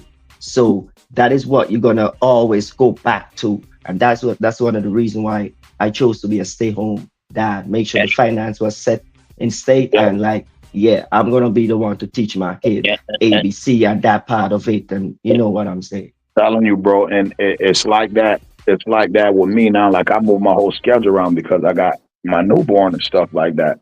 So it's just man, listen. People ask me, they're like, man, what's wrong with today's kids? Why are these kids so disrespectful? I said, well, first of all, it's the way the government made them. I said, that's the first mistake was removing ass whoopings out the house. I said, now they were already removed the fathers. I said, now you got a gang of kids that never had no responsibility and don't know what a consequence is. That's why they're willing to go full throttle until they find out until they get to that point on the graph where they fuck around and find out, oh, you want to go kill somebody, but then now you realize you about to do life, and now you want to tell on everybody. You feel me? So it's just like they're not programmed because these kids, and I see it every day with my football kids. You feel me? Man, y'all ain't got no responsibility and y'all don't know what consequences is. Why you talking?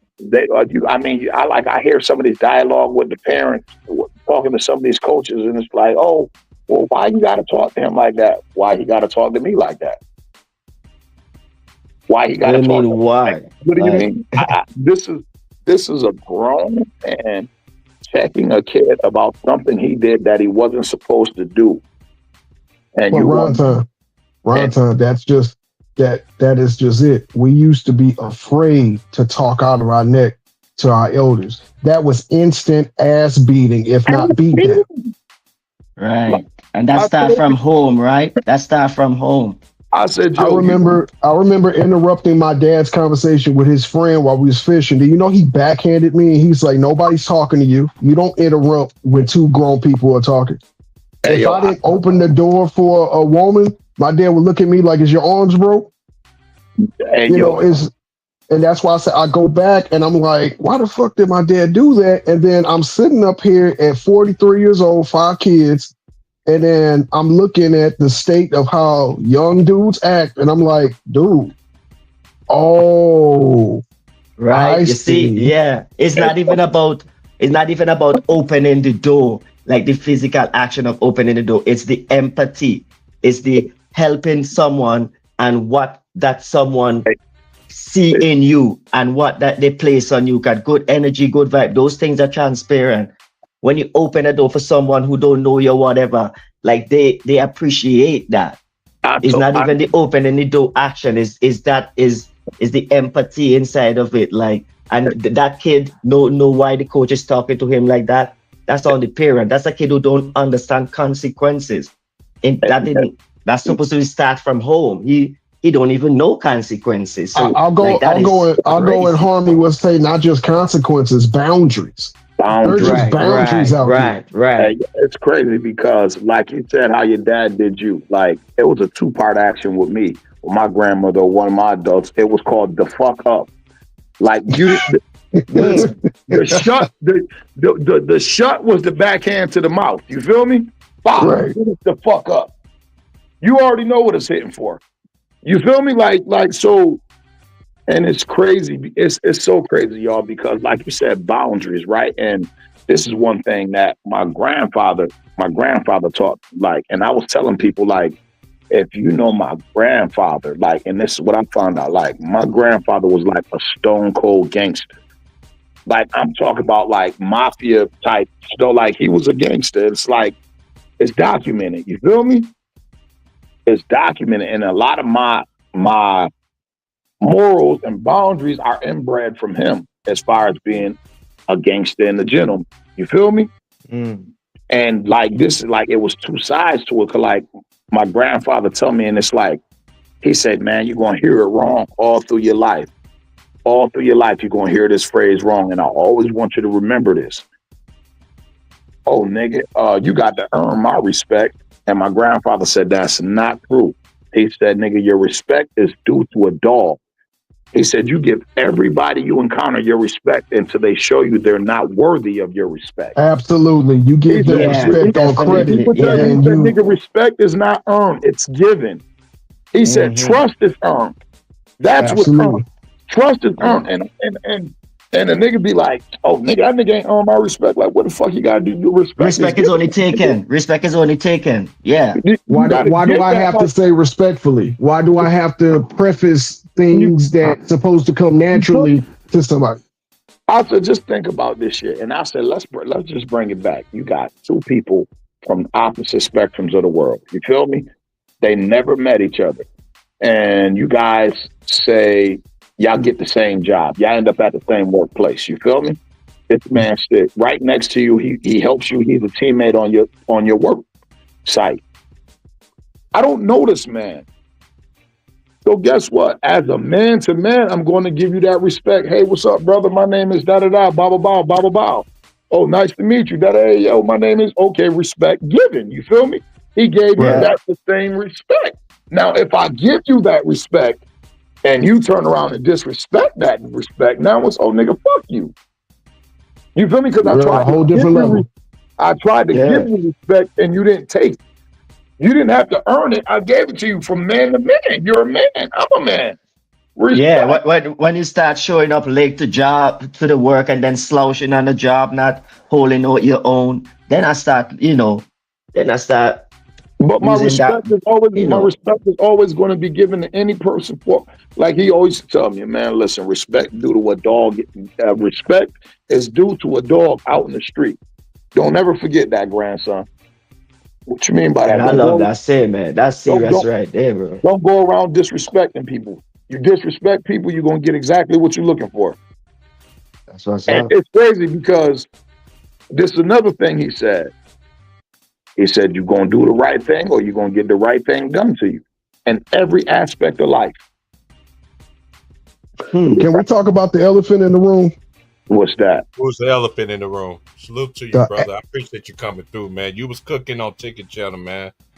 Yeah, man. look, I just had surgery, so I'm out for about 10 weeks. I had wrist surgery. I broke my wrist last year. It didn't heal right, Oh so man. they put me on the sideline. So I'm like, I got a little bit of time. I get to catch up with my brothers on podcasts. The elephant in the room is this. Ron Time, you mentioned it. The other young man with the accent, you will probably agree with me. It is not the absentees of fathers, it's the absentees of grandfathers. Because we have a shit ton of grandmothers, and we have grandmothers even as young as 32, 34 years old. But those Yeah. grandfathers are the ones that are missing. The ones that are not only backing up the father, but then also because, see, here's the thing. The way Mark thought at 25 is not the way Mark thinks at 43. Okay. Absolutely. I had my father at 25 when I had my first child, like, hey, son, this is what you need to do. This is how you go about doing it. This is, if you need some help, I'm with you. I'll show you how to go get this. I'll show you how to do that. My father becoming a grandfather was my backup. When I was younger, my father was my example. You see what I'm saying? So Got you. these guys that refuse to be fathers are also turning down the job to be a grandfather. And then these boys that need men, you learn how to be a man by how you watch the man. My dad didn't have to tell me everything he was doing. I visually saw him on his off days cutting grass, fixing the car, doing stuff around the house. So when I became a teenager, it is a natural progression. Like, damn, I got some time. Let me go take this trash out. Let me cut the grass. For Let me do real, this, for that, and the real. other. It's so I know how. Man. it's so I know how to fix my own car. I don't got to take it to a shop and be robbed at the shop. My dad was a diesel mechanic as a Marine. So when he's fixing on his truck, guess where I'm at? Sitting there holding his tools, looking at what he's doing. He's like, hey, this is how you take a carburetor off. This is how you do this. This is how you do that. Dad, why are you showing me this? So you know how to do it, so you don't have to pay somebody else to do it. Hey, yo, it's so funny you said that, bro, because my son, who just graduated college, and my wife's son, they same age, a year or two apart. Both great kids. He graduated. My stepson graduated high school early, went on to his trade school, got his shit. Don't do nothing illegal, chill, work. Great kids, right? But it's funny because when my son come over, my girl used to feel uncomfortable sometimes. And I used to be like, well, what the fuck is wrong with you? And she'll be like, I just don't like that. And I'd be like, what? She'd be like, Tenure just took out the trash. What the fuck is your problem? She said, but I don't want him to think he got to come over here and take out our trash. And I'm like, dude, that's going into my next point. But it fucked her up. I said, no, listen, mama, that's how I said, let me tell you how my grandmother was raised. So my grandmother showed me how to clean my room. When she told me to go clean my room, depending on what age it was, it better be some variation of what grandma did.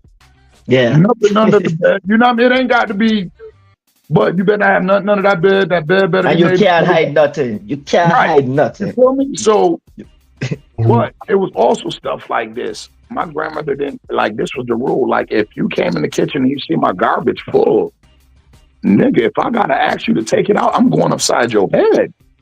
Or across your back, your ass, your legs. Anything, like, but that's part of your chores.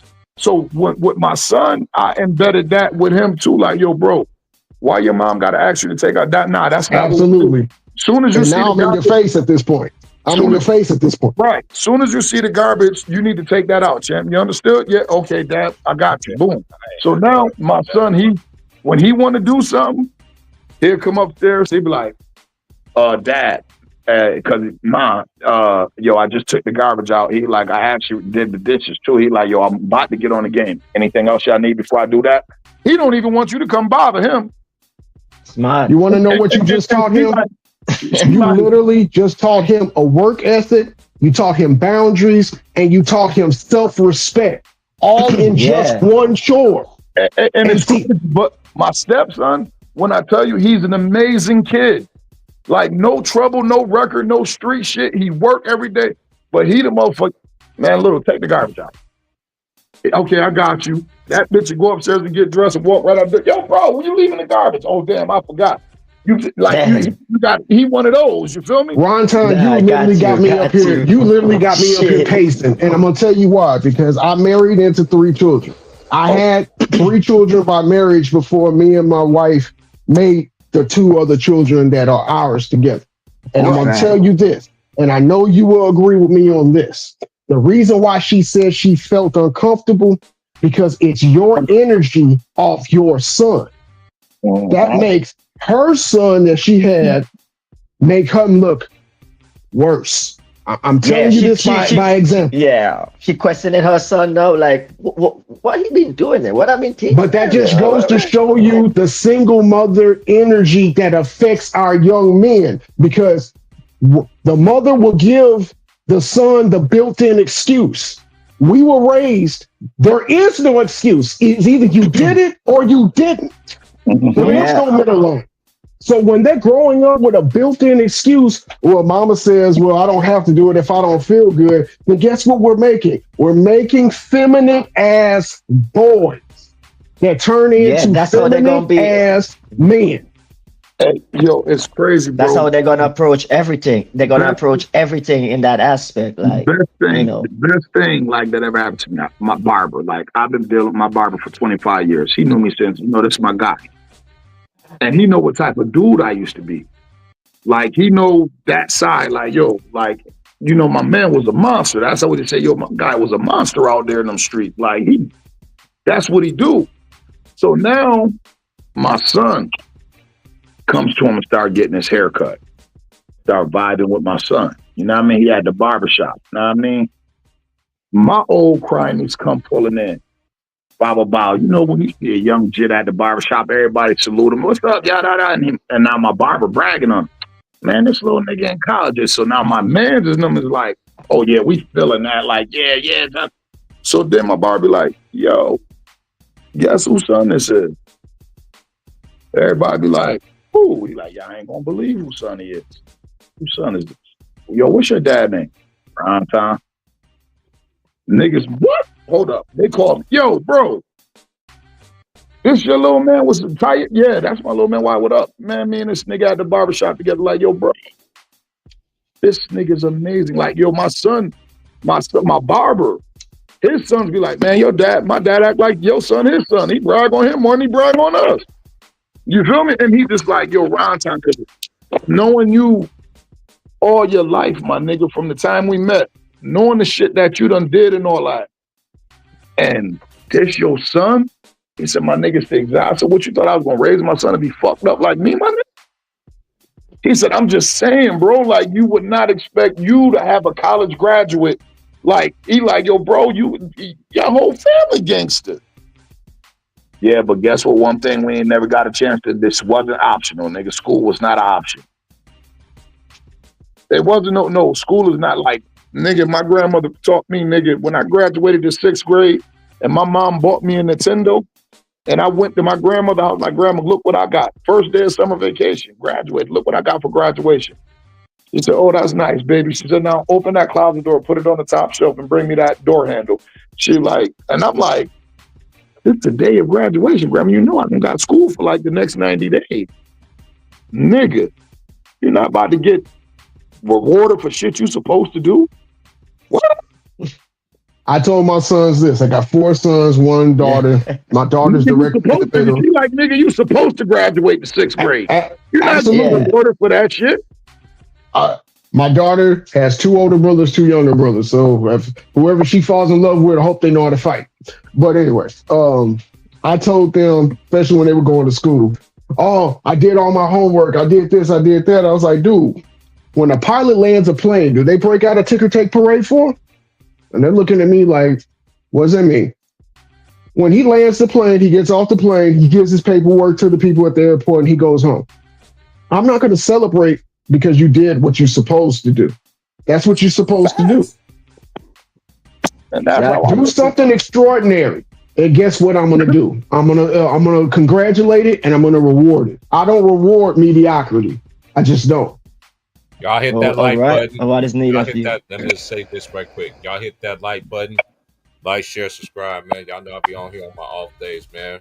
I'm telling you. I know we're talking about Jay Reid, but shout out to my boy Martavian, man. Because hey, I remember you saying like, I think it was like a couple of weeks ago, a month or so. He's like, "You probably remember?" I was like, "I don't remember, man." Because we cooked so many people.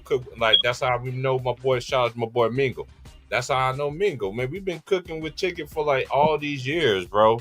Like for all these years, and then now everybody's out branching out doing their own thing. But shout out to everybody, man. Hey, you know what? Well, I'm gonna hold on, Ron time. I'll give you the mic back. But see, that's the thing. I don't know if you remember this, T Price. You probably do.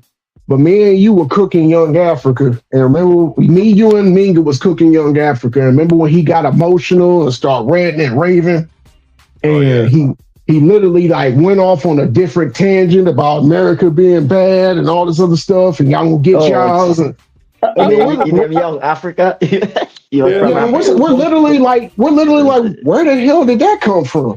And then T Price is literally trying to calm him down. He's like, "Let's just get back to basketball. And this dude is spazzing out. He got mad because me, T Price, and Minga start talking about the Most High. He got in his feelings because we were talking about the Most High, and we have to be because T Price said, "Well, you want to know something? I'm gonna be honest with you. I'm not accountable to my mother and father anymore because I'm grown. I'm accountable to the Most High." Megan said, "Yeah, me too." I was like, "Absolutely."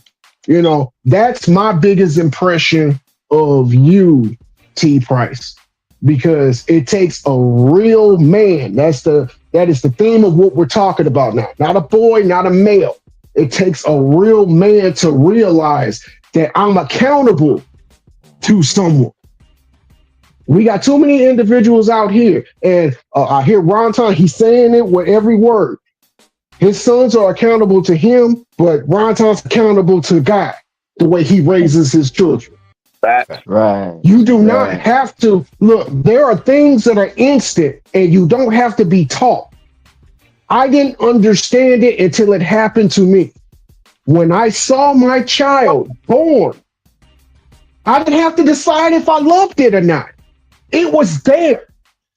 It was a feeling that I will murder everybody in this hospital to keep that child from suffering any type of harm. It's just in you. Yeah, for real. When you bring that baby home, when you bring that baby home for the first time, that's real pride. That's your legacy there. It started the moment that child breathed its first breath. That's my legacy. So for real, bro. How I treat this legacy is how the Most High is going to treat me. If I throw this responsibility away or don't take it serious or act like you don't care or be like, "Well, I'll just let your mother take care of you," I got to come to that judgment seat at some point in time. And when that scroll is opened, that question is going to be asked. Why didn't you take care of your offspring? When we think about the Bible, everything was done by the last name. You got your land by your last name.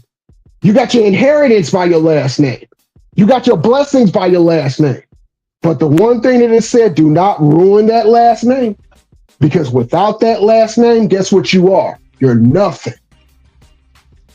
And we got individuals out here, male and female, that are deciding to just ruin their legacy because they wanted the sex, but they didn't want the responsibility.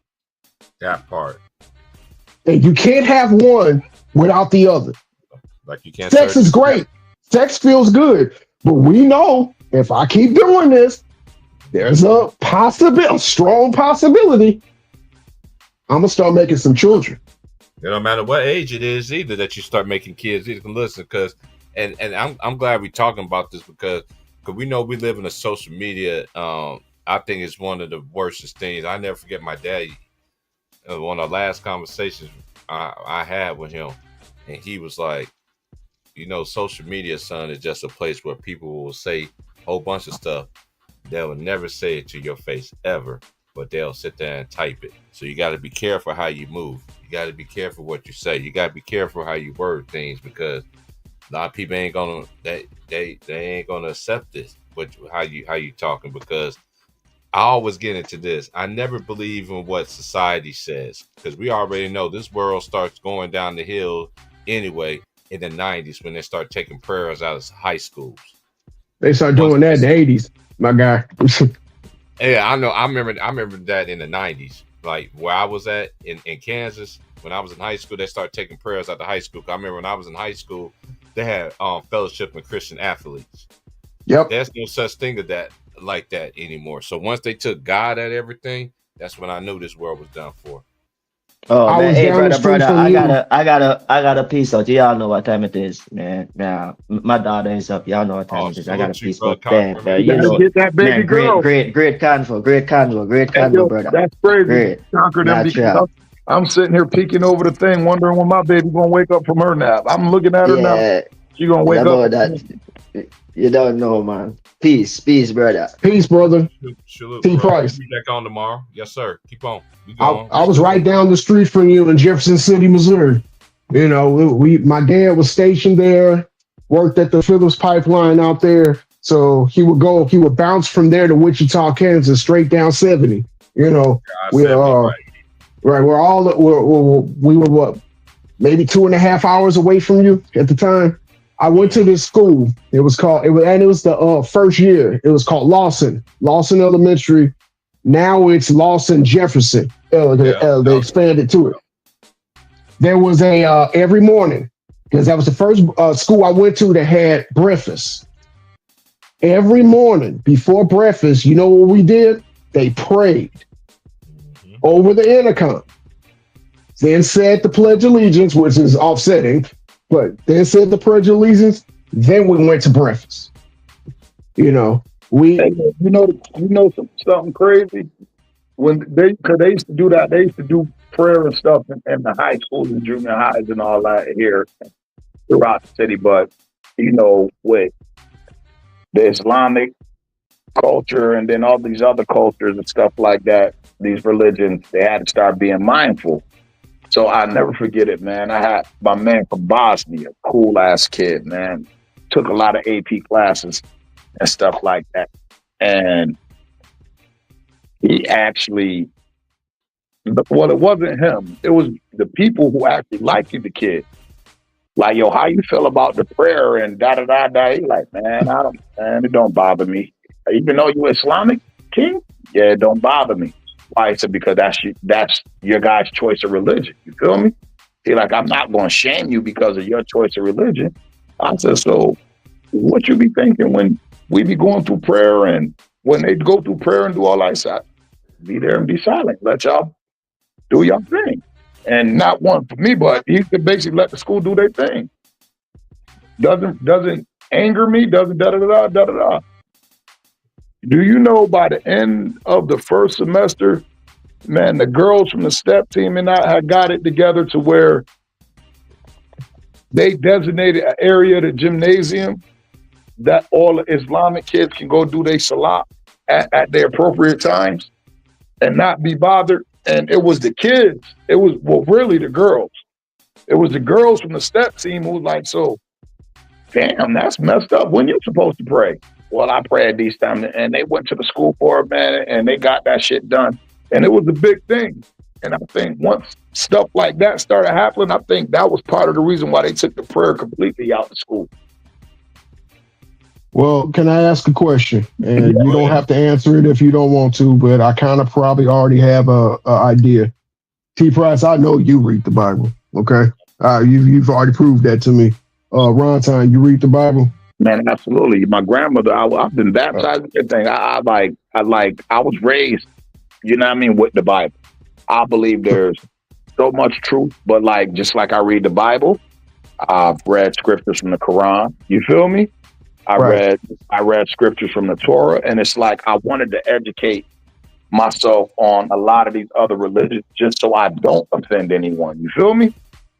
That's good. So where I'm going with this, I'm not going to be speaking over nobody's head.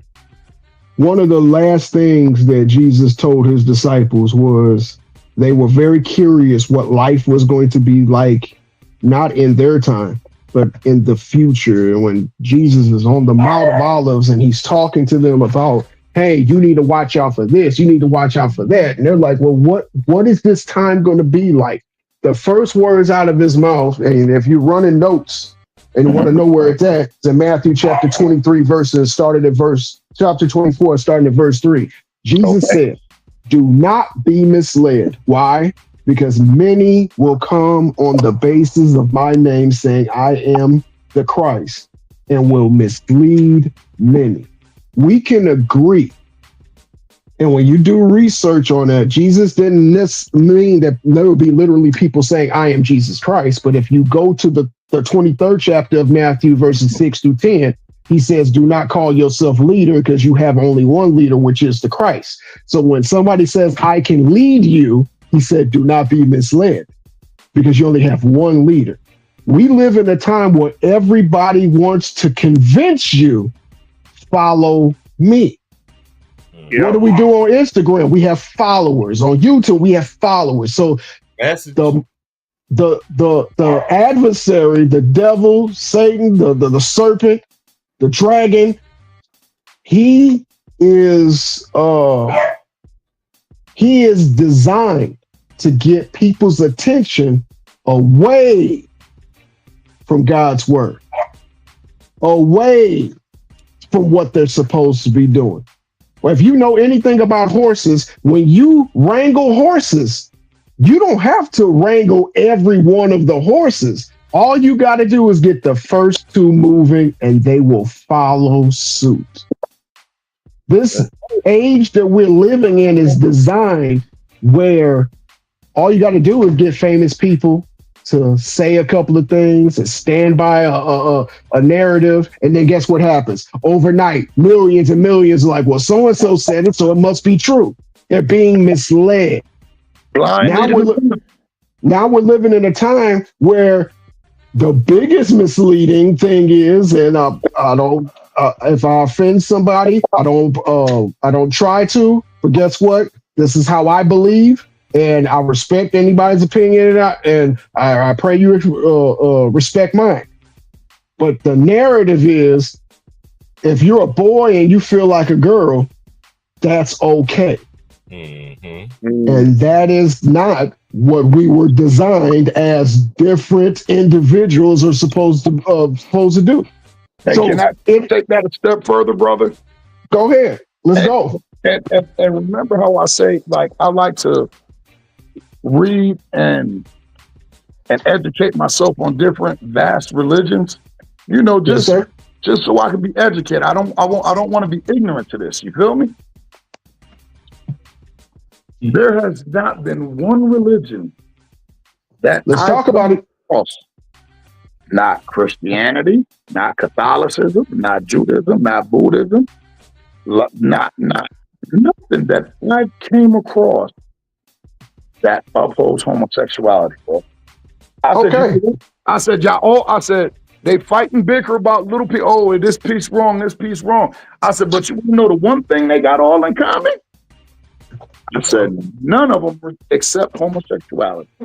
None of them. So I don't care what religion you come from. And you want to know something? You're not wrong. If we're gonna talk about it, let's talk about it. Homosexuality came from the pagan religion in Babylon, aka Babel. When you read about it in the 9th chapter of Genesis through the 11th chapter of Genesis. When Babylon was built on 4 waters, it was built on 4 waters so it can have all access to every part of the world, of the earth. Mm-hmm. This is why the Most High told Abram before he was named Abraham and Sarai before she was named Sarah to leave from Ur, which is on the waters of the Chaldean city, which is next to Babylon, because the pagan things that they were teaching was getting ready to be mainstream. What is one city that is on the outskirts of Babylon? It's called Canaan, the Canaanites. The Canaanites was named after Canaan, the son of Ham. Canaan, in I want to say the 6th chapter of Genesis, he saw his grandfather Noah's nakedness. And when you do research on where he saw his grandfather's nakedness, it said that he touched him inappropriately while he was in a sleep after drinking wine. Right. And he was banished. The blessing was removed from Ham, aka to Canaan, because Canaan was Ham's son. And what sprung from the Canaanites? Homosexuality. How do we know that? Because they built a city that's called Sodom and Gomorrah. Message. And you know what did they do? We talk about this Bible, right? I didn't mean to go off base, but I remember I was just talking to my childhood friend about this. He's like, man, T. Price, man, you had some. He said, man, you had some punishments, man. I'm like, man, I think the worst punishment I ever had that my parents ever gave me was writing the whole book of Exodus. Yep. During the summer. You know what I'm saying? I had to write the whole book, even Genesis, man. That's why I'm just like, now that I was just talking to one of my friends about this the other day, I was just like, now, you know, you got to read, you got to iron sharpens iron. So we got to continue to fight this because look at mainstream media. Because a lot of people don't understand the word media. If y'all understand the word media actually really means, then y'all won't be following these people. Y'all won't be looking at these people like they gods. I never seen so many people naming themselves gods. I'm a god and all this. Charlemagne the god. You know what I'm saying? All that, for example, yeah. It's bad, bro. It's bad, but that's why we gotta stay on that course, man, and continue to go against this nonsense, man. We're literally living in a time of prophecy where Isaiah chapter 5 verses 20, where it says, woe to those who say bad is good and good is bad. Mm-hmm. When you are doing the best that you can, you looked at as a loser. But if you go out there and you sell drugs and you go out there and you pimp women and you go out there and you do this, that, and other, people look at you like you're a damn hero.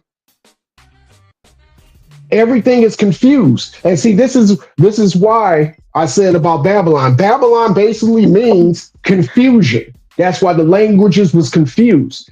In Revelations chapter 18, it talks about Babylon being Babylon the Great, meaning the great confusion. And we can definitely see that this whole world is confused.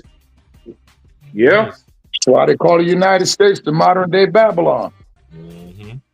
They knew what they were saying, and guess what? There is a city inside New York that's called Babylon. Come over here, you can do whatever you want to. And we won't judge you. If you can make us money, we won't judge you. Mm-hmm. Why do you think now that people that have been outed, and I'm not talking about for their sexuality, but for their habits, they are literally like saying people are insane. People are crazy. And it starts in the home. You talk about Exodus, let's go into Deuteronomy. One of the number one things you were supposed to do as a man, it says The words that I teach you are not supposed to leave your lips. You're supposed to teach them to your son and daughter when you get up, when you lay down, when you go to sleep, when you're on the road. This is your responsibility. This ain't grandma's responsibility. This ain't Auntie Nene's responsibility. This is you as a father. I'm not going to the mother if your children didn't learn. I'm coming to you as a man. I'm not going to the grandparents if the children didn't grow up correctly. I'm coming to you as a man. Why did you let this happen? We don't have a shortness of petroleum and oil. We don't have a shortness of gold and silver. We don't have a shortness of money and change and coins. We have a short of men. That's the greatest commodity that we supposed to have as human beings. Men. And we don't have them. So when you don't have a man in a village, the village goes amok. That's fact. What happened to Ahab? Jezebel ran Ahab. Sure did. And what? And how did the Israelites react? They didn't listen to anything that Jezebel said because they knew Jezebel was not supposed to rule us. Ahab was. Ahab was such a modern simp in the biblical days. He was a simp. First ballot Hall of Fame simp. That he knew that she was writing a letter to get an innocent man killed to get his land. And he allowed it to happen. And it says she forged King Ahab's name. There has never been a time in the Bible where it said a woman is supposed to lead the household. Now, if her husband dies and she's a widow, you know what was supposed to happen? Your family members are supposed to step up. The men in the family, your brother is supposed to perform brother-in-law marriage so that she can make sure she's taken care of. A man is always supposed to be in that position. Not another woman. Don't let them hear you say that too loud. Hey, I stand on facts. I don't stand on feelings. Don't let them hear you say that too loud, brother. Let me ask you this question. Can the sun and the moon do the same thing? Absolutely not. So a man and a woman cannot do the same thing. Just like the sun provides heat and the moon provides balance for waves for the sea, they never come together, and they're all, when one is up, the other one is down. When the other one is down, the other one is up. Hey, yo, you know the crazy part? Can I give you a little? My grandfather said me this nigga, smart nigga that talk shit like this all the time. Man, don't compare your life to others. Well, I say, why you say that, Dad? That granddad, that nigga, you understand? The man, comparison between the sun and the moon. They shine in a clear time, my nigga. I said, dang. Hey yo, I sit back and I think about some of the shit my grandfather used to hit me with, and I was like, man, this nigga knew everything, man. So ain't no comparison. You can't compare the sun and the moon. They will shine just like I believe wholeheartedly, man. It's a lot of shit men do that women can't do. And it's a lot of shit that women do that men can't do. But you want to know something, Ron? They only hear the half of that statement. They only hear one half of that statement. That nigga told me, name one thing a woman can do that a man can't do. I said, nigga, she can pick her child. What are you talking about? I like they do something that can't no man do, bro. They bear a child. So it's definitely things that women can do that men can't. And it's definitely things that men do that women not. And let me ask you this question, Ron, and T Price. I want you to jump in on this too, T Price. Mm-hmm. In the garden, when Adam and Eve sinned, who did the Most High go to first? He went to Adam. Went to Adam. Then who did he go to second? Eve. You know what's crazy? You know what's crazy? Because I was just reading that earlier, right? And when my dad passed, my mom was like, "Son, grab you a couple Bible." I already had one, right? But my dad had a Bible, and I could tell my dad put a dent in this Bible. I just found this Bible. I haven't seen it since because I've been using my other Bible, and since we've been talking about it, I was like, man, where's this Bible? I have not found it like the whole entire time. Now I end up finding it, but this Bible that my dad got, it has the King James version and had the and it shows the amplified version, the amplified Bible, where people don't understand everything. So it has a concordance on it. Yeah, it had a concordance. Man, he has so many notes. Absolutely. That's how I know this man was like really. He like I used to say before. Like my dad was. That's how I know. This how I know something because I seen my dad. My dad did. He did all that. He did all the street stuff before me and my twin brother, my little sister, was born. So mind you, everybody in my family is 9 years apart. My little sister just had a birthday. So next, me and my brother, our birthday's coming up in August. Then my older sister in September. So we all almost around the 9 years apart. But one thing I can understand, I seen how God just used him. My dad used to be a deacon at the church. And then I saw I remember you saying that on one string.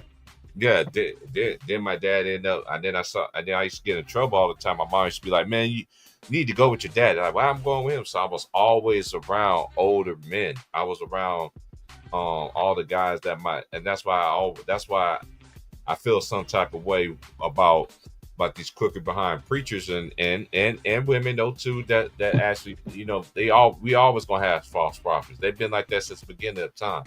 But I've seen too many great examples of men and women and how they carry themselves and how they acted amongst each other.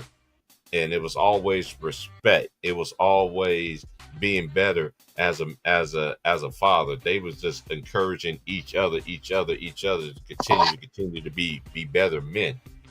You know what I mean? Because then when my dad passed, then I started thinking about all the stuff that, you know, one thing I learned, this old lady taught me this a long time ago. She said, baby, let me tell you something. If you have guilt and you can't change nothing, but if you can't change anything in the past, if you're gonna be one of them kind of people that's gonna have a lot of regrets and don't let God actually heal your mind and understanding, you're never gonna recover from that. Only way you can recover from it, you just give it to God and just let it go and continue to do right by him. You ain't gonna be perfect, but as long as you put your best foot forward. That's why I love how I carried myself since then. I know a lot of people got this persona of me back in the day, and these people that has persona of me, they ain't seen me since high school. They ain't seen me since school. They ain't even seen me since I left Junction City High School. They don't know nothing. Even people that I grew up with, they haven't seen me, haven't heard from me, don't know anything. So it's going by persona. Then I start learning how to carry myself a better way. Then I start cutting a lot of people off I know I have no business being around. Then I start be like, you know what, I don't need to be around nobody because ain't there nothing in the streets but opportunity and trouble. It is. But that just proves that you're not living by the flesh or living by instinct. You're living by the spirit, meaning you're allowing yourself to scrutinize every step that you make. There is nowhere that it said you must be a perfect person in order to be accepted by God. Matter of fact, in Psalms chapter 130, verses 3 and 4, it says that God does not look at your sins. What he does, because he knows that we're all flawed. So how can we stand in front of the judgment seat and say, God, don't judge me because I'm flawed? No, he knew that. But it's how you act with the flaws is what he looks at. Those are facts. When we were watching our children get up and learn how to take their first steps, when they failed the first time, did we grab the belt, beat them, and kick them down the stairs? No, we knew it's a gradual process to learning how to get your footing. When you are trying to be a spiritual person and live by the spirit and not by the flesh, you're going to have times you fall. Mm-hmm. There's going to have times that you get some momentum and then fall down again. It's not about the falling down. It's about getting yourself up, dusting yourself off, and getting back, walking in the right direction. Yeah, that is true. You don't use, well, I'm imperfect, so I can go out there and bang any chick that I want without proclivity. No. If you want to be closer to the Most High, if you want to be a spiritual person, if you want to be looked as a spiritual person, it's not something that you turn on twice a week on Sunday, Wednesday, and Thursday. No, it is a lifestyle change. It's everything you think about, everything you try to do, everything you try to enlighten yourself. When Ron Town said, man, I want to study everything so that I know. Nobody had to tell him. It's a feeling. I want to please my God. So how can I please my God? I got to get to know him. How do I get to know him? He has a whole book that tells you what he likes and what he don't like. When you're trying to holler at a chick, what are you doing when you go out on a date? What do you like to do? What do you like to eat? Where do you like to go to the movies? What do you do when you have fun? You're trying to get to know her on a personal level. We try to get to know God on an intimate level. If he's my friend, I don't want to offend him. I don't want to upset him. I don't want to do nothing wrong. So how do I learn? Those examples in the scriptures tells us when these people did this, this offended the Most High. When these people did this, it made the Most High happy. So it's up to you. Do you want to do the things that offend him? Or do you want to do the things that makes his heart rejoice?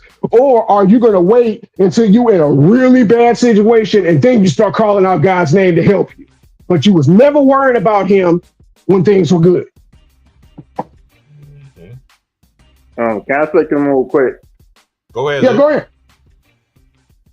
Well, T Price, Ron Time, everybody else know my situation I'm going through right now. Like, I started being close to God once I turned 13 because I was always the one kid who hated going to church, hating hearing the preacher talk.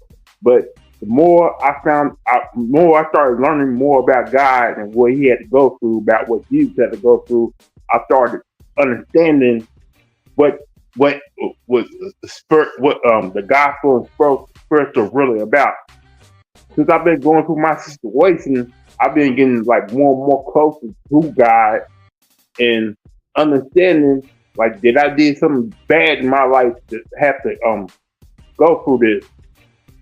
I said I can't be mad at him because he probably telling me to slow down, stop, understanding, and while I'm going through this situation I'm going through right now, I'm just learning what to do, how to be a better person, be a better man.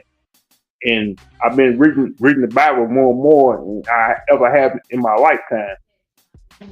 Because it's a possibility if I don't recover from this, I may be meeting him real soon. Hopefully, because every day I wake up, I'm blessed that he's still letting me wake up every day. I'm blessed I'm still up and walking. I'm blessed I'm still here talking to you guys. But if it does come to that where I don't make it, I know I will be close to God and he will talk to me and tell me everything. Because I understand where he's always been coming from. I understand when God insists he tell you what he wants, but he got show you. You have to learn on your own. And right now, since I've been going through my cancer situation, I've been learning everything what's really going on. Mm-hmm. Well, can I set your mind at ease, my guy? I used to say this all the time, Lou. All the time on Ticket Channel. Way before, I remember back in the day when Ticket, you remember how you used to go behind the scenes, he used to shut the streams off, and we'd be all, I used to be the last one, because that was back then, and I used to sit there and say this all the time, and I still say it to my homies and my friends this all the time. Sometimes in life, God puts you in that position where he puts you in that situation where you have no other choice but to come back to him. You know what I mean? And then that's because me and my lady friend, we talk about that all the time. You know what I'm saying? Being close to God, paying your tithes and your offering, and and everything, and just getting stronger, reading your Bible, and really applying that to your life, because that's why I always care of myself as a man first, because I work in the community. People know me all in the community. No matter everywhere I went, people knew me. That what taught me how to carry myself the right way was being around my dad, being around all the other preachers that he been around, seeing how they carry themselves. And then once I got out of my own way, then I'm like, man, you know what? I'm just gonna start carrying myself like this, like the way that my dad, I saw my dad is. Now I ain't have no problem. Then I start getting favor. I know I know I haven't even reached not even the level I'm supposed to, but I'm getting there. You know what I mean? Because one thing we do, what we always say, iron sharpens iron, right? I know, hey, I know y'all people in the comments, and even if y'all look at my page, look at my description, I say we talk about life lessons. We talking about real life.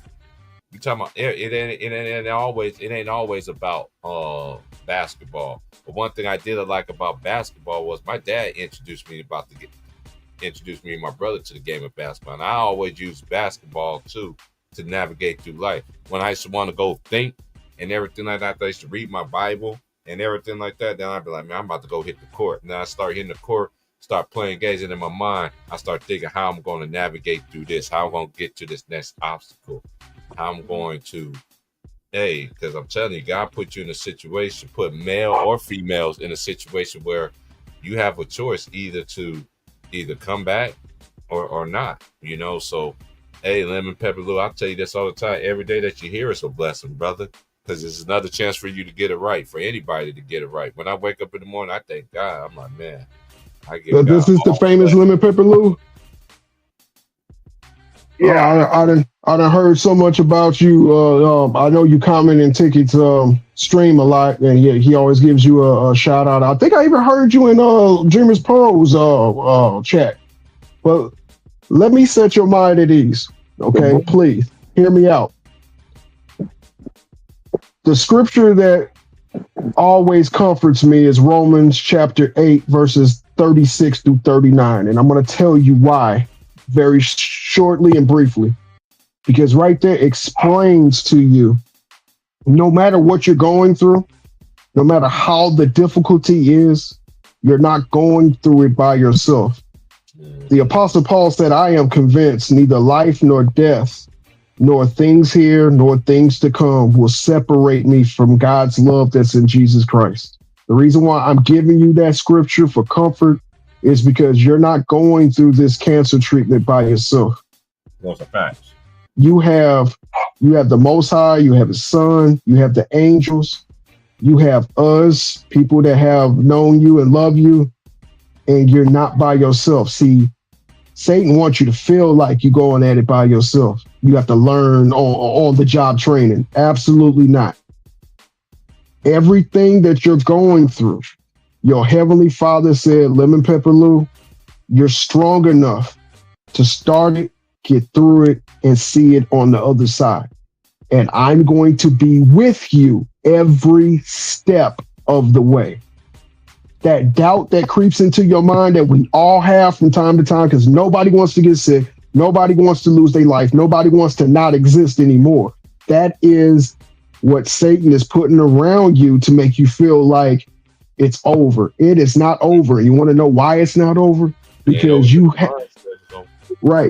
are like that 72 Plymouth that nobody really looks at, but that one person says, if I put X amount of dollars in, I see the potential that this will look like. That's what God sees in you. It's not about your mistakes. It's not about what you don't know. You know what it's mostly about? How you treat others and how you are perceived by God. Nothing else matters. If you're doing what you're supposed to do, you will have God's favor. Do not let somebody think that you're not going to get through that. I know you're going to get through this. Just keep grinding. Fighting. You gotta keep fighting. Hey, bro, I'm glad you're talking about that, because when I was growing up, and then once I got grown and everything like that, I used to feel all the time like man, I'm the only one that's going through things. Like that been through what I went through in my childhood.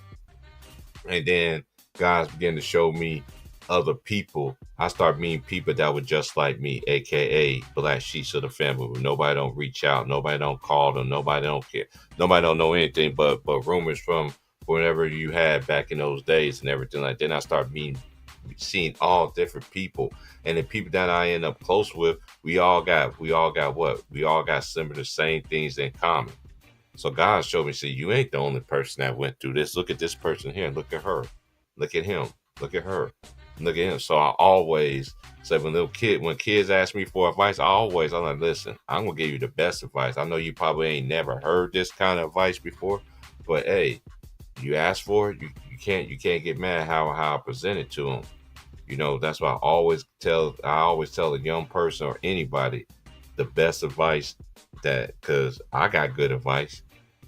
I had great men and great women of God, and shouts out to the praying mothers back there too, and the prayer warriors, the praying women. They got women prayer warriors. They have male. I know some children prayer warriors too. It don't matter what age you is. God can use anybody, even me. You know, because I was told in my life that I was going to be this, I was going to be that, and then by me experiencing some of the things that I've been through in the church and everything like that, and then I was like, you know what, I just can't let two bad apples. Because one of my favorite, this is how I knew God was real, right? I was going to church in Louisiana called House of Prayer in Lake Charles, Louisiana. And I ain't gonna say the pastor's name, but anyway, I was going to the church, right? And I knew that he was having an affair on his wife. I knew that, right? And I never forget when word got out that it came out, all the members in the church, they was looking at me like, hey, Brother Terrence, why you didn't tell anybody? Why you didn't say this? Why you didn't say that? You just as guilty as the pastor. I said, no, I'm not. They was like, why you say that? I looked at First Lady. I said, First Lady, I'm not. I was like, why? She's like, tell me why you not wrong. I'm like, First Lady, he is your wife. That is your husband. You are his wife. Y'all two are one. I'm not into that. That's not my business to go tell you what he's doing. That's out of bounds with that. And you know how long it took for them people, a long time to realize what I was talking about. To finally, about like 2 years ago, I ended up coming across one of the old members. She found me on social media. You know what she did, y'all? She apologized to me. She said, Brother Terrence, I put you out there on the forefront, but I see why you didn't say anything. I'm like, that is not my business. That's his job. I'm not married I'm not married to her. That's his job to tell her, you know, hey, I don't know they still together or anything like that anyway, but I left the church and didn't go to church for a long time till I ended up going back home to my dad's church when I was back in Kansas. When I came back to Kansas, like right before I moved back out here, till I moved out here.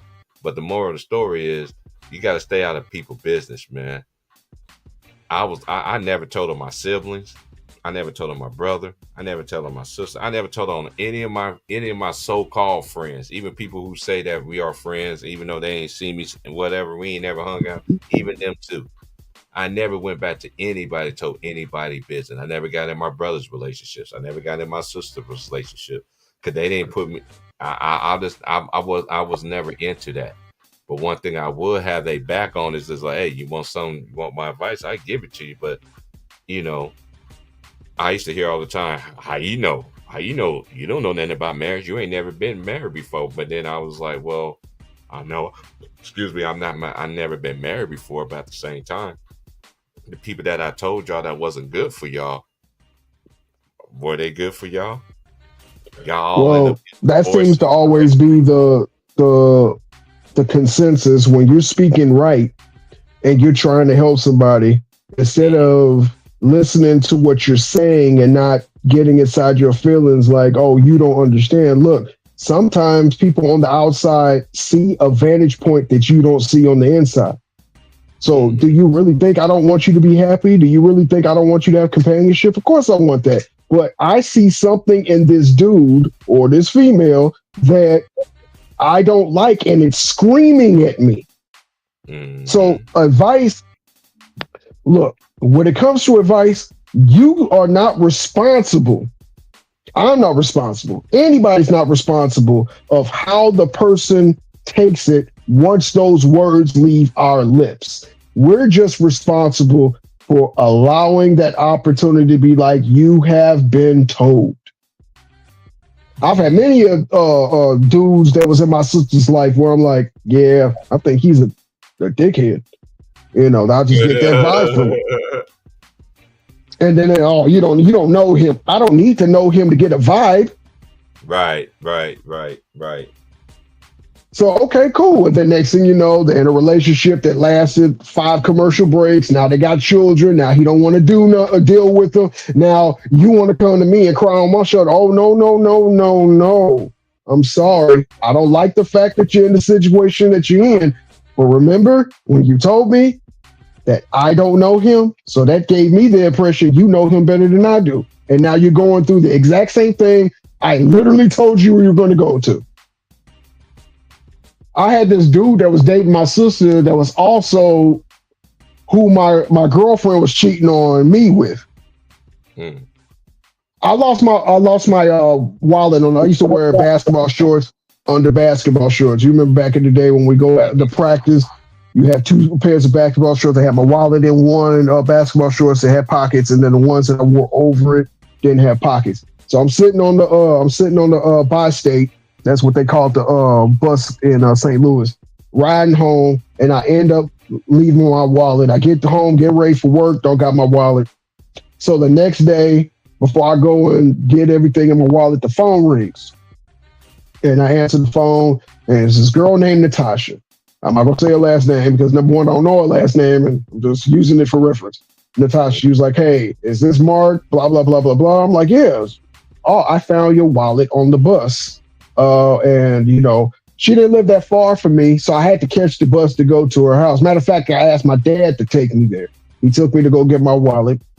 And then while she was looking through my wallet, she saw a picture of me and my girlfriend at the time. And then she was like, how do you know Candace? I'm like, that's my girlfriend. And then she was like, you sure? I'm like, yeah. So, she gave me back my wallet. I gave her a couple of dollars for not, robbing me blind. I get back to the house, she's calling me again. And she was like, all right, I got to be straight up with you. You're not the dude that me and Candace was hanging out with that she was calling her boyfriend. And then I was just kind of like, what? And then she was like, if that's your girlfriend, she's cheating on you with so-and-so. So I'm like, swear, I asked my dad to borrow his car, went over to her house, and she showed me the evidence and everything. So the next day we called her on 3-way. This is back in the day when we were teenagers, but we called her on 3-way, and she admitted that she was messing around with somebody else. And then she told me what his name was. So of course we ended everything. Like 3 days later, this dude come over to pick my sister up to take her to the movies. And then he got a different haircut or whatever. And I remember I called Tasha back, and then she gave me a description of him and then told me what his name is. So I went up to shake his hand and introduced myself to him, had the same name and everything. And then I just asked him, do you know Natasha? And then he just, like, his facial expression just changed. Like, how do you know Natasha? And I was like, oh, okay. I pulled my sister in the room. I was like, I don't think this will, this is going to go well. Gave her the abridged version of the story. She ended up going out with him again. Of course. Over and over and over again. The only reason why she stopped is because some chick called her and told her that, he got the ick. So I was like, I was like, damn what I said, damn what I told you. Damn my situation. You was not only going to go out with this dude, but you was literally willing to lay down with this dude until you found out he got the ick. Interesting. But look, you are not responsible for whoever doesn't take your advice. And I think that's the hard part for being, a human where you're like, dude, I see where this is going. And I don't want to see you fall off that cliff. But if you want to fall off that cliff, I'm just going to have to just allow you to fall off that cliff. And that, again, when you're a parent, you definitely don't want to watch your children crash, burn.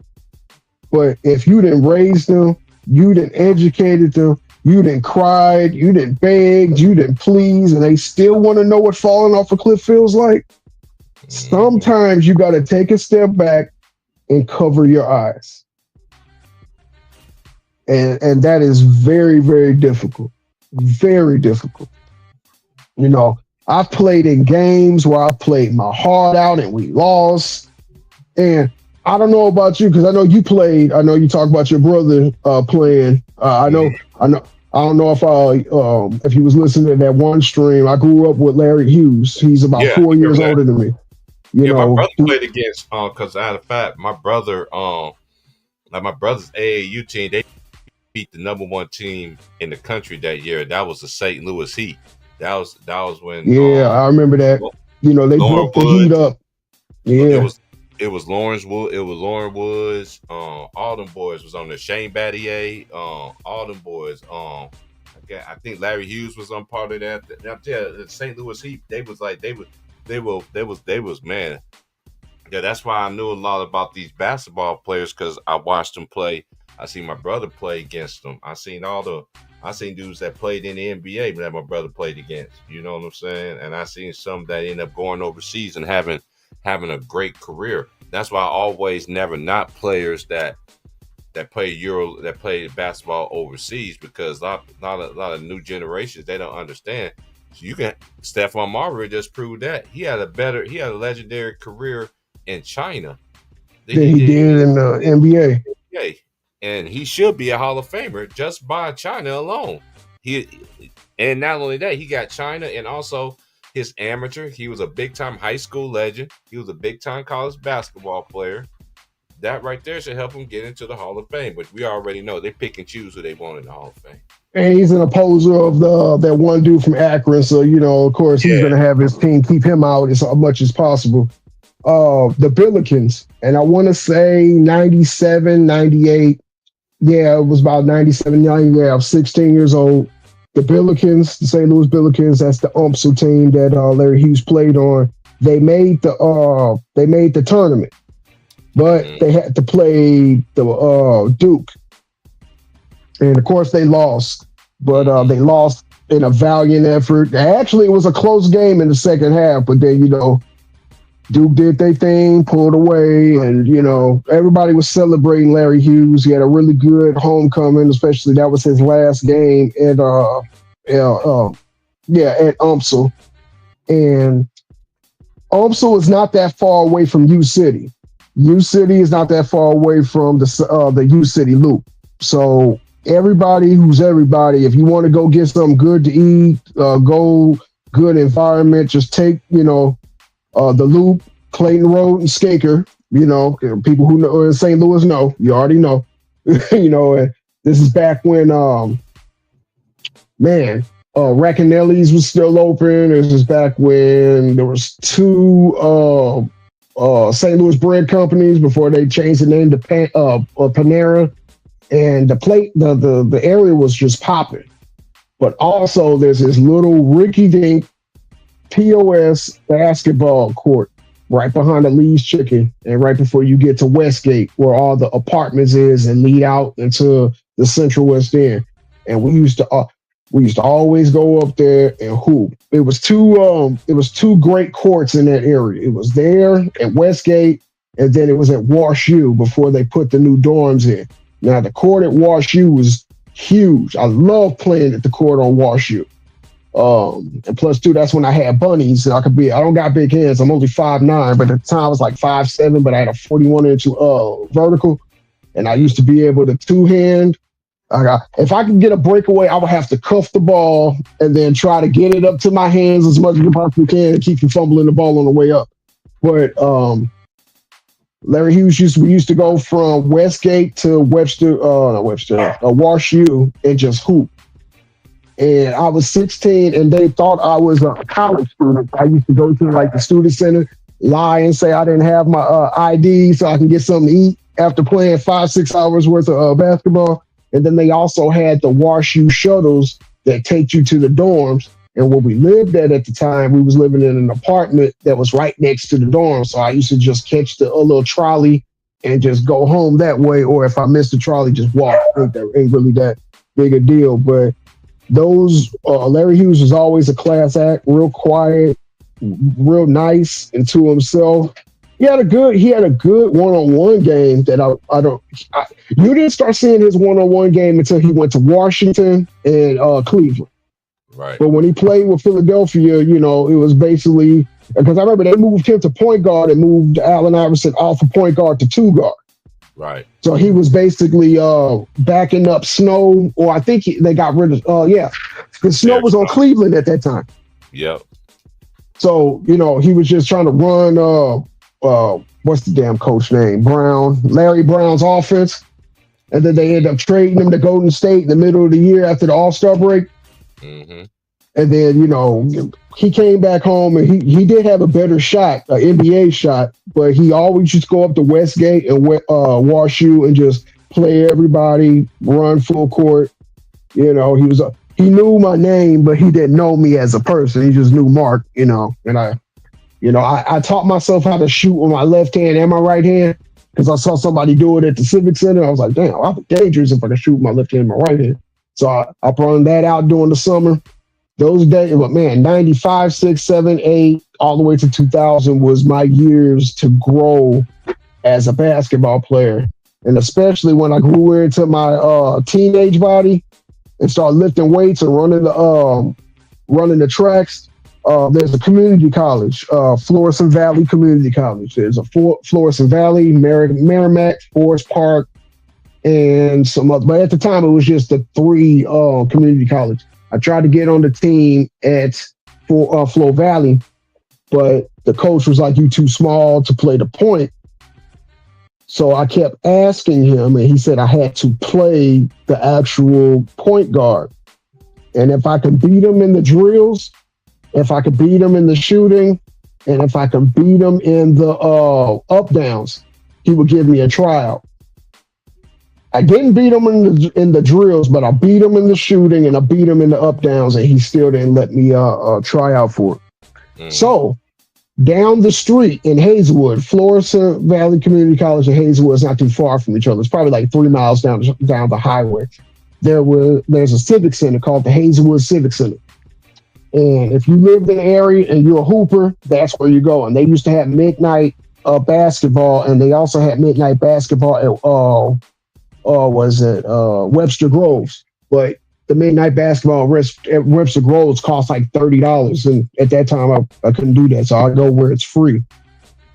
That point guard was there on the opposite team. I took my time cooking his ass the whole tournament.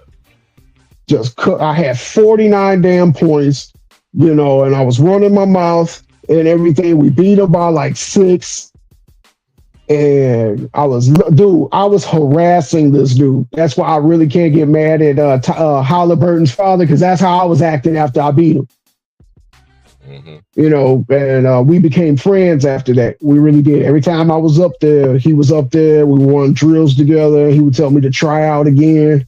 And I told him if we ever had to play one-on-one, I'm cooking you in practice.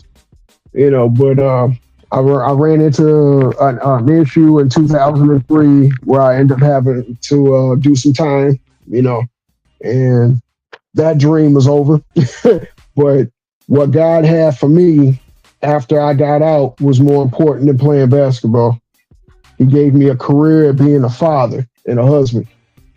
And I don't have any regrets. I don't. I still love the game of basketball. It pains me to watch what basketball has turned into, because it's the simple thing. Mm-hmm. It's the simple things like a tight pick and roll. The pick and roll used to never be at the scorer's table to the left.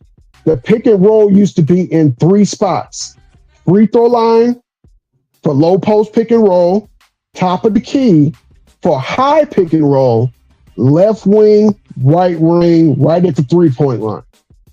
It was ran so tight to the point to where your reaction time had to be on point, or you were going to get backdoored time after time after time after time. This is what made Utah so good, because Stockton and Malone ran that pick and roll so tight that by the time you're trying to figure out if Karl Malone's going to get the ball, Hornacek's open for 3 and got the ball already. Mm-hmm. Okay, now you got your eye on Hornacek, and then Byron Russell is doing a backdoor, getting an easy layup under the basket with a pitch from either Ostertag or Adam Keefe. And you literally had to keep your head on a swivel. And then when you don't pay attention, that's what happens. John Stockton is just running down the lane with an open layup. They ran it in all its phases. Now it is condensed down to high pick and roll for spread only. And that's easy to defend. Oh my gosh. I'm playing Tecmo Bowl, man. My bad, y'all. I'm playing Super Tecmo Bowl. I'm in my week 10. Not Super Tecmo. Look, T-Price, you better stop. Don't make me drive to where you are so I can pick the Raiders and really put a beat down on you. I'm playing it. Hey, I got that game stick where it got all the old school retro games. Yeah, I got my modded Xbox that has over 25,000 games on it. I'm trying to. So I know exactly. I'm trying. And it's funny. GameCube when here. I could get a GameCube. I could get a GameCube from this place around the corner for like $80. The only game I want on there is Def Jam for Fight for New York, because that's my favorite game of all time, fighting game. Look, that was before its time. We're not even going. I was actually playing Tekken before I got on the stream. I'm a Street Fighter, Tekken, Killer Instinct, Mortal Kombat. I got Mortal Kombat. Yo, Killer Instinct was a good. A lot of people don't know that game slept on, bro.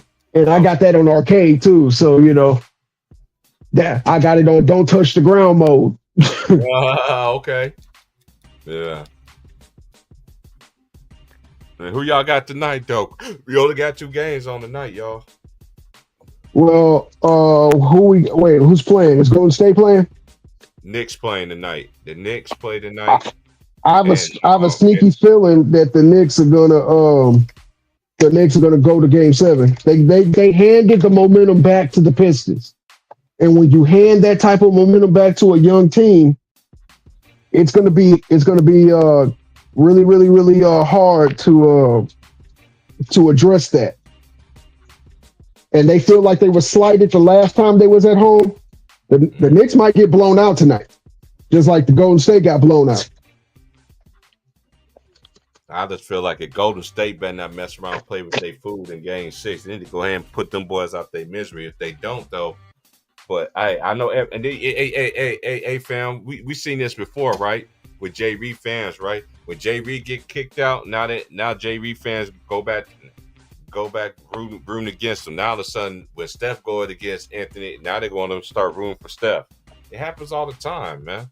It happens all the time. I'm glad that you said that. I know I was on Ticket stream for a minute. I love giving Ticket his just due, but I was saying if Kerr chokes another 3-1 lead, he will be fired. That's my prediction. He will be fired. You cannot have 2 3-1 chokes. Right. On Department of Revenue. You cannot have 2 3-1 chokes on your resume. You cannot have that. All right, y'all. Y'all get them likes up, man. I appreciate everybody, man. I'm gonna be on here 1 more hour, man, and then I'm gonna get off of here and everything. I will be cooking tomorrow morning though, too, man. We gonna keep it on, man, because yeah, tomorrow's Friday. Yeah, we gonna definitely cook tomorrow though, too, man. So I'm gonna be on here for 1 more hour, man. Y'all get them likes up, man. I don't care about nobody send me no money, man, because I'm a grown man and God supply my every need. So I don't want people to feel, oh, he asked him. No, you ain't got to. If it's put on your heart to do it, do it. If not, I'm not worried about it because again, I paid the cost to be the boss here. So, and shout out to Ticket though, man. Cause Ticket helped me. You know what's crazy? I went the same similar things like Ticket did when Ticket started doing his channel. He was putting other people on. I was letting people, come in here cook, and then people start making videos about me, and I'm like, man, I don't even mess with nobody. I just let these people just come cook and everything like that. A lot of people went with them. They just thought I'm like, listen. But shout out to the people that still been here from the very beginning, and shout out to all the ladies though too. I don't forget the ladies though too. Annie K, LeBron is glow, and LeBron is glow. My Church of God in Christ sister, man. I seen you was on like 6 months ago, man. You missing on the milk carton. You need to come on back, man. You need to come on back, man. I miss her, man, cause we used to, man. That was back in the days, boy. We used to cut up in the comments. Shout out to my boy Noah, your boy too. My boy James though too, man. We've been trying to tell y'all, man, that this league is getting younger and younger and younger. Look at all these future prospects that's about to come in. Look at the McDonald's All-American from this year. You see all that talent that's out there, but then again, look at all these great players that did stay 3 or 4 years. Are they even being right in the right position for them to succeed? That's another thing that's going on too in this league though too, is because number one, there's no coaching. They got rid of that. They got rid of point guards because I never seen so many teams get so many offensive rebounds, and it's not a stick back. They're going back shooting another 3-pointer. I'm just like, to get another And rebound. listen, it's not like they're making them either. And they ain't even making them. I remember, and one of my favorite players, I tell you this all the time, I literally mimic my game being left-handed from Nick Van Exel. Everything Nick Van Exel did, I was at the playground emulating it. And I remember one game, the Dale Harris Lakers, I think they were playing the Rockets, King Olajuwon's Rockets. Nick Van Exel pulled up for 3 in transition, and it was a little bit too far behind the doggone 3-point line, and he missed badly. I'm not talking about he touched the backboard. It's like literally grazed the side of the backboard and went into the stands, and it was a dead ball after that. Dale Harris called the timeout, told Nick Van Exel to come here, sat his ass on the bench right by him, and didn't say a word to him, and he didn't say a word to him until like the end of the quarter, and he put him in with like 2 minutes left to end the half. And Nick Van Exel did not take another stupid shot like that for the rest of the game. You didn't have carte blanche to just do whatever the hell you wanted with the ball just because you can do it. The coach had to give you the green light to take those shots. That's a fact. They had 3-point packages in every playbook. So there wasn't just an ill-advised 3. You could take a 3 if it's like end of the shot clock, it's going to run out, you need to heave it. Or if you got a clean look, but just throwing them up just to be thrown up, your ass will be on the bench looking at the coach, talking about some why. Another person that's like that, Jerry Sloan. Another person like that, Pat Riley. Mm-hmm. Another person like that, oh my God, the white Charlotte coach before Paul Silas. Dave Cowan. Oh, I know you're talking about Dave Cowan. Yeah, David Cowan. Yep. He used to play for the Celtics. Yeah, I used to, and Glenn Rice was nice. Remember Glenn Rice was just settling for too many threes? He took his ass out, put a backup small forward in, and he's just sitting there steaming. That's why I try to tell these young people that y'all talking about stuff like, dude, there's so many that y'all ain't never seen before, that let them shoot 10 3-pointers. I'm gonna go down some players right quick. Dana Burrows. Oh, I'm gonna let you just gonna go back and forth. We already said Glenn Rice, right? What about my boy Tracy Murray? Oh man, he came off the bench and put a 50 on the team with the quicks. Yeah. And don't forget about you said Tracy Murray. The other Murray, Lamont Murray. Let my boy what's his name? Let Craig Hodges shoot 10 3-pointers. Let Michael Adams, little short Michael Adams, let him shoot 10 3-pointers a game. See, y'all just understand there was so many great shooters, man. My Dale Ellis. my Muvar Duaru. Who you say? Dale Ellis. Oh yeah, Dale Ellis, another one. Like, man, it's like it was so many shooters. That Dennis Scott shoot 10 3-pointers a game. Hubert Davis. Yeah, Hubert had that jumper too, though. There's so many great shooters that was back then. That's why they don't understand. It's like another thing that basketball is the way it is right now. ESPN, y'all didn't hold y'all dropped that standard. Y'all, cause once LeBron came in the equation, then y'all start disrespecting people that really put sweat and tears into the game and start lowering the bar. The bar is so far lower. Now it's not about how many championships rings. Now it's just about what? It's always been about how many championship rings that you actually got. And then everything else that you got on your resume, that's like extra credit points. But my thing about it is he didn't do it the way the other great players in the past has done it. They went through that grind. They just didn't leave. They didn't. Can I ask you a question, T Price, since you're cooking on this important point? Yeah, go ahead. Some idiot in the chat on Ticket Stream was arguing me up and down because I said that LeBron James did not have a great rookie season. And he was like, well, he scored 25 and 5. I was like, yeah, on barely 40% shooting as a 6'8" 2 guard. So we're in the look to do the math. Okay, in order to score or to have a barely 40% average on the floor total, that means dunks, layups, drives, pull-ups, everything. 40%, and then less than 30% from the three-point line. That means you're going 4 of 10 minimum, and to get 20 points, okay, 8 of 20 from the floor. What person would say that's a good average for a 6'8" 2 guard? That's a fact. He didn't have a bad, because you remember, and y'all remember when he came in and that was an 03 yep 03 draft class that he was in. The 03 draft class, okay. He only spent 1 year. Look at the years he didn't make. Look at that year when they had hand checking. Look at the years after they did hand checking. That right there explains everything to y'all right there. And another thing, Martin, that be pissing me off, they always want to say this. They say this a lot on TikTok. Reid scores what how they say it, he shoots over 50%. I'm like, dude, don't y'all understand that y'all name he did it he did it officially, like if you actually look up the numbers, he ain't did it officially, because outside 3 feet, he's pedestrian everywhere else. Look how he won his first championship. They literally let that man shoot jumpers.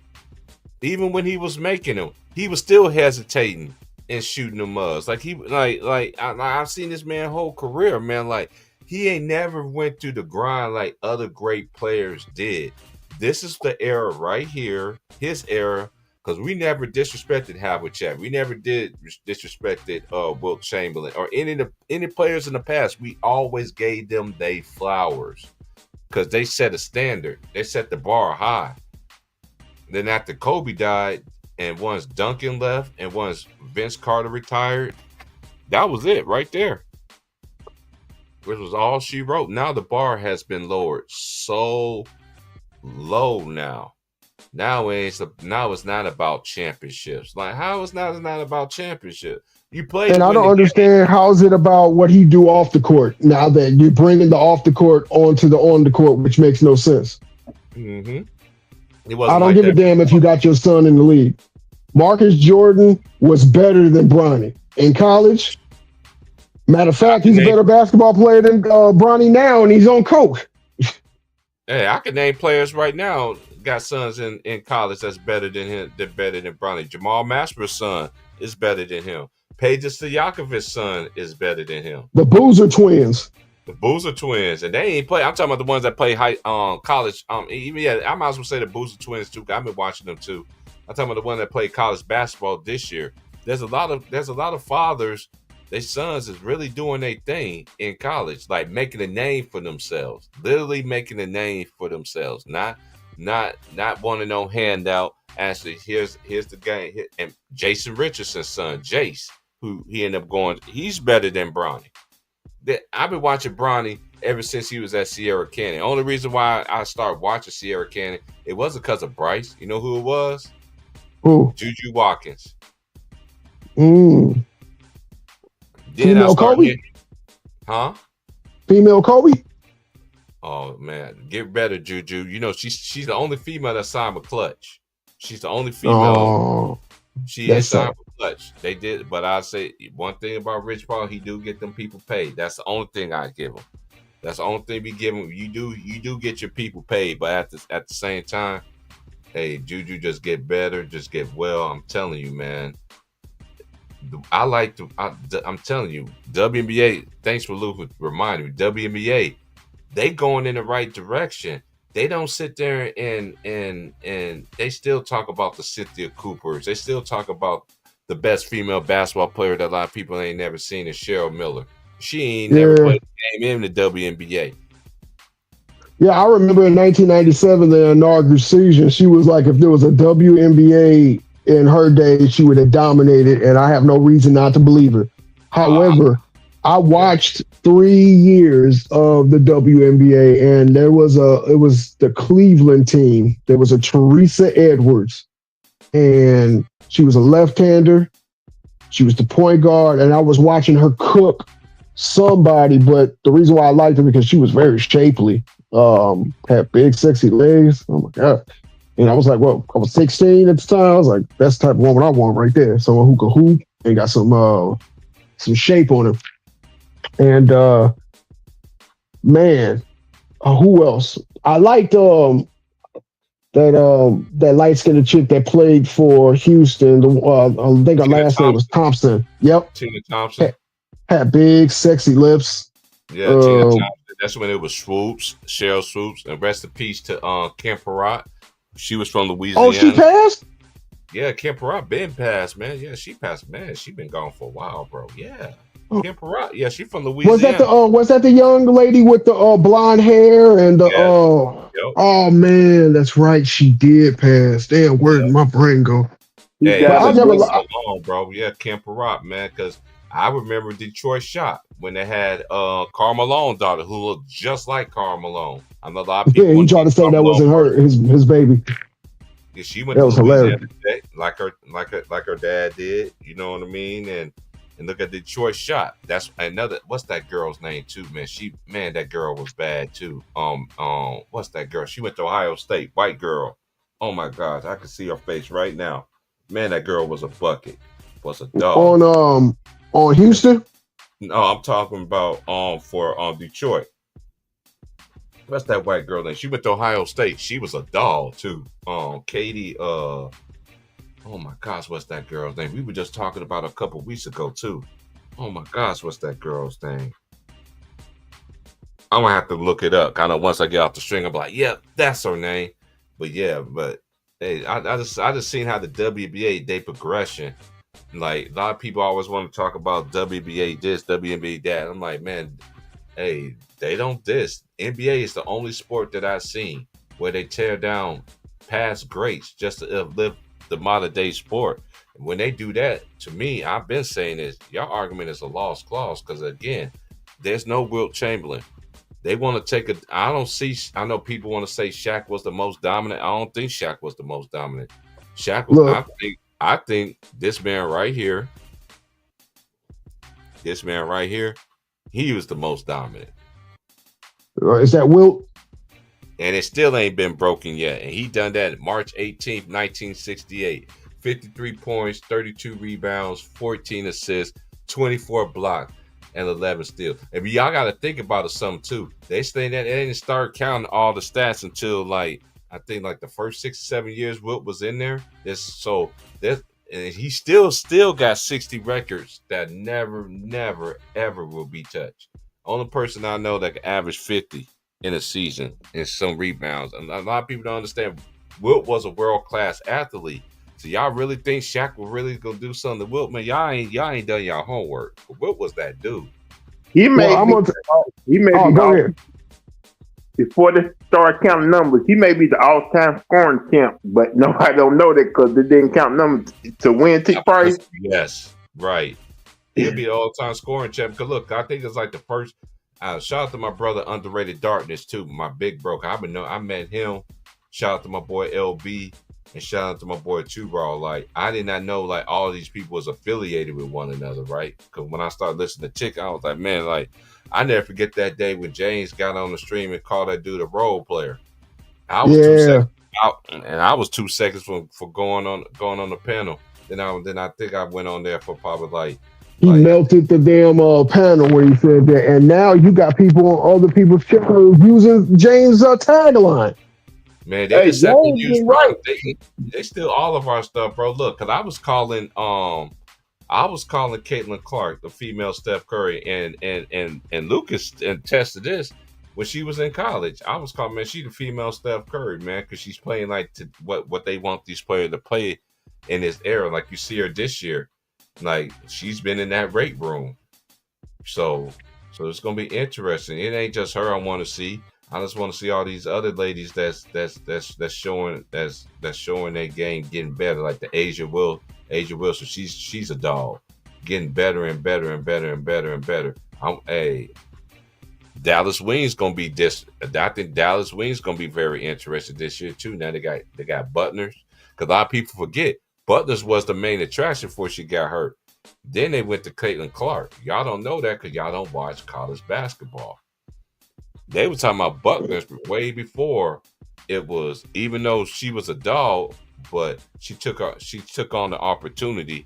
Yeah, you know what I mean. And I like Caitlin Clark, but I don't think she's the best thing since like my boy Sultan say she's the best thing since sliced bread. You know what I mean. But I know there's so many girls I know that's better than her that play her position.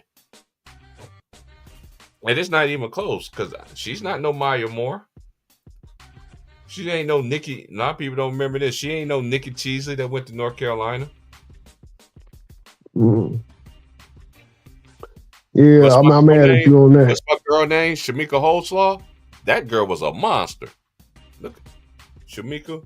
And I remember. You remember the Lobo twins? They used to play for Georgia back in the day. Yep. Man, I'm absolutely. telling you, like the girls game, man. I like the women's game because they actually respect. They actually keeping and you can see that togetherness. You can see when the women, even when I was watching Unrivaled, right, and I was listening to Showtime when he was doing the Unrivaled games, and I was watching the games too on my personal team. Even, you could just see the competition. You could just see the competition. You could just see all these different new kind of skill sets. What's that female? What's that girl's name? Oh my gosh, she went to Ole Miss. They call her the female Kevin Durant. No, what's that girl's name? See, now you got me at a disadvantage because you know more about college than I do.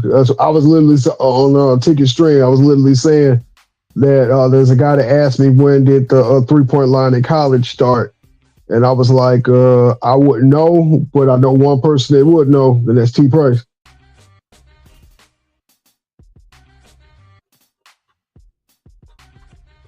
But remember, Chris Ford hit the first three-pointer. Yeah, rest in peace, Chris Ford. He just passed. Yep, and a lot of people don't know this too. He used to coach the Boston Celtics, and Milwaukee. Mm-hmm. Ray Allen, I think it was the first 3-point line. If I'm thinking on top of my head, it has to be around 86 to 87. 86, 87. It says, okay, and then I looked it up just now too. 86 when Louisville won, and it started in 87. That's the year Indiana won.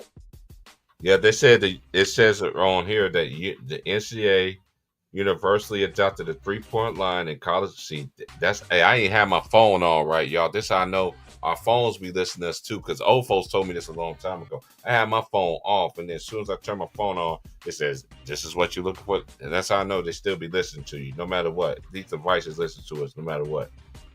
It was inducted in 86, 87. However, some conferences had experimented with the 3-point line prior to that, with the Southern Conference being the first to implement it from 1980 to 81 season. The NCAA introduced the rule in 1986, making it officially for the following season. So there you go. The only person who didn't like the 3-point line was Denny Crum. Shout out to Denny Crum, because he had never nervous Purvis Ellison, man. I remember watching, because my dad was a big time. I didn't know that my dad was a.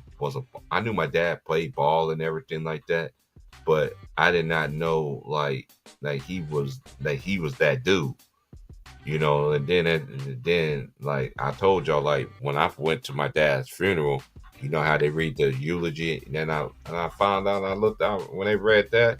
When they said that, I looked back at my siblings like, y'all didn't tell me. Everybody knew it but me. Everybody knew it. Like, everybody knew. I was like, why I thought about it, I was like, okay, I know this is why my dad put a ball in my hand. Now I get what he was, you know, because my dad was like this. When I got something, my brother got something. And then once we had a little sister, we got something. My dad was always, what he did for one, he did for all of it. It wasn't no favoritism or anything like that. You know what I'm saying? So, but that's what, again, when it comes to this game of basketball, it's a shame to where it's coming down to. Look at all these coaches getting fired. I never seen so many coaches that win a championship ring. Look at all the coaches that's won a championship that got fired. Frank Vogel won a championship, fired. Nick Nurse. Nick Nurse. Nick Nurse still got his job, but they don't never give him no smoke though. It's just like they don't give Quinn Snyder, who really looked like a Blue Devil, even though he went to Duke. And you know what's crazy? I didn't like. I never liked, because you know he was the coach of the Missouri Tigers. Yeah, he sure was. With Kareem Rush and Brandon Rush. Yep. And Keon Dooling. Matter of fact, Kareem Rush. Yeah, because Brandon went to Kansas.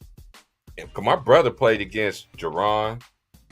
My brother knew about Kareem. Cause my brother played against in junior college. I seen, y'all remember Eddie Robinson used to play for the Bulls? Yeah.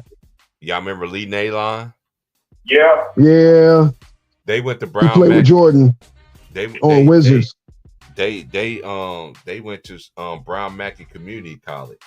Brown Mackey, and my brother went to Barton County, and his AAU squad. I mean his junior college team. They was nice. Both of them years, man. And my brother, he always tell me this when we do talk. He's like, man, if we would have won against Hutchinson Dragons, because the national champion, because y'all don't know, junior college national tournament is in Hutchinson.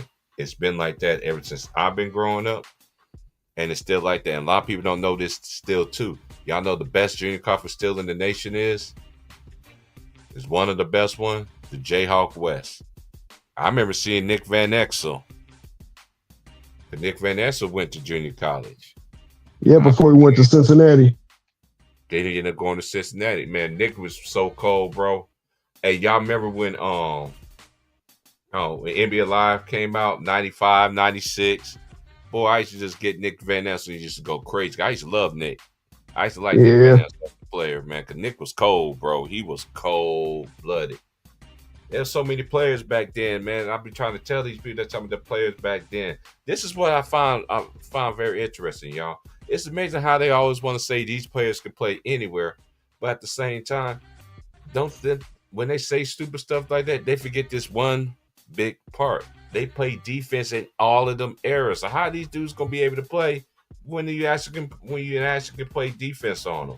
They don't put that in. That's why I be saying they be selling y'all a false dream, bro.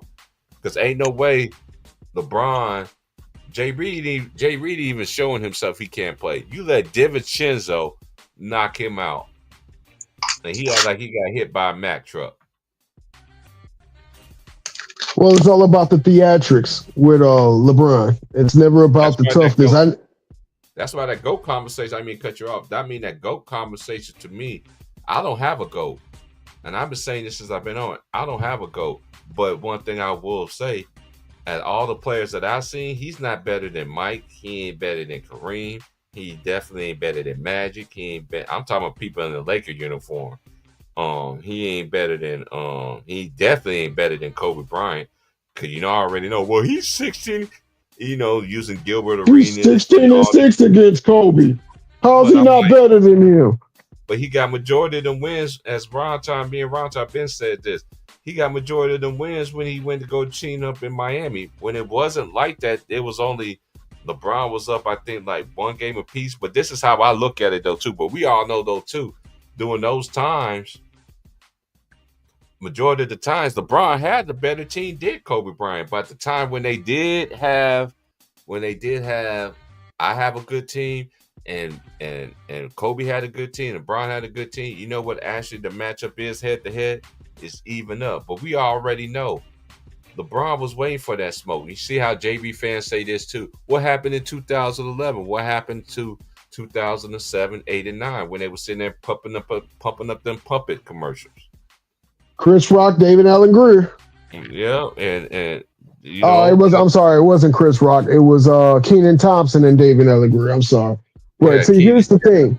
I had somebody tell me that Kobe lost in the first round. I was like, no, because the Mavericks and the Lakers would not meet up in the first round unless the Lakers or the Mavericks was a lower seed. I was like, I think it was the Lakers the 4 and wait. The Lakers either were the 3 seed, because what seed was the what seed was the Mavericks that year? You talking about that year that Dirk went on that went on yeah, that, 2011. I can't remember because I remember that season though. Cause y'all remember that season, the Lakers had went through a lot of turmoil through injuries. That was a lot of players was hurt that season though too.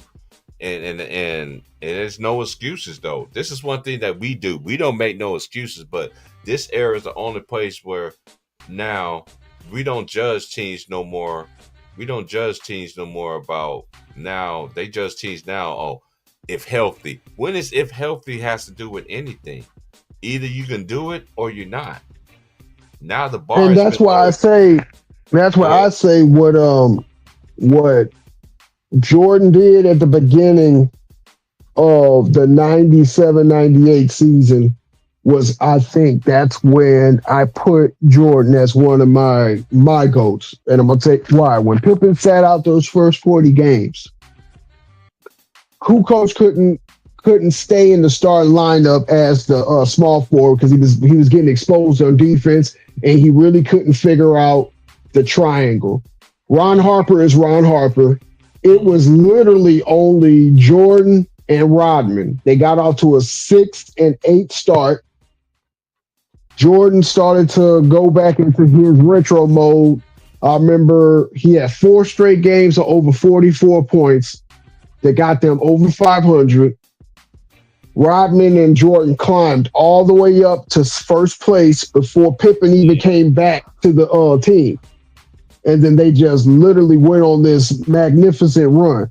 Jordan kept the ship afloat. And he never once bad-mouthed Pippen after a loss, after a blowout, after a time where Rodman gets suspended. He never said anything negative about the team. He didn't sit up there and say, well, we need to trade him. I need more help. Whoever he rocked with is who he rocked with. And I respected that about his props. And he still, and this is the thing that J. Reid fans, y'all don't understand. At least Michael Jordan, not just Michael Jordan, look at any other great player that played in this game, played in NBA. What's one thing they always did? Give their coaches credit and give their teammates credit. LeBron is the only one that I've seen that never gives nobody credit. He gets all the credit when they win, but when they lose, bro, I said this a long time ago. We live in an era now where role players get more blame than the star player. But if you Steph Curry, Kevin Durant, Kawhi Leonard, or whoever's Jokic. No, Jokic don't get no smoke because they treat Jokic like they do Jay Reid. You know, Yeah, that's starting to become very apparent. hey, you see though, he had a pedestrian game, but guess who went nuclear? When Jamal Murray Everybody else. when Jamal Murray go off like that, bro, when he goes off like that, man, that dude, I'm telling you, the Denver is on another level when he goes out. I never forget when he dunked on LeBron last year in the playoffs, and he's like, yeah, and flexed on. I'm like, yeah. I'm like, dang. And this is another thing too. This is the difference too between all the great ones, not just Mike, Kobe, anybody but skill set of a teammate. You got a smaller guy on me, and I'm bigger than you. Man, I'm gonna back you down on that post, and I'm gonna go to work. I'm gonna go to work. I'm gonna go to work. LeBron can't do that. He never could do that in his career. He should lead the league in way more. He should have the league. You know, he lead the league in turnovers in history. He should have way more than the ones he actually got. And you know what? Jackson Hayes looked like a sad puppy last night, man. He looked like underdog last night on the bench. Slush puppy. Man, he was looking so sad on the bench, man. Hey, that's what happens when you play with Jay Reid. And I never seen so many players that don't even. I used to say this all the time on Ticket Channel. Like, why ain't nobody never stepped to this dude? He couldn't play. He can't fight. There's no way he can fight. He's been in the league for 22 seasons. He's never threw his hands. Besides backhanded beef stew and then running away when he wanted a piece of him. Oh, that's my shout out to Ron Chunk, and he out there from Stewart, because Stewart's where is from where it's out there where Ron Chunk is at. Oh, cool. Yeah, because Stewart, hey, I never forget it, man. You remember when what's the dude's name? Benedict Mathurin, the dude from Arizona, when he sat there was saying that he wanted all the smoke with LeBron. What did the media was doing? All right, now you don't want to wake up the king. Wake up what? That's competition. You talk basketball. It's all about talking smack. It's always been about that. And no matter what sport it is, it's going to be taught. That's just how the competition of the game goes, y'all. I didn't understand that growing up until I became a teenager, and I started to realize that when people start talking shit to you, your real game starts to come out, because you can either do one or two things. You can either fold or shut this dude up. That's a fact. That's the old car fact. Hey, I'm gonna give my brothers here the last show, and we're gonna be out. And shout out to everybody once again, man. Pulling up. I will be live tomorrow morning, same time, 9:00 West Coast time. And I ain't done. I'm cooking the Lakers the whole summer because it's y'all fault. I tried to tell y'all on Ticket Channel back then what he was going to do to the Lakers. And by the time he lead the Lakers are going to have no leg to stand on. Now, I'm going to second that right quick, because the reason why I got to second that is when I first heard T Price on a Ticket Stream about 2.5 years ago, and this is right after the bubble championship, when everybody was saying he was the greatest Laker. He was like, pump the brakes, because this is a fun fact. T Price said, do you not know that every year LeBron plays for the Lakers, he gets a new lineup every year, and sometimes two lineups, one to start the season and one by trade deadline. And there was so many people that were sitting up there, you a hater, you're not a real Laker fan, you don't know basketball. And then next thing you know, the next year, new lineup.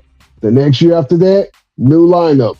And getting rid of picks, valuable picks, not just, picks to throw away. And people don't seem to understand, if LeBron James was a Marvel character, he'll be Omicron. He just, absorb all the stuff and then just leave it destitute. And that's what he's been doing to the Lakers. That's what he did to Cleveland 2 times. Right. Because before he left the first time, They were spending money. They went out, got Jameson, went out there, got Larry Hughes, Shaq, went out there and got they would not give up JJ Hickson in any trade because they wanted to keep him. And by the time LeBron left, all that stuff was dried up. That's why the narrative is when LeBron leave you, you're in the lottery. Of course we're in the lottery because we done gave up all our potential for the next 5-6 years. You know, they don't never put context to it. What happened to when LeBron left? After he used to say after he decimated your team, use all them picks and everything like that. This man, and listen, man, I just come to a point like I'm getting to my mind stage that's why I refuse to be arguing with these dumb behind dudes. Like, and then they always want to move the goalposts. They always want to talk about Michael Jordan and Kobe Bryant. And they always got their butt kissed. But that's what made their story greater. Redemption. Once Kobe got in that starting lineup, he never left it. Once Jordan tasted the top. Right. Only reason why he wasn't on the top because he chose not to be on the top. Right. LeBron be sabotaging his own self. Like, you want to make the team different every year instead of bringing them back to the same team that helped you win championship. Like, you sabotage your own self from having a dynasty team. That's the reason why he wants to be the only show in town. Why does Kyrie hit the game winner in the NBA Finals in Game 7, and then you want to have him traded the next year? Mm-hmm. Make that make sense. Then they get mad at Kyrie for leaving him. You would never do anything without the king. He went to a finals without the king, even though he lost. But you know what they like to say? What happened to him after they left? They played LeBron. We can't use him losing in the finals because at least he got there according to LeBron James fans. Well, at least he made it. Oh, yeah. Okay, cool.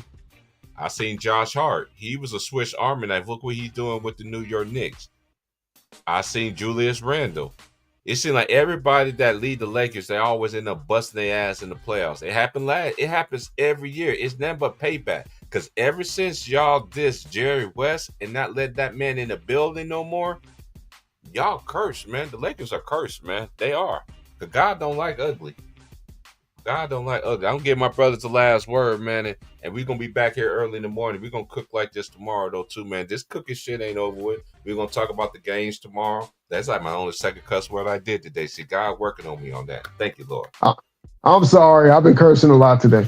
Oh no, I ain't. I just really been working on it because honestly, I really don't be cursing like. But when you hear the homies on YouTube and everything like that, they talking and everything, and I'll be I just been so much better, ladies. So I know a lot of people thought I was going to go on an epic cussing spree, but honestly, I haven't. Y'all hit that like button, man. Y'all want to donate, man. I'm gonna give my brothers the last word. We're gonna get out of here.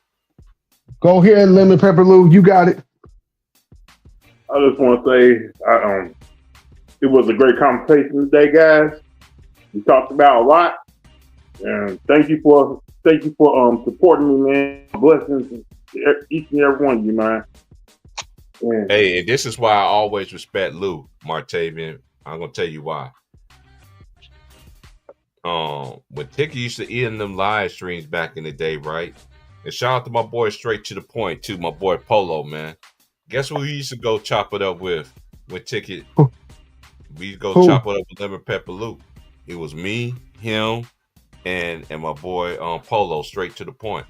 And he was giving out ideas. He used to tell me like T Price, man, Ticket used to come out with a 24-hour sports thing. And look what happened. He got that 24-hour sports thing going on. He's seen the vision before that too. That's why I always come and support. And shout out to my boy Underrated Darn Underrated. I promise you, bro. I want to come and support you, bro. But when you be doing like you in the East Coast, you in Virginia. When y'all be doing y'all streams and those stuff, majority of the time I be at work, or it'd be late in the evening. I'll be doing my thing. I promise, Underrated. If you're listening, bro, we need to do a stream, bro. Don't forget about Will.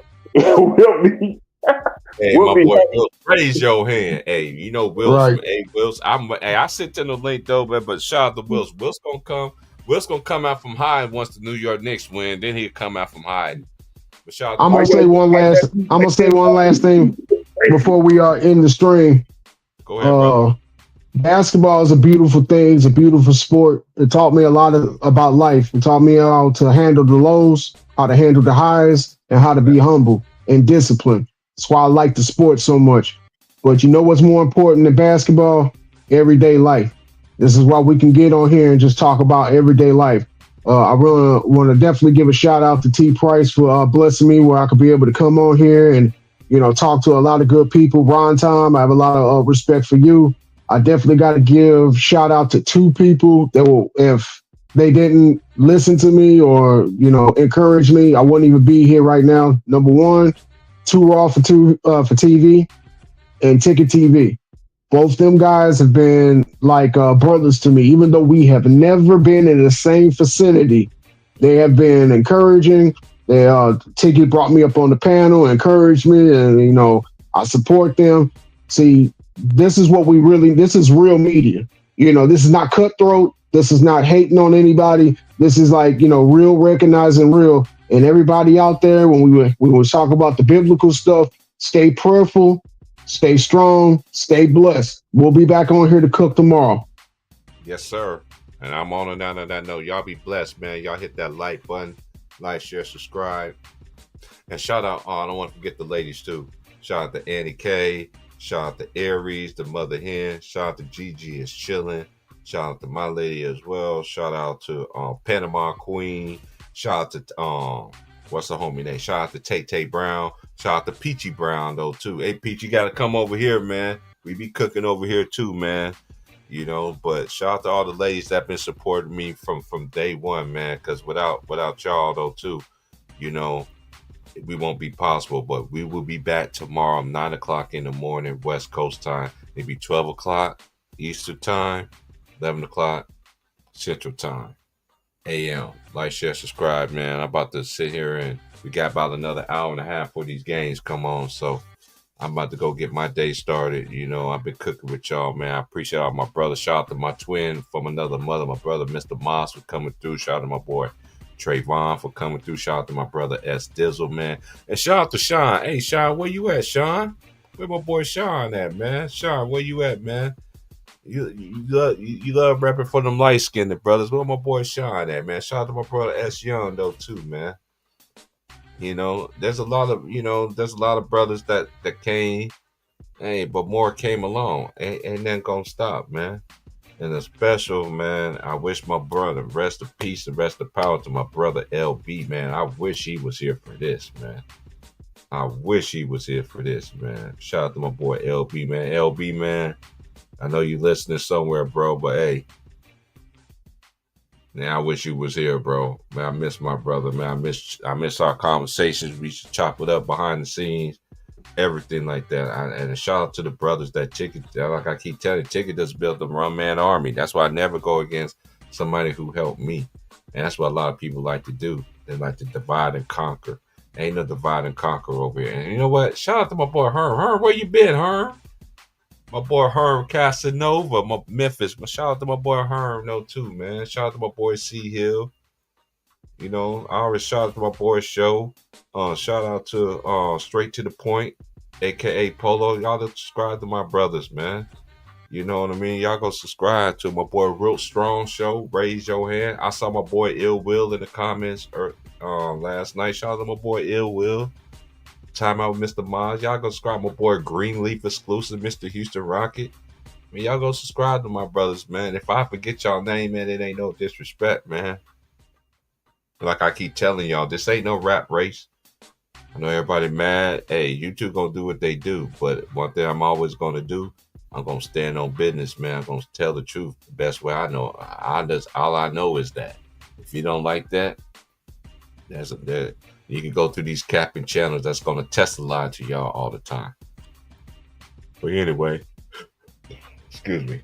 It's 3:11 out here on the west coast, in the Pacific Northwest. So I got about an hour and a half until the NBA games come on, the Knicks and the Pistons, and we'll be talking about them games tomorrow, man. I'm currently working on that right now. Like, share, subscribe. I'll holler. Peace. Be good out there, man. Be good out there. Be good to one another, man, and just continue to just motivate. Continue to just motivate each other to be great, get right, all that stuff. Because once we dead and gone, ain't nobody gonna be here to on. Your legacy is all about everything. So that's why I always carry myself the right way as a man with dignity, and I always respect men and women. Even if I don't like you, I can still respect you. I know a lot of people don't like me, but I still got to respect them, even though I know they don't like me. Because Christ would do that. The Most High would do that. You feel what I'm saying? But I don't want to forget nobody else before I get off of here. Shout out to my brother, Underrated Darkness. Y'all go subscribe to my brother, my big bro, OG, triple OG. You know, shout out to my boy Too Raw for TV. Shout out to my brother. You know what I mean? Hey, T-Raw, man, you had me dying this morning. Sound like Mike, bro. You know, even Jacob Jennings, man. Hey, Jacob. Hey, it's been a while, bro. I know you don't come over here, man. I miss our having our dialogue. You know, I'm being Cedric the Entertainer, and you doing Shannon Sharp. You know what I mean? I'm doing Old Man Eddie, and I just miss those times, though. Hey, it's what it is. But shout out to this, though. Hey, then shout out, man. There's some other people I feel like I'm missing here. Shout out to my brother S Dizzle, Cali, and who else? I feel like I'm forgetting somebody, man. Like it's in my brain, but I ain't. By the time I think about it, it's gonna be over. But if it is, I'll shout y'all out tomorrow, man. But man, y'all continue to hit that like button, man. We know you two gonna play the game. When you speak the real, people don't want to come here and support that. But if I always said this, and my last words is this, that's why I'm not no sellout. I don't sell out for the bag. I don't sell out for views and clicks. I don't buy subscribers and things of that nature. My last final words is this. Y'all really want me to think after this performance that if I came out and said that Jay Reid, aka LeBron James, is the greatest basketball player of all time.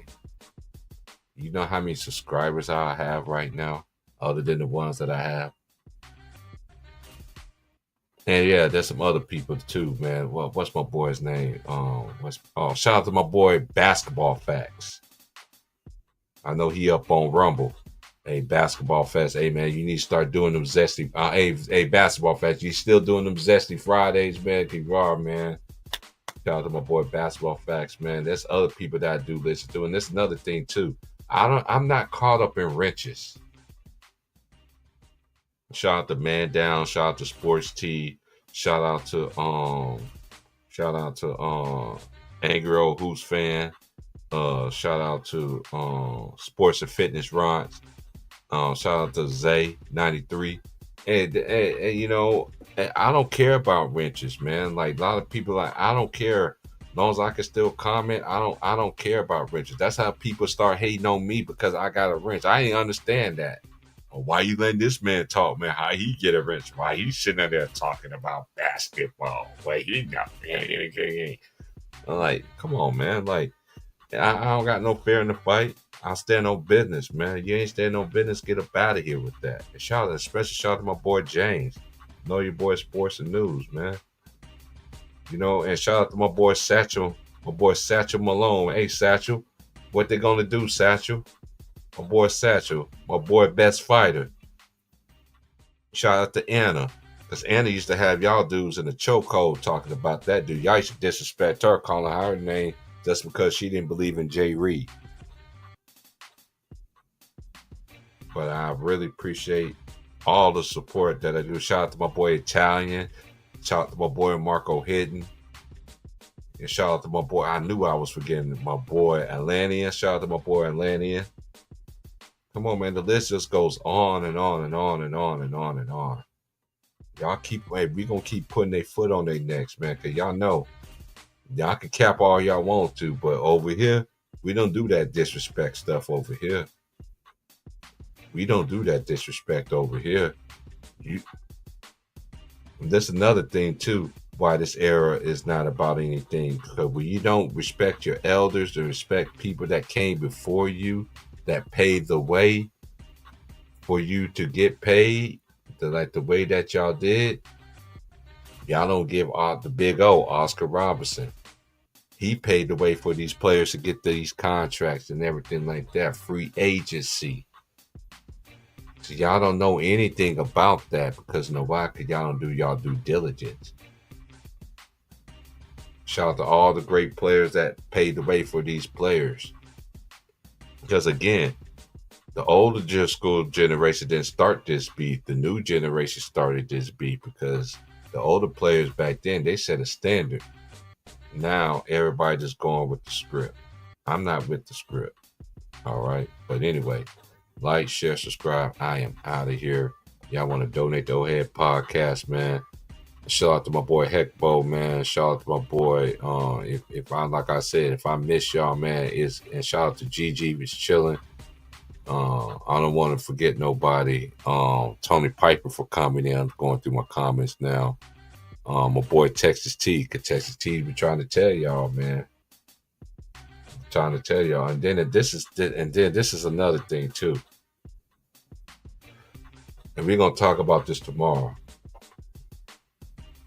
Anybody that's been watching the Lakers, right?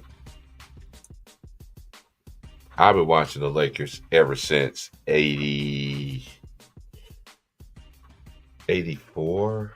I will say 84, 85. I've been watching that since then. Watching the Lakers since that time, 84, when I began to understand basketball, right? Name a time ever, and anybody that wore that purple and gold, where you see them laughing on the sidelines, unless it was a blowout. That's another thing. But I'm talking about you getting your behinds kicked and you sitting there laughing, you kiki and you cayenne. You sitting there eating on the sideline. We ain't never seen that. So I'll be back at y'all 9 o'clock in the morning. I'm setting it up right now on my laptop. So we'll be back tomorrow. We talk about these games tomorrow. And then shout out to Real Little T too. Shout out to Sandra. I never want to hear LeBron compared to Jordan and Kobe. Just look at his crash career in the rest. Hey, I've been said this, bro. And let me make sure, because I've been seeing your ticket channel. And I'm just gonna say this too, man. I'm still gonna say this, man. Oh, I ain't know underrated came through. Shout out to Daniel Berry on Sports Highlights. He said Lakers typical first round answers. This is the thing though.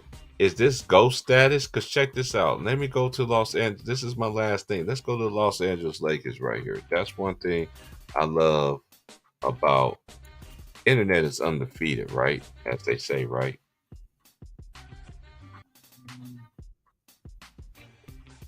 All right, so he came there 2018-19 season, right?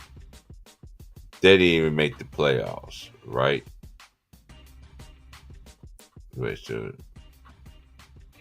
And that coach was Luke Walton. We already know what Luke Walton was, right? That's 2018-19. They didn't even make the playoffs, right? They didn't even make it. The next year, they won the championship. Then the next year, what happened? First round exit, right? They lost in the first round to the Phoenix Suns, the 4-2. Then the next season, 21-22 season, they didn't even make the playoffs. That's with Frank Vogel. Their record was 33-49. This is Jay Reid's tenure. Cause you remember, y'all Jay Reid fans, y'all sit there and say, "Oh, he could go to the West and dominate." He ain't been dominating. They didn't make the playoffs. Now, since he won, let me go real slow for y'all. For people that can't get what I'm saying. After they won the bubble championship, they won the championship in the bubble.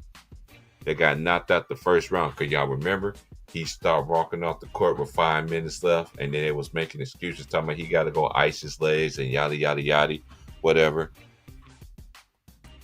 And then in 21-22 season, they was 33-49. And then 22-23 season, what happened? They went to the Western Conference Finals. They beat Memphis 4-2. They, of course, the playing game, of course. Then they beat Golden State. Cause you remember, now they're acting like Steph Curry can't beat LeBron. I've been trying to tell y'all this for a while too. Look, hey, when he went to the West, now they make sure that KD, and then now Golden State. Now Steph can't beat him, but when it's for the championships, then the goalposts get moved. Oh, he had a better team. No, I don't want to hear that. And then the next following season, they lost in the first round to who? The Denver Nuggets. This 23-24 season, and then of course this recent season, lost in the first round. So I see 1, 2.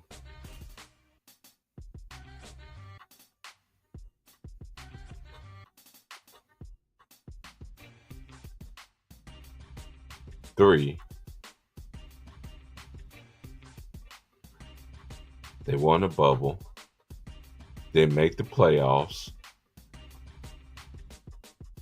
So I seen 3 first round exits since LeBron James been in a Laker uniform. But y'all want to say that's GOAT status? Get up out of here. And shout out to Sports T too.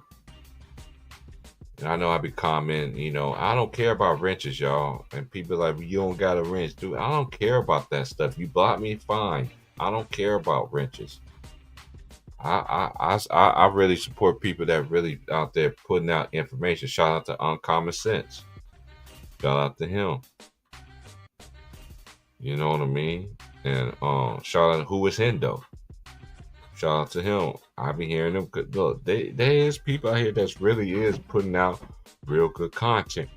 But again, are y'all gonna take heed of it, or y'all gonna continue to roll with the narrative? But anyway, like, share, subscribe. Lakers are home again. He got 3 first round exits since his tenure with the Lakers. But that's y'all GOAT of the NBA history. Man, y'all just like Granddad try to figure out. Y'all just like Granddad, Huey and Riley try to convince Granddad and let him know that he's actually dating a stripper / hoe. Hey, don't shoot the messenger. Like, share, subscribe. I'm out of here, y'all. We've been on here 6 hours, y'all. Screw everybody that came through. You want to donate, I pin it in the chat. If not, I don't care. I ain't here for no money. I'm here standing on business, standing on truth. Rightly divided by the word of truth. Peace.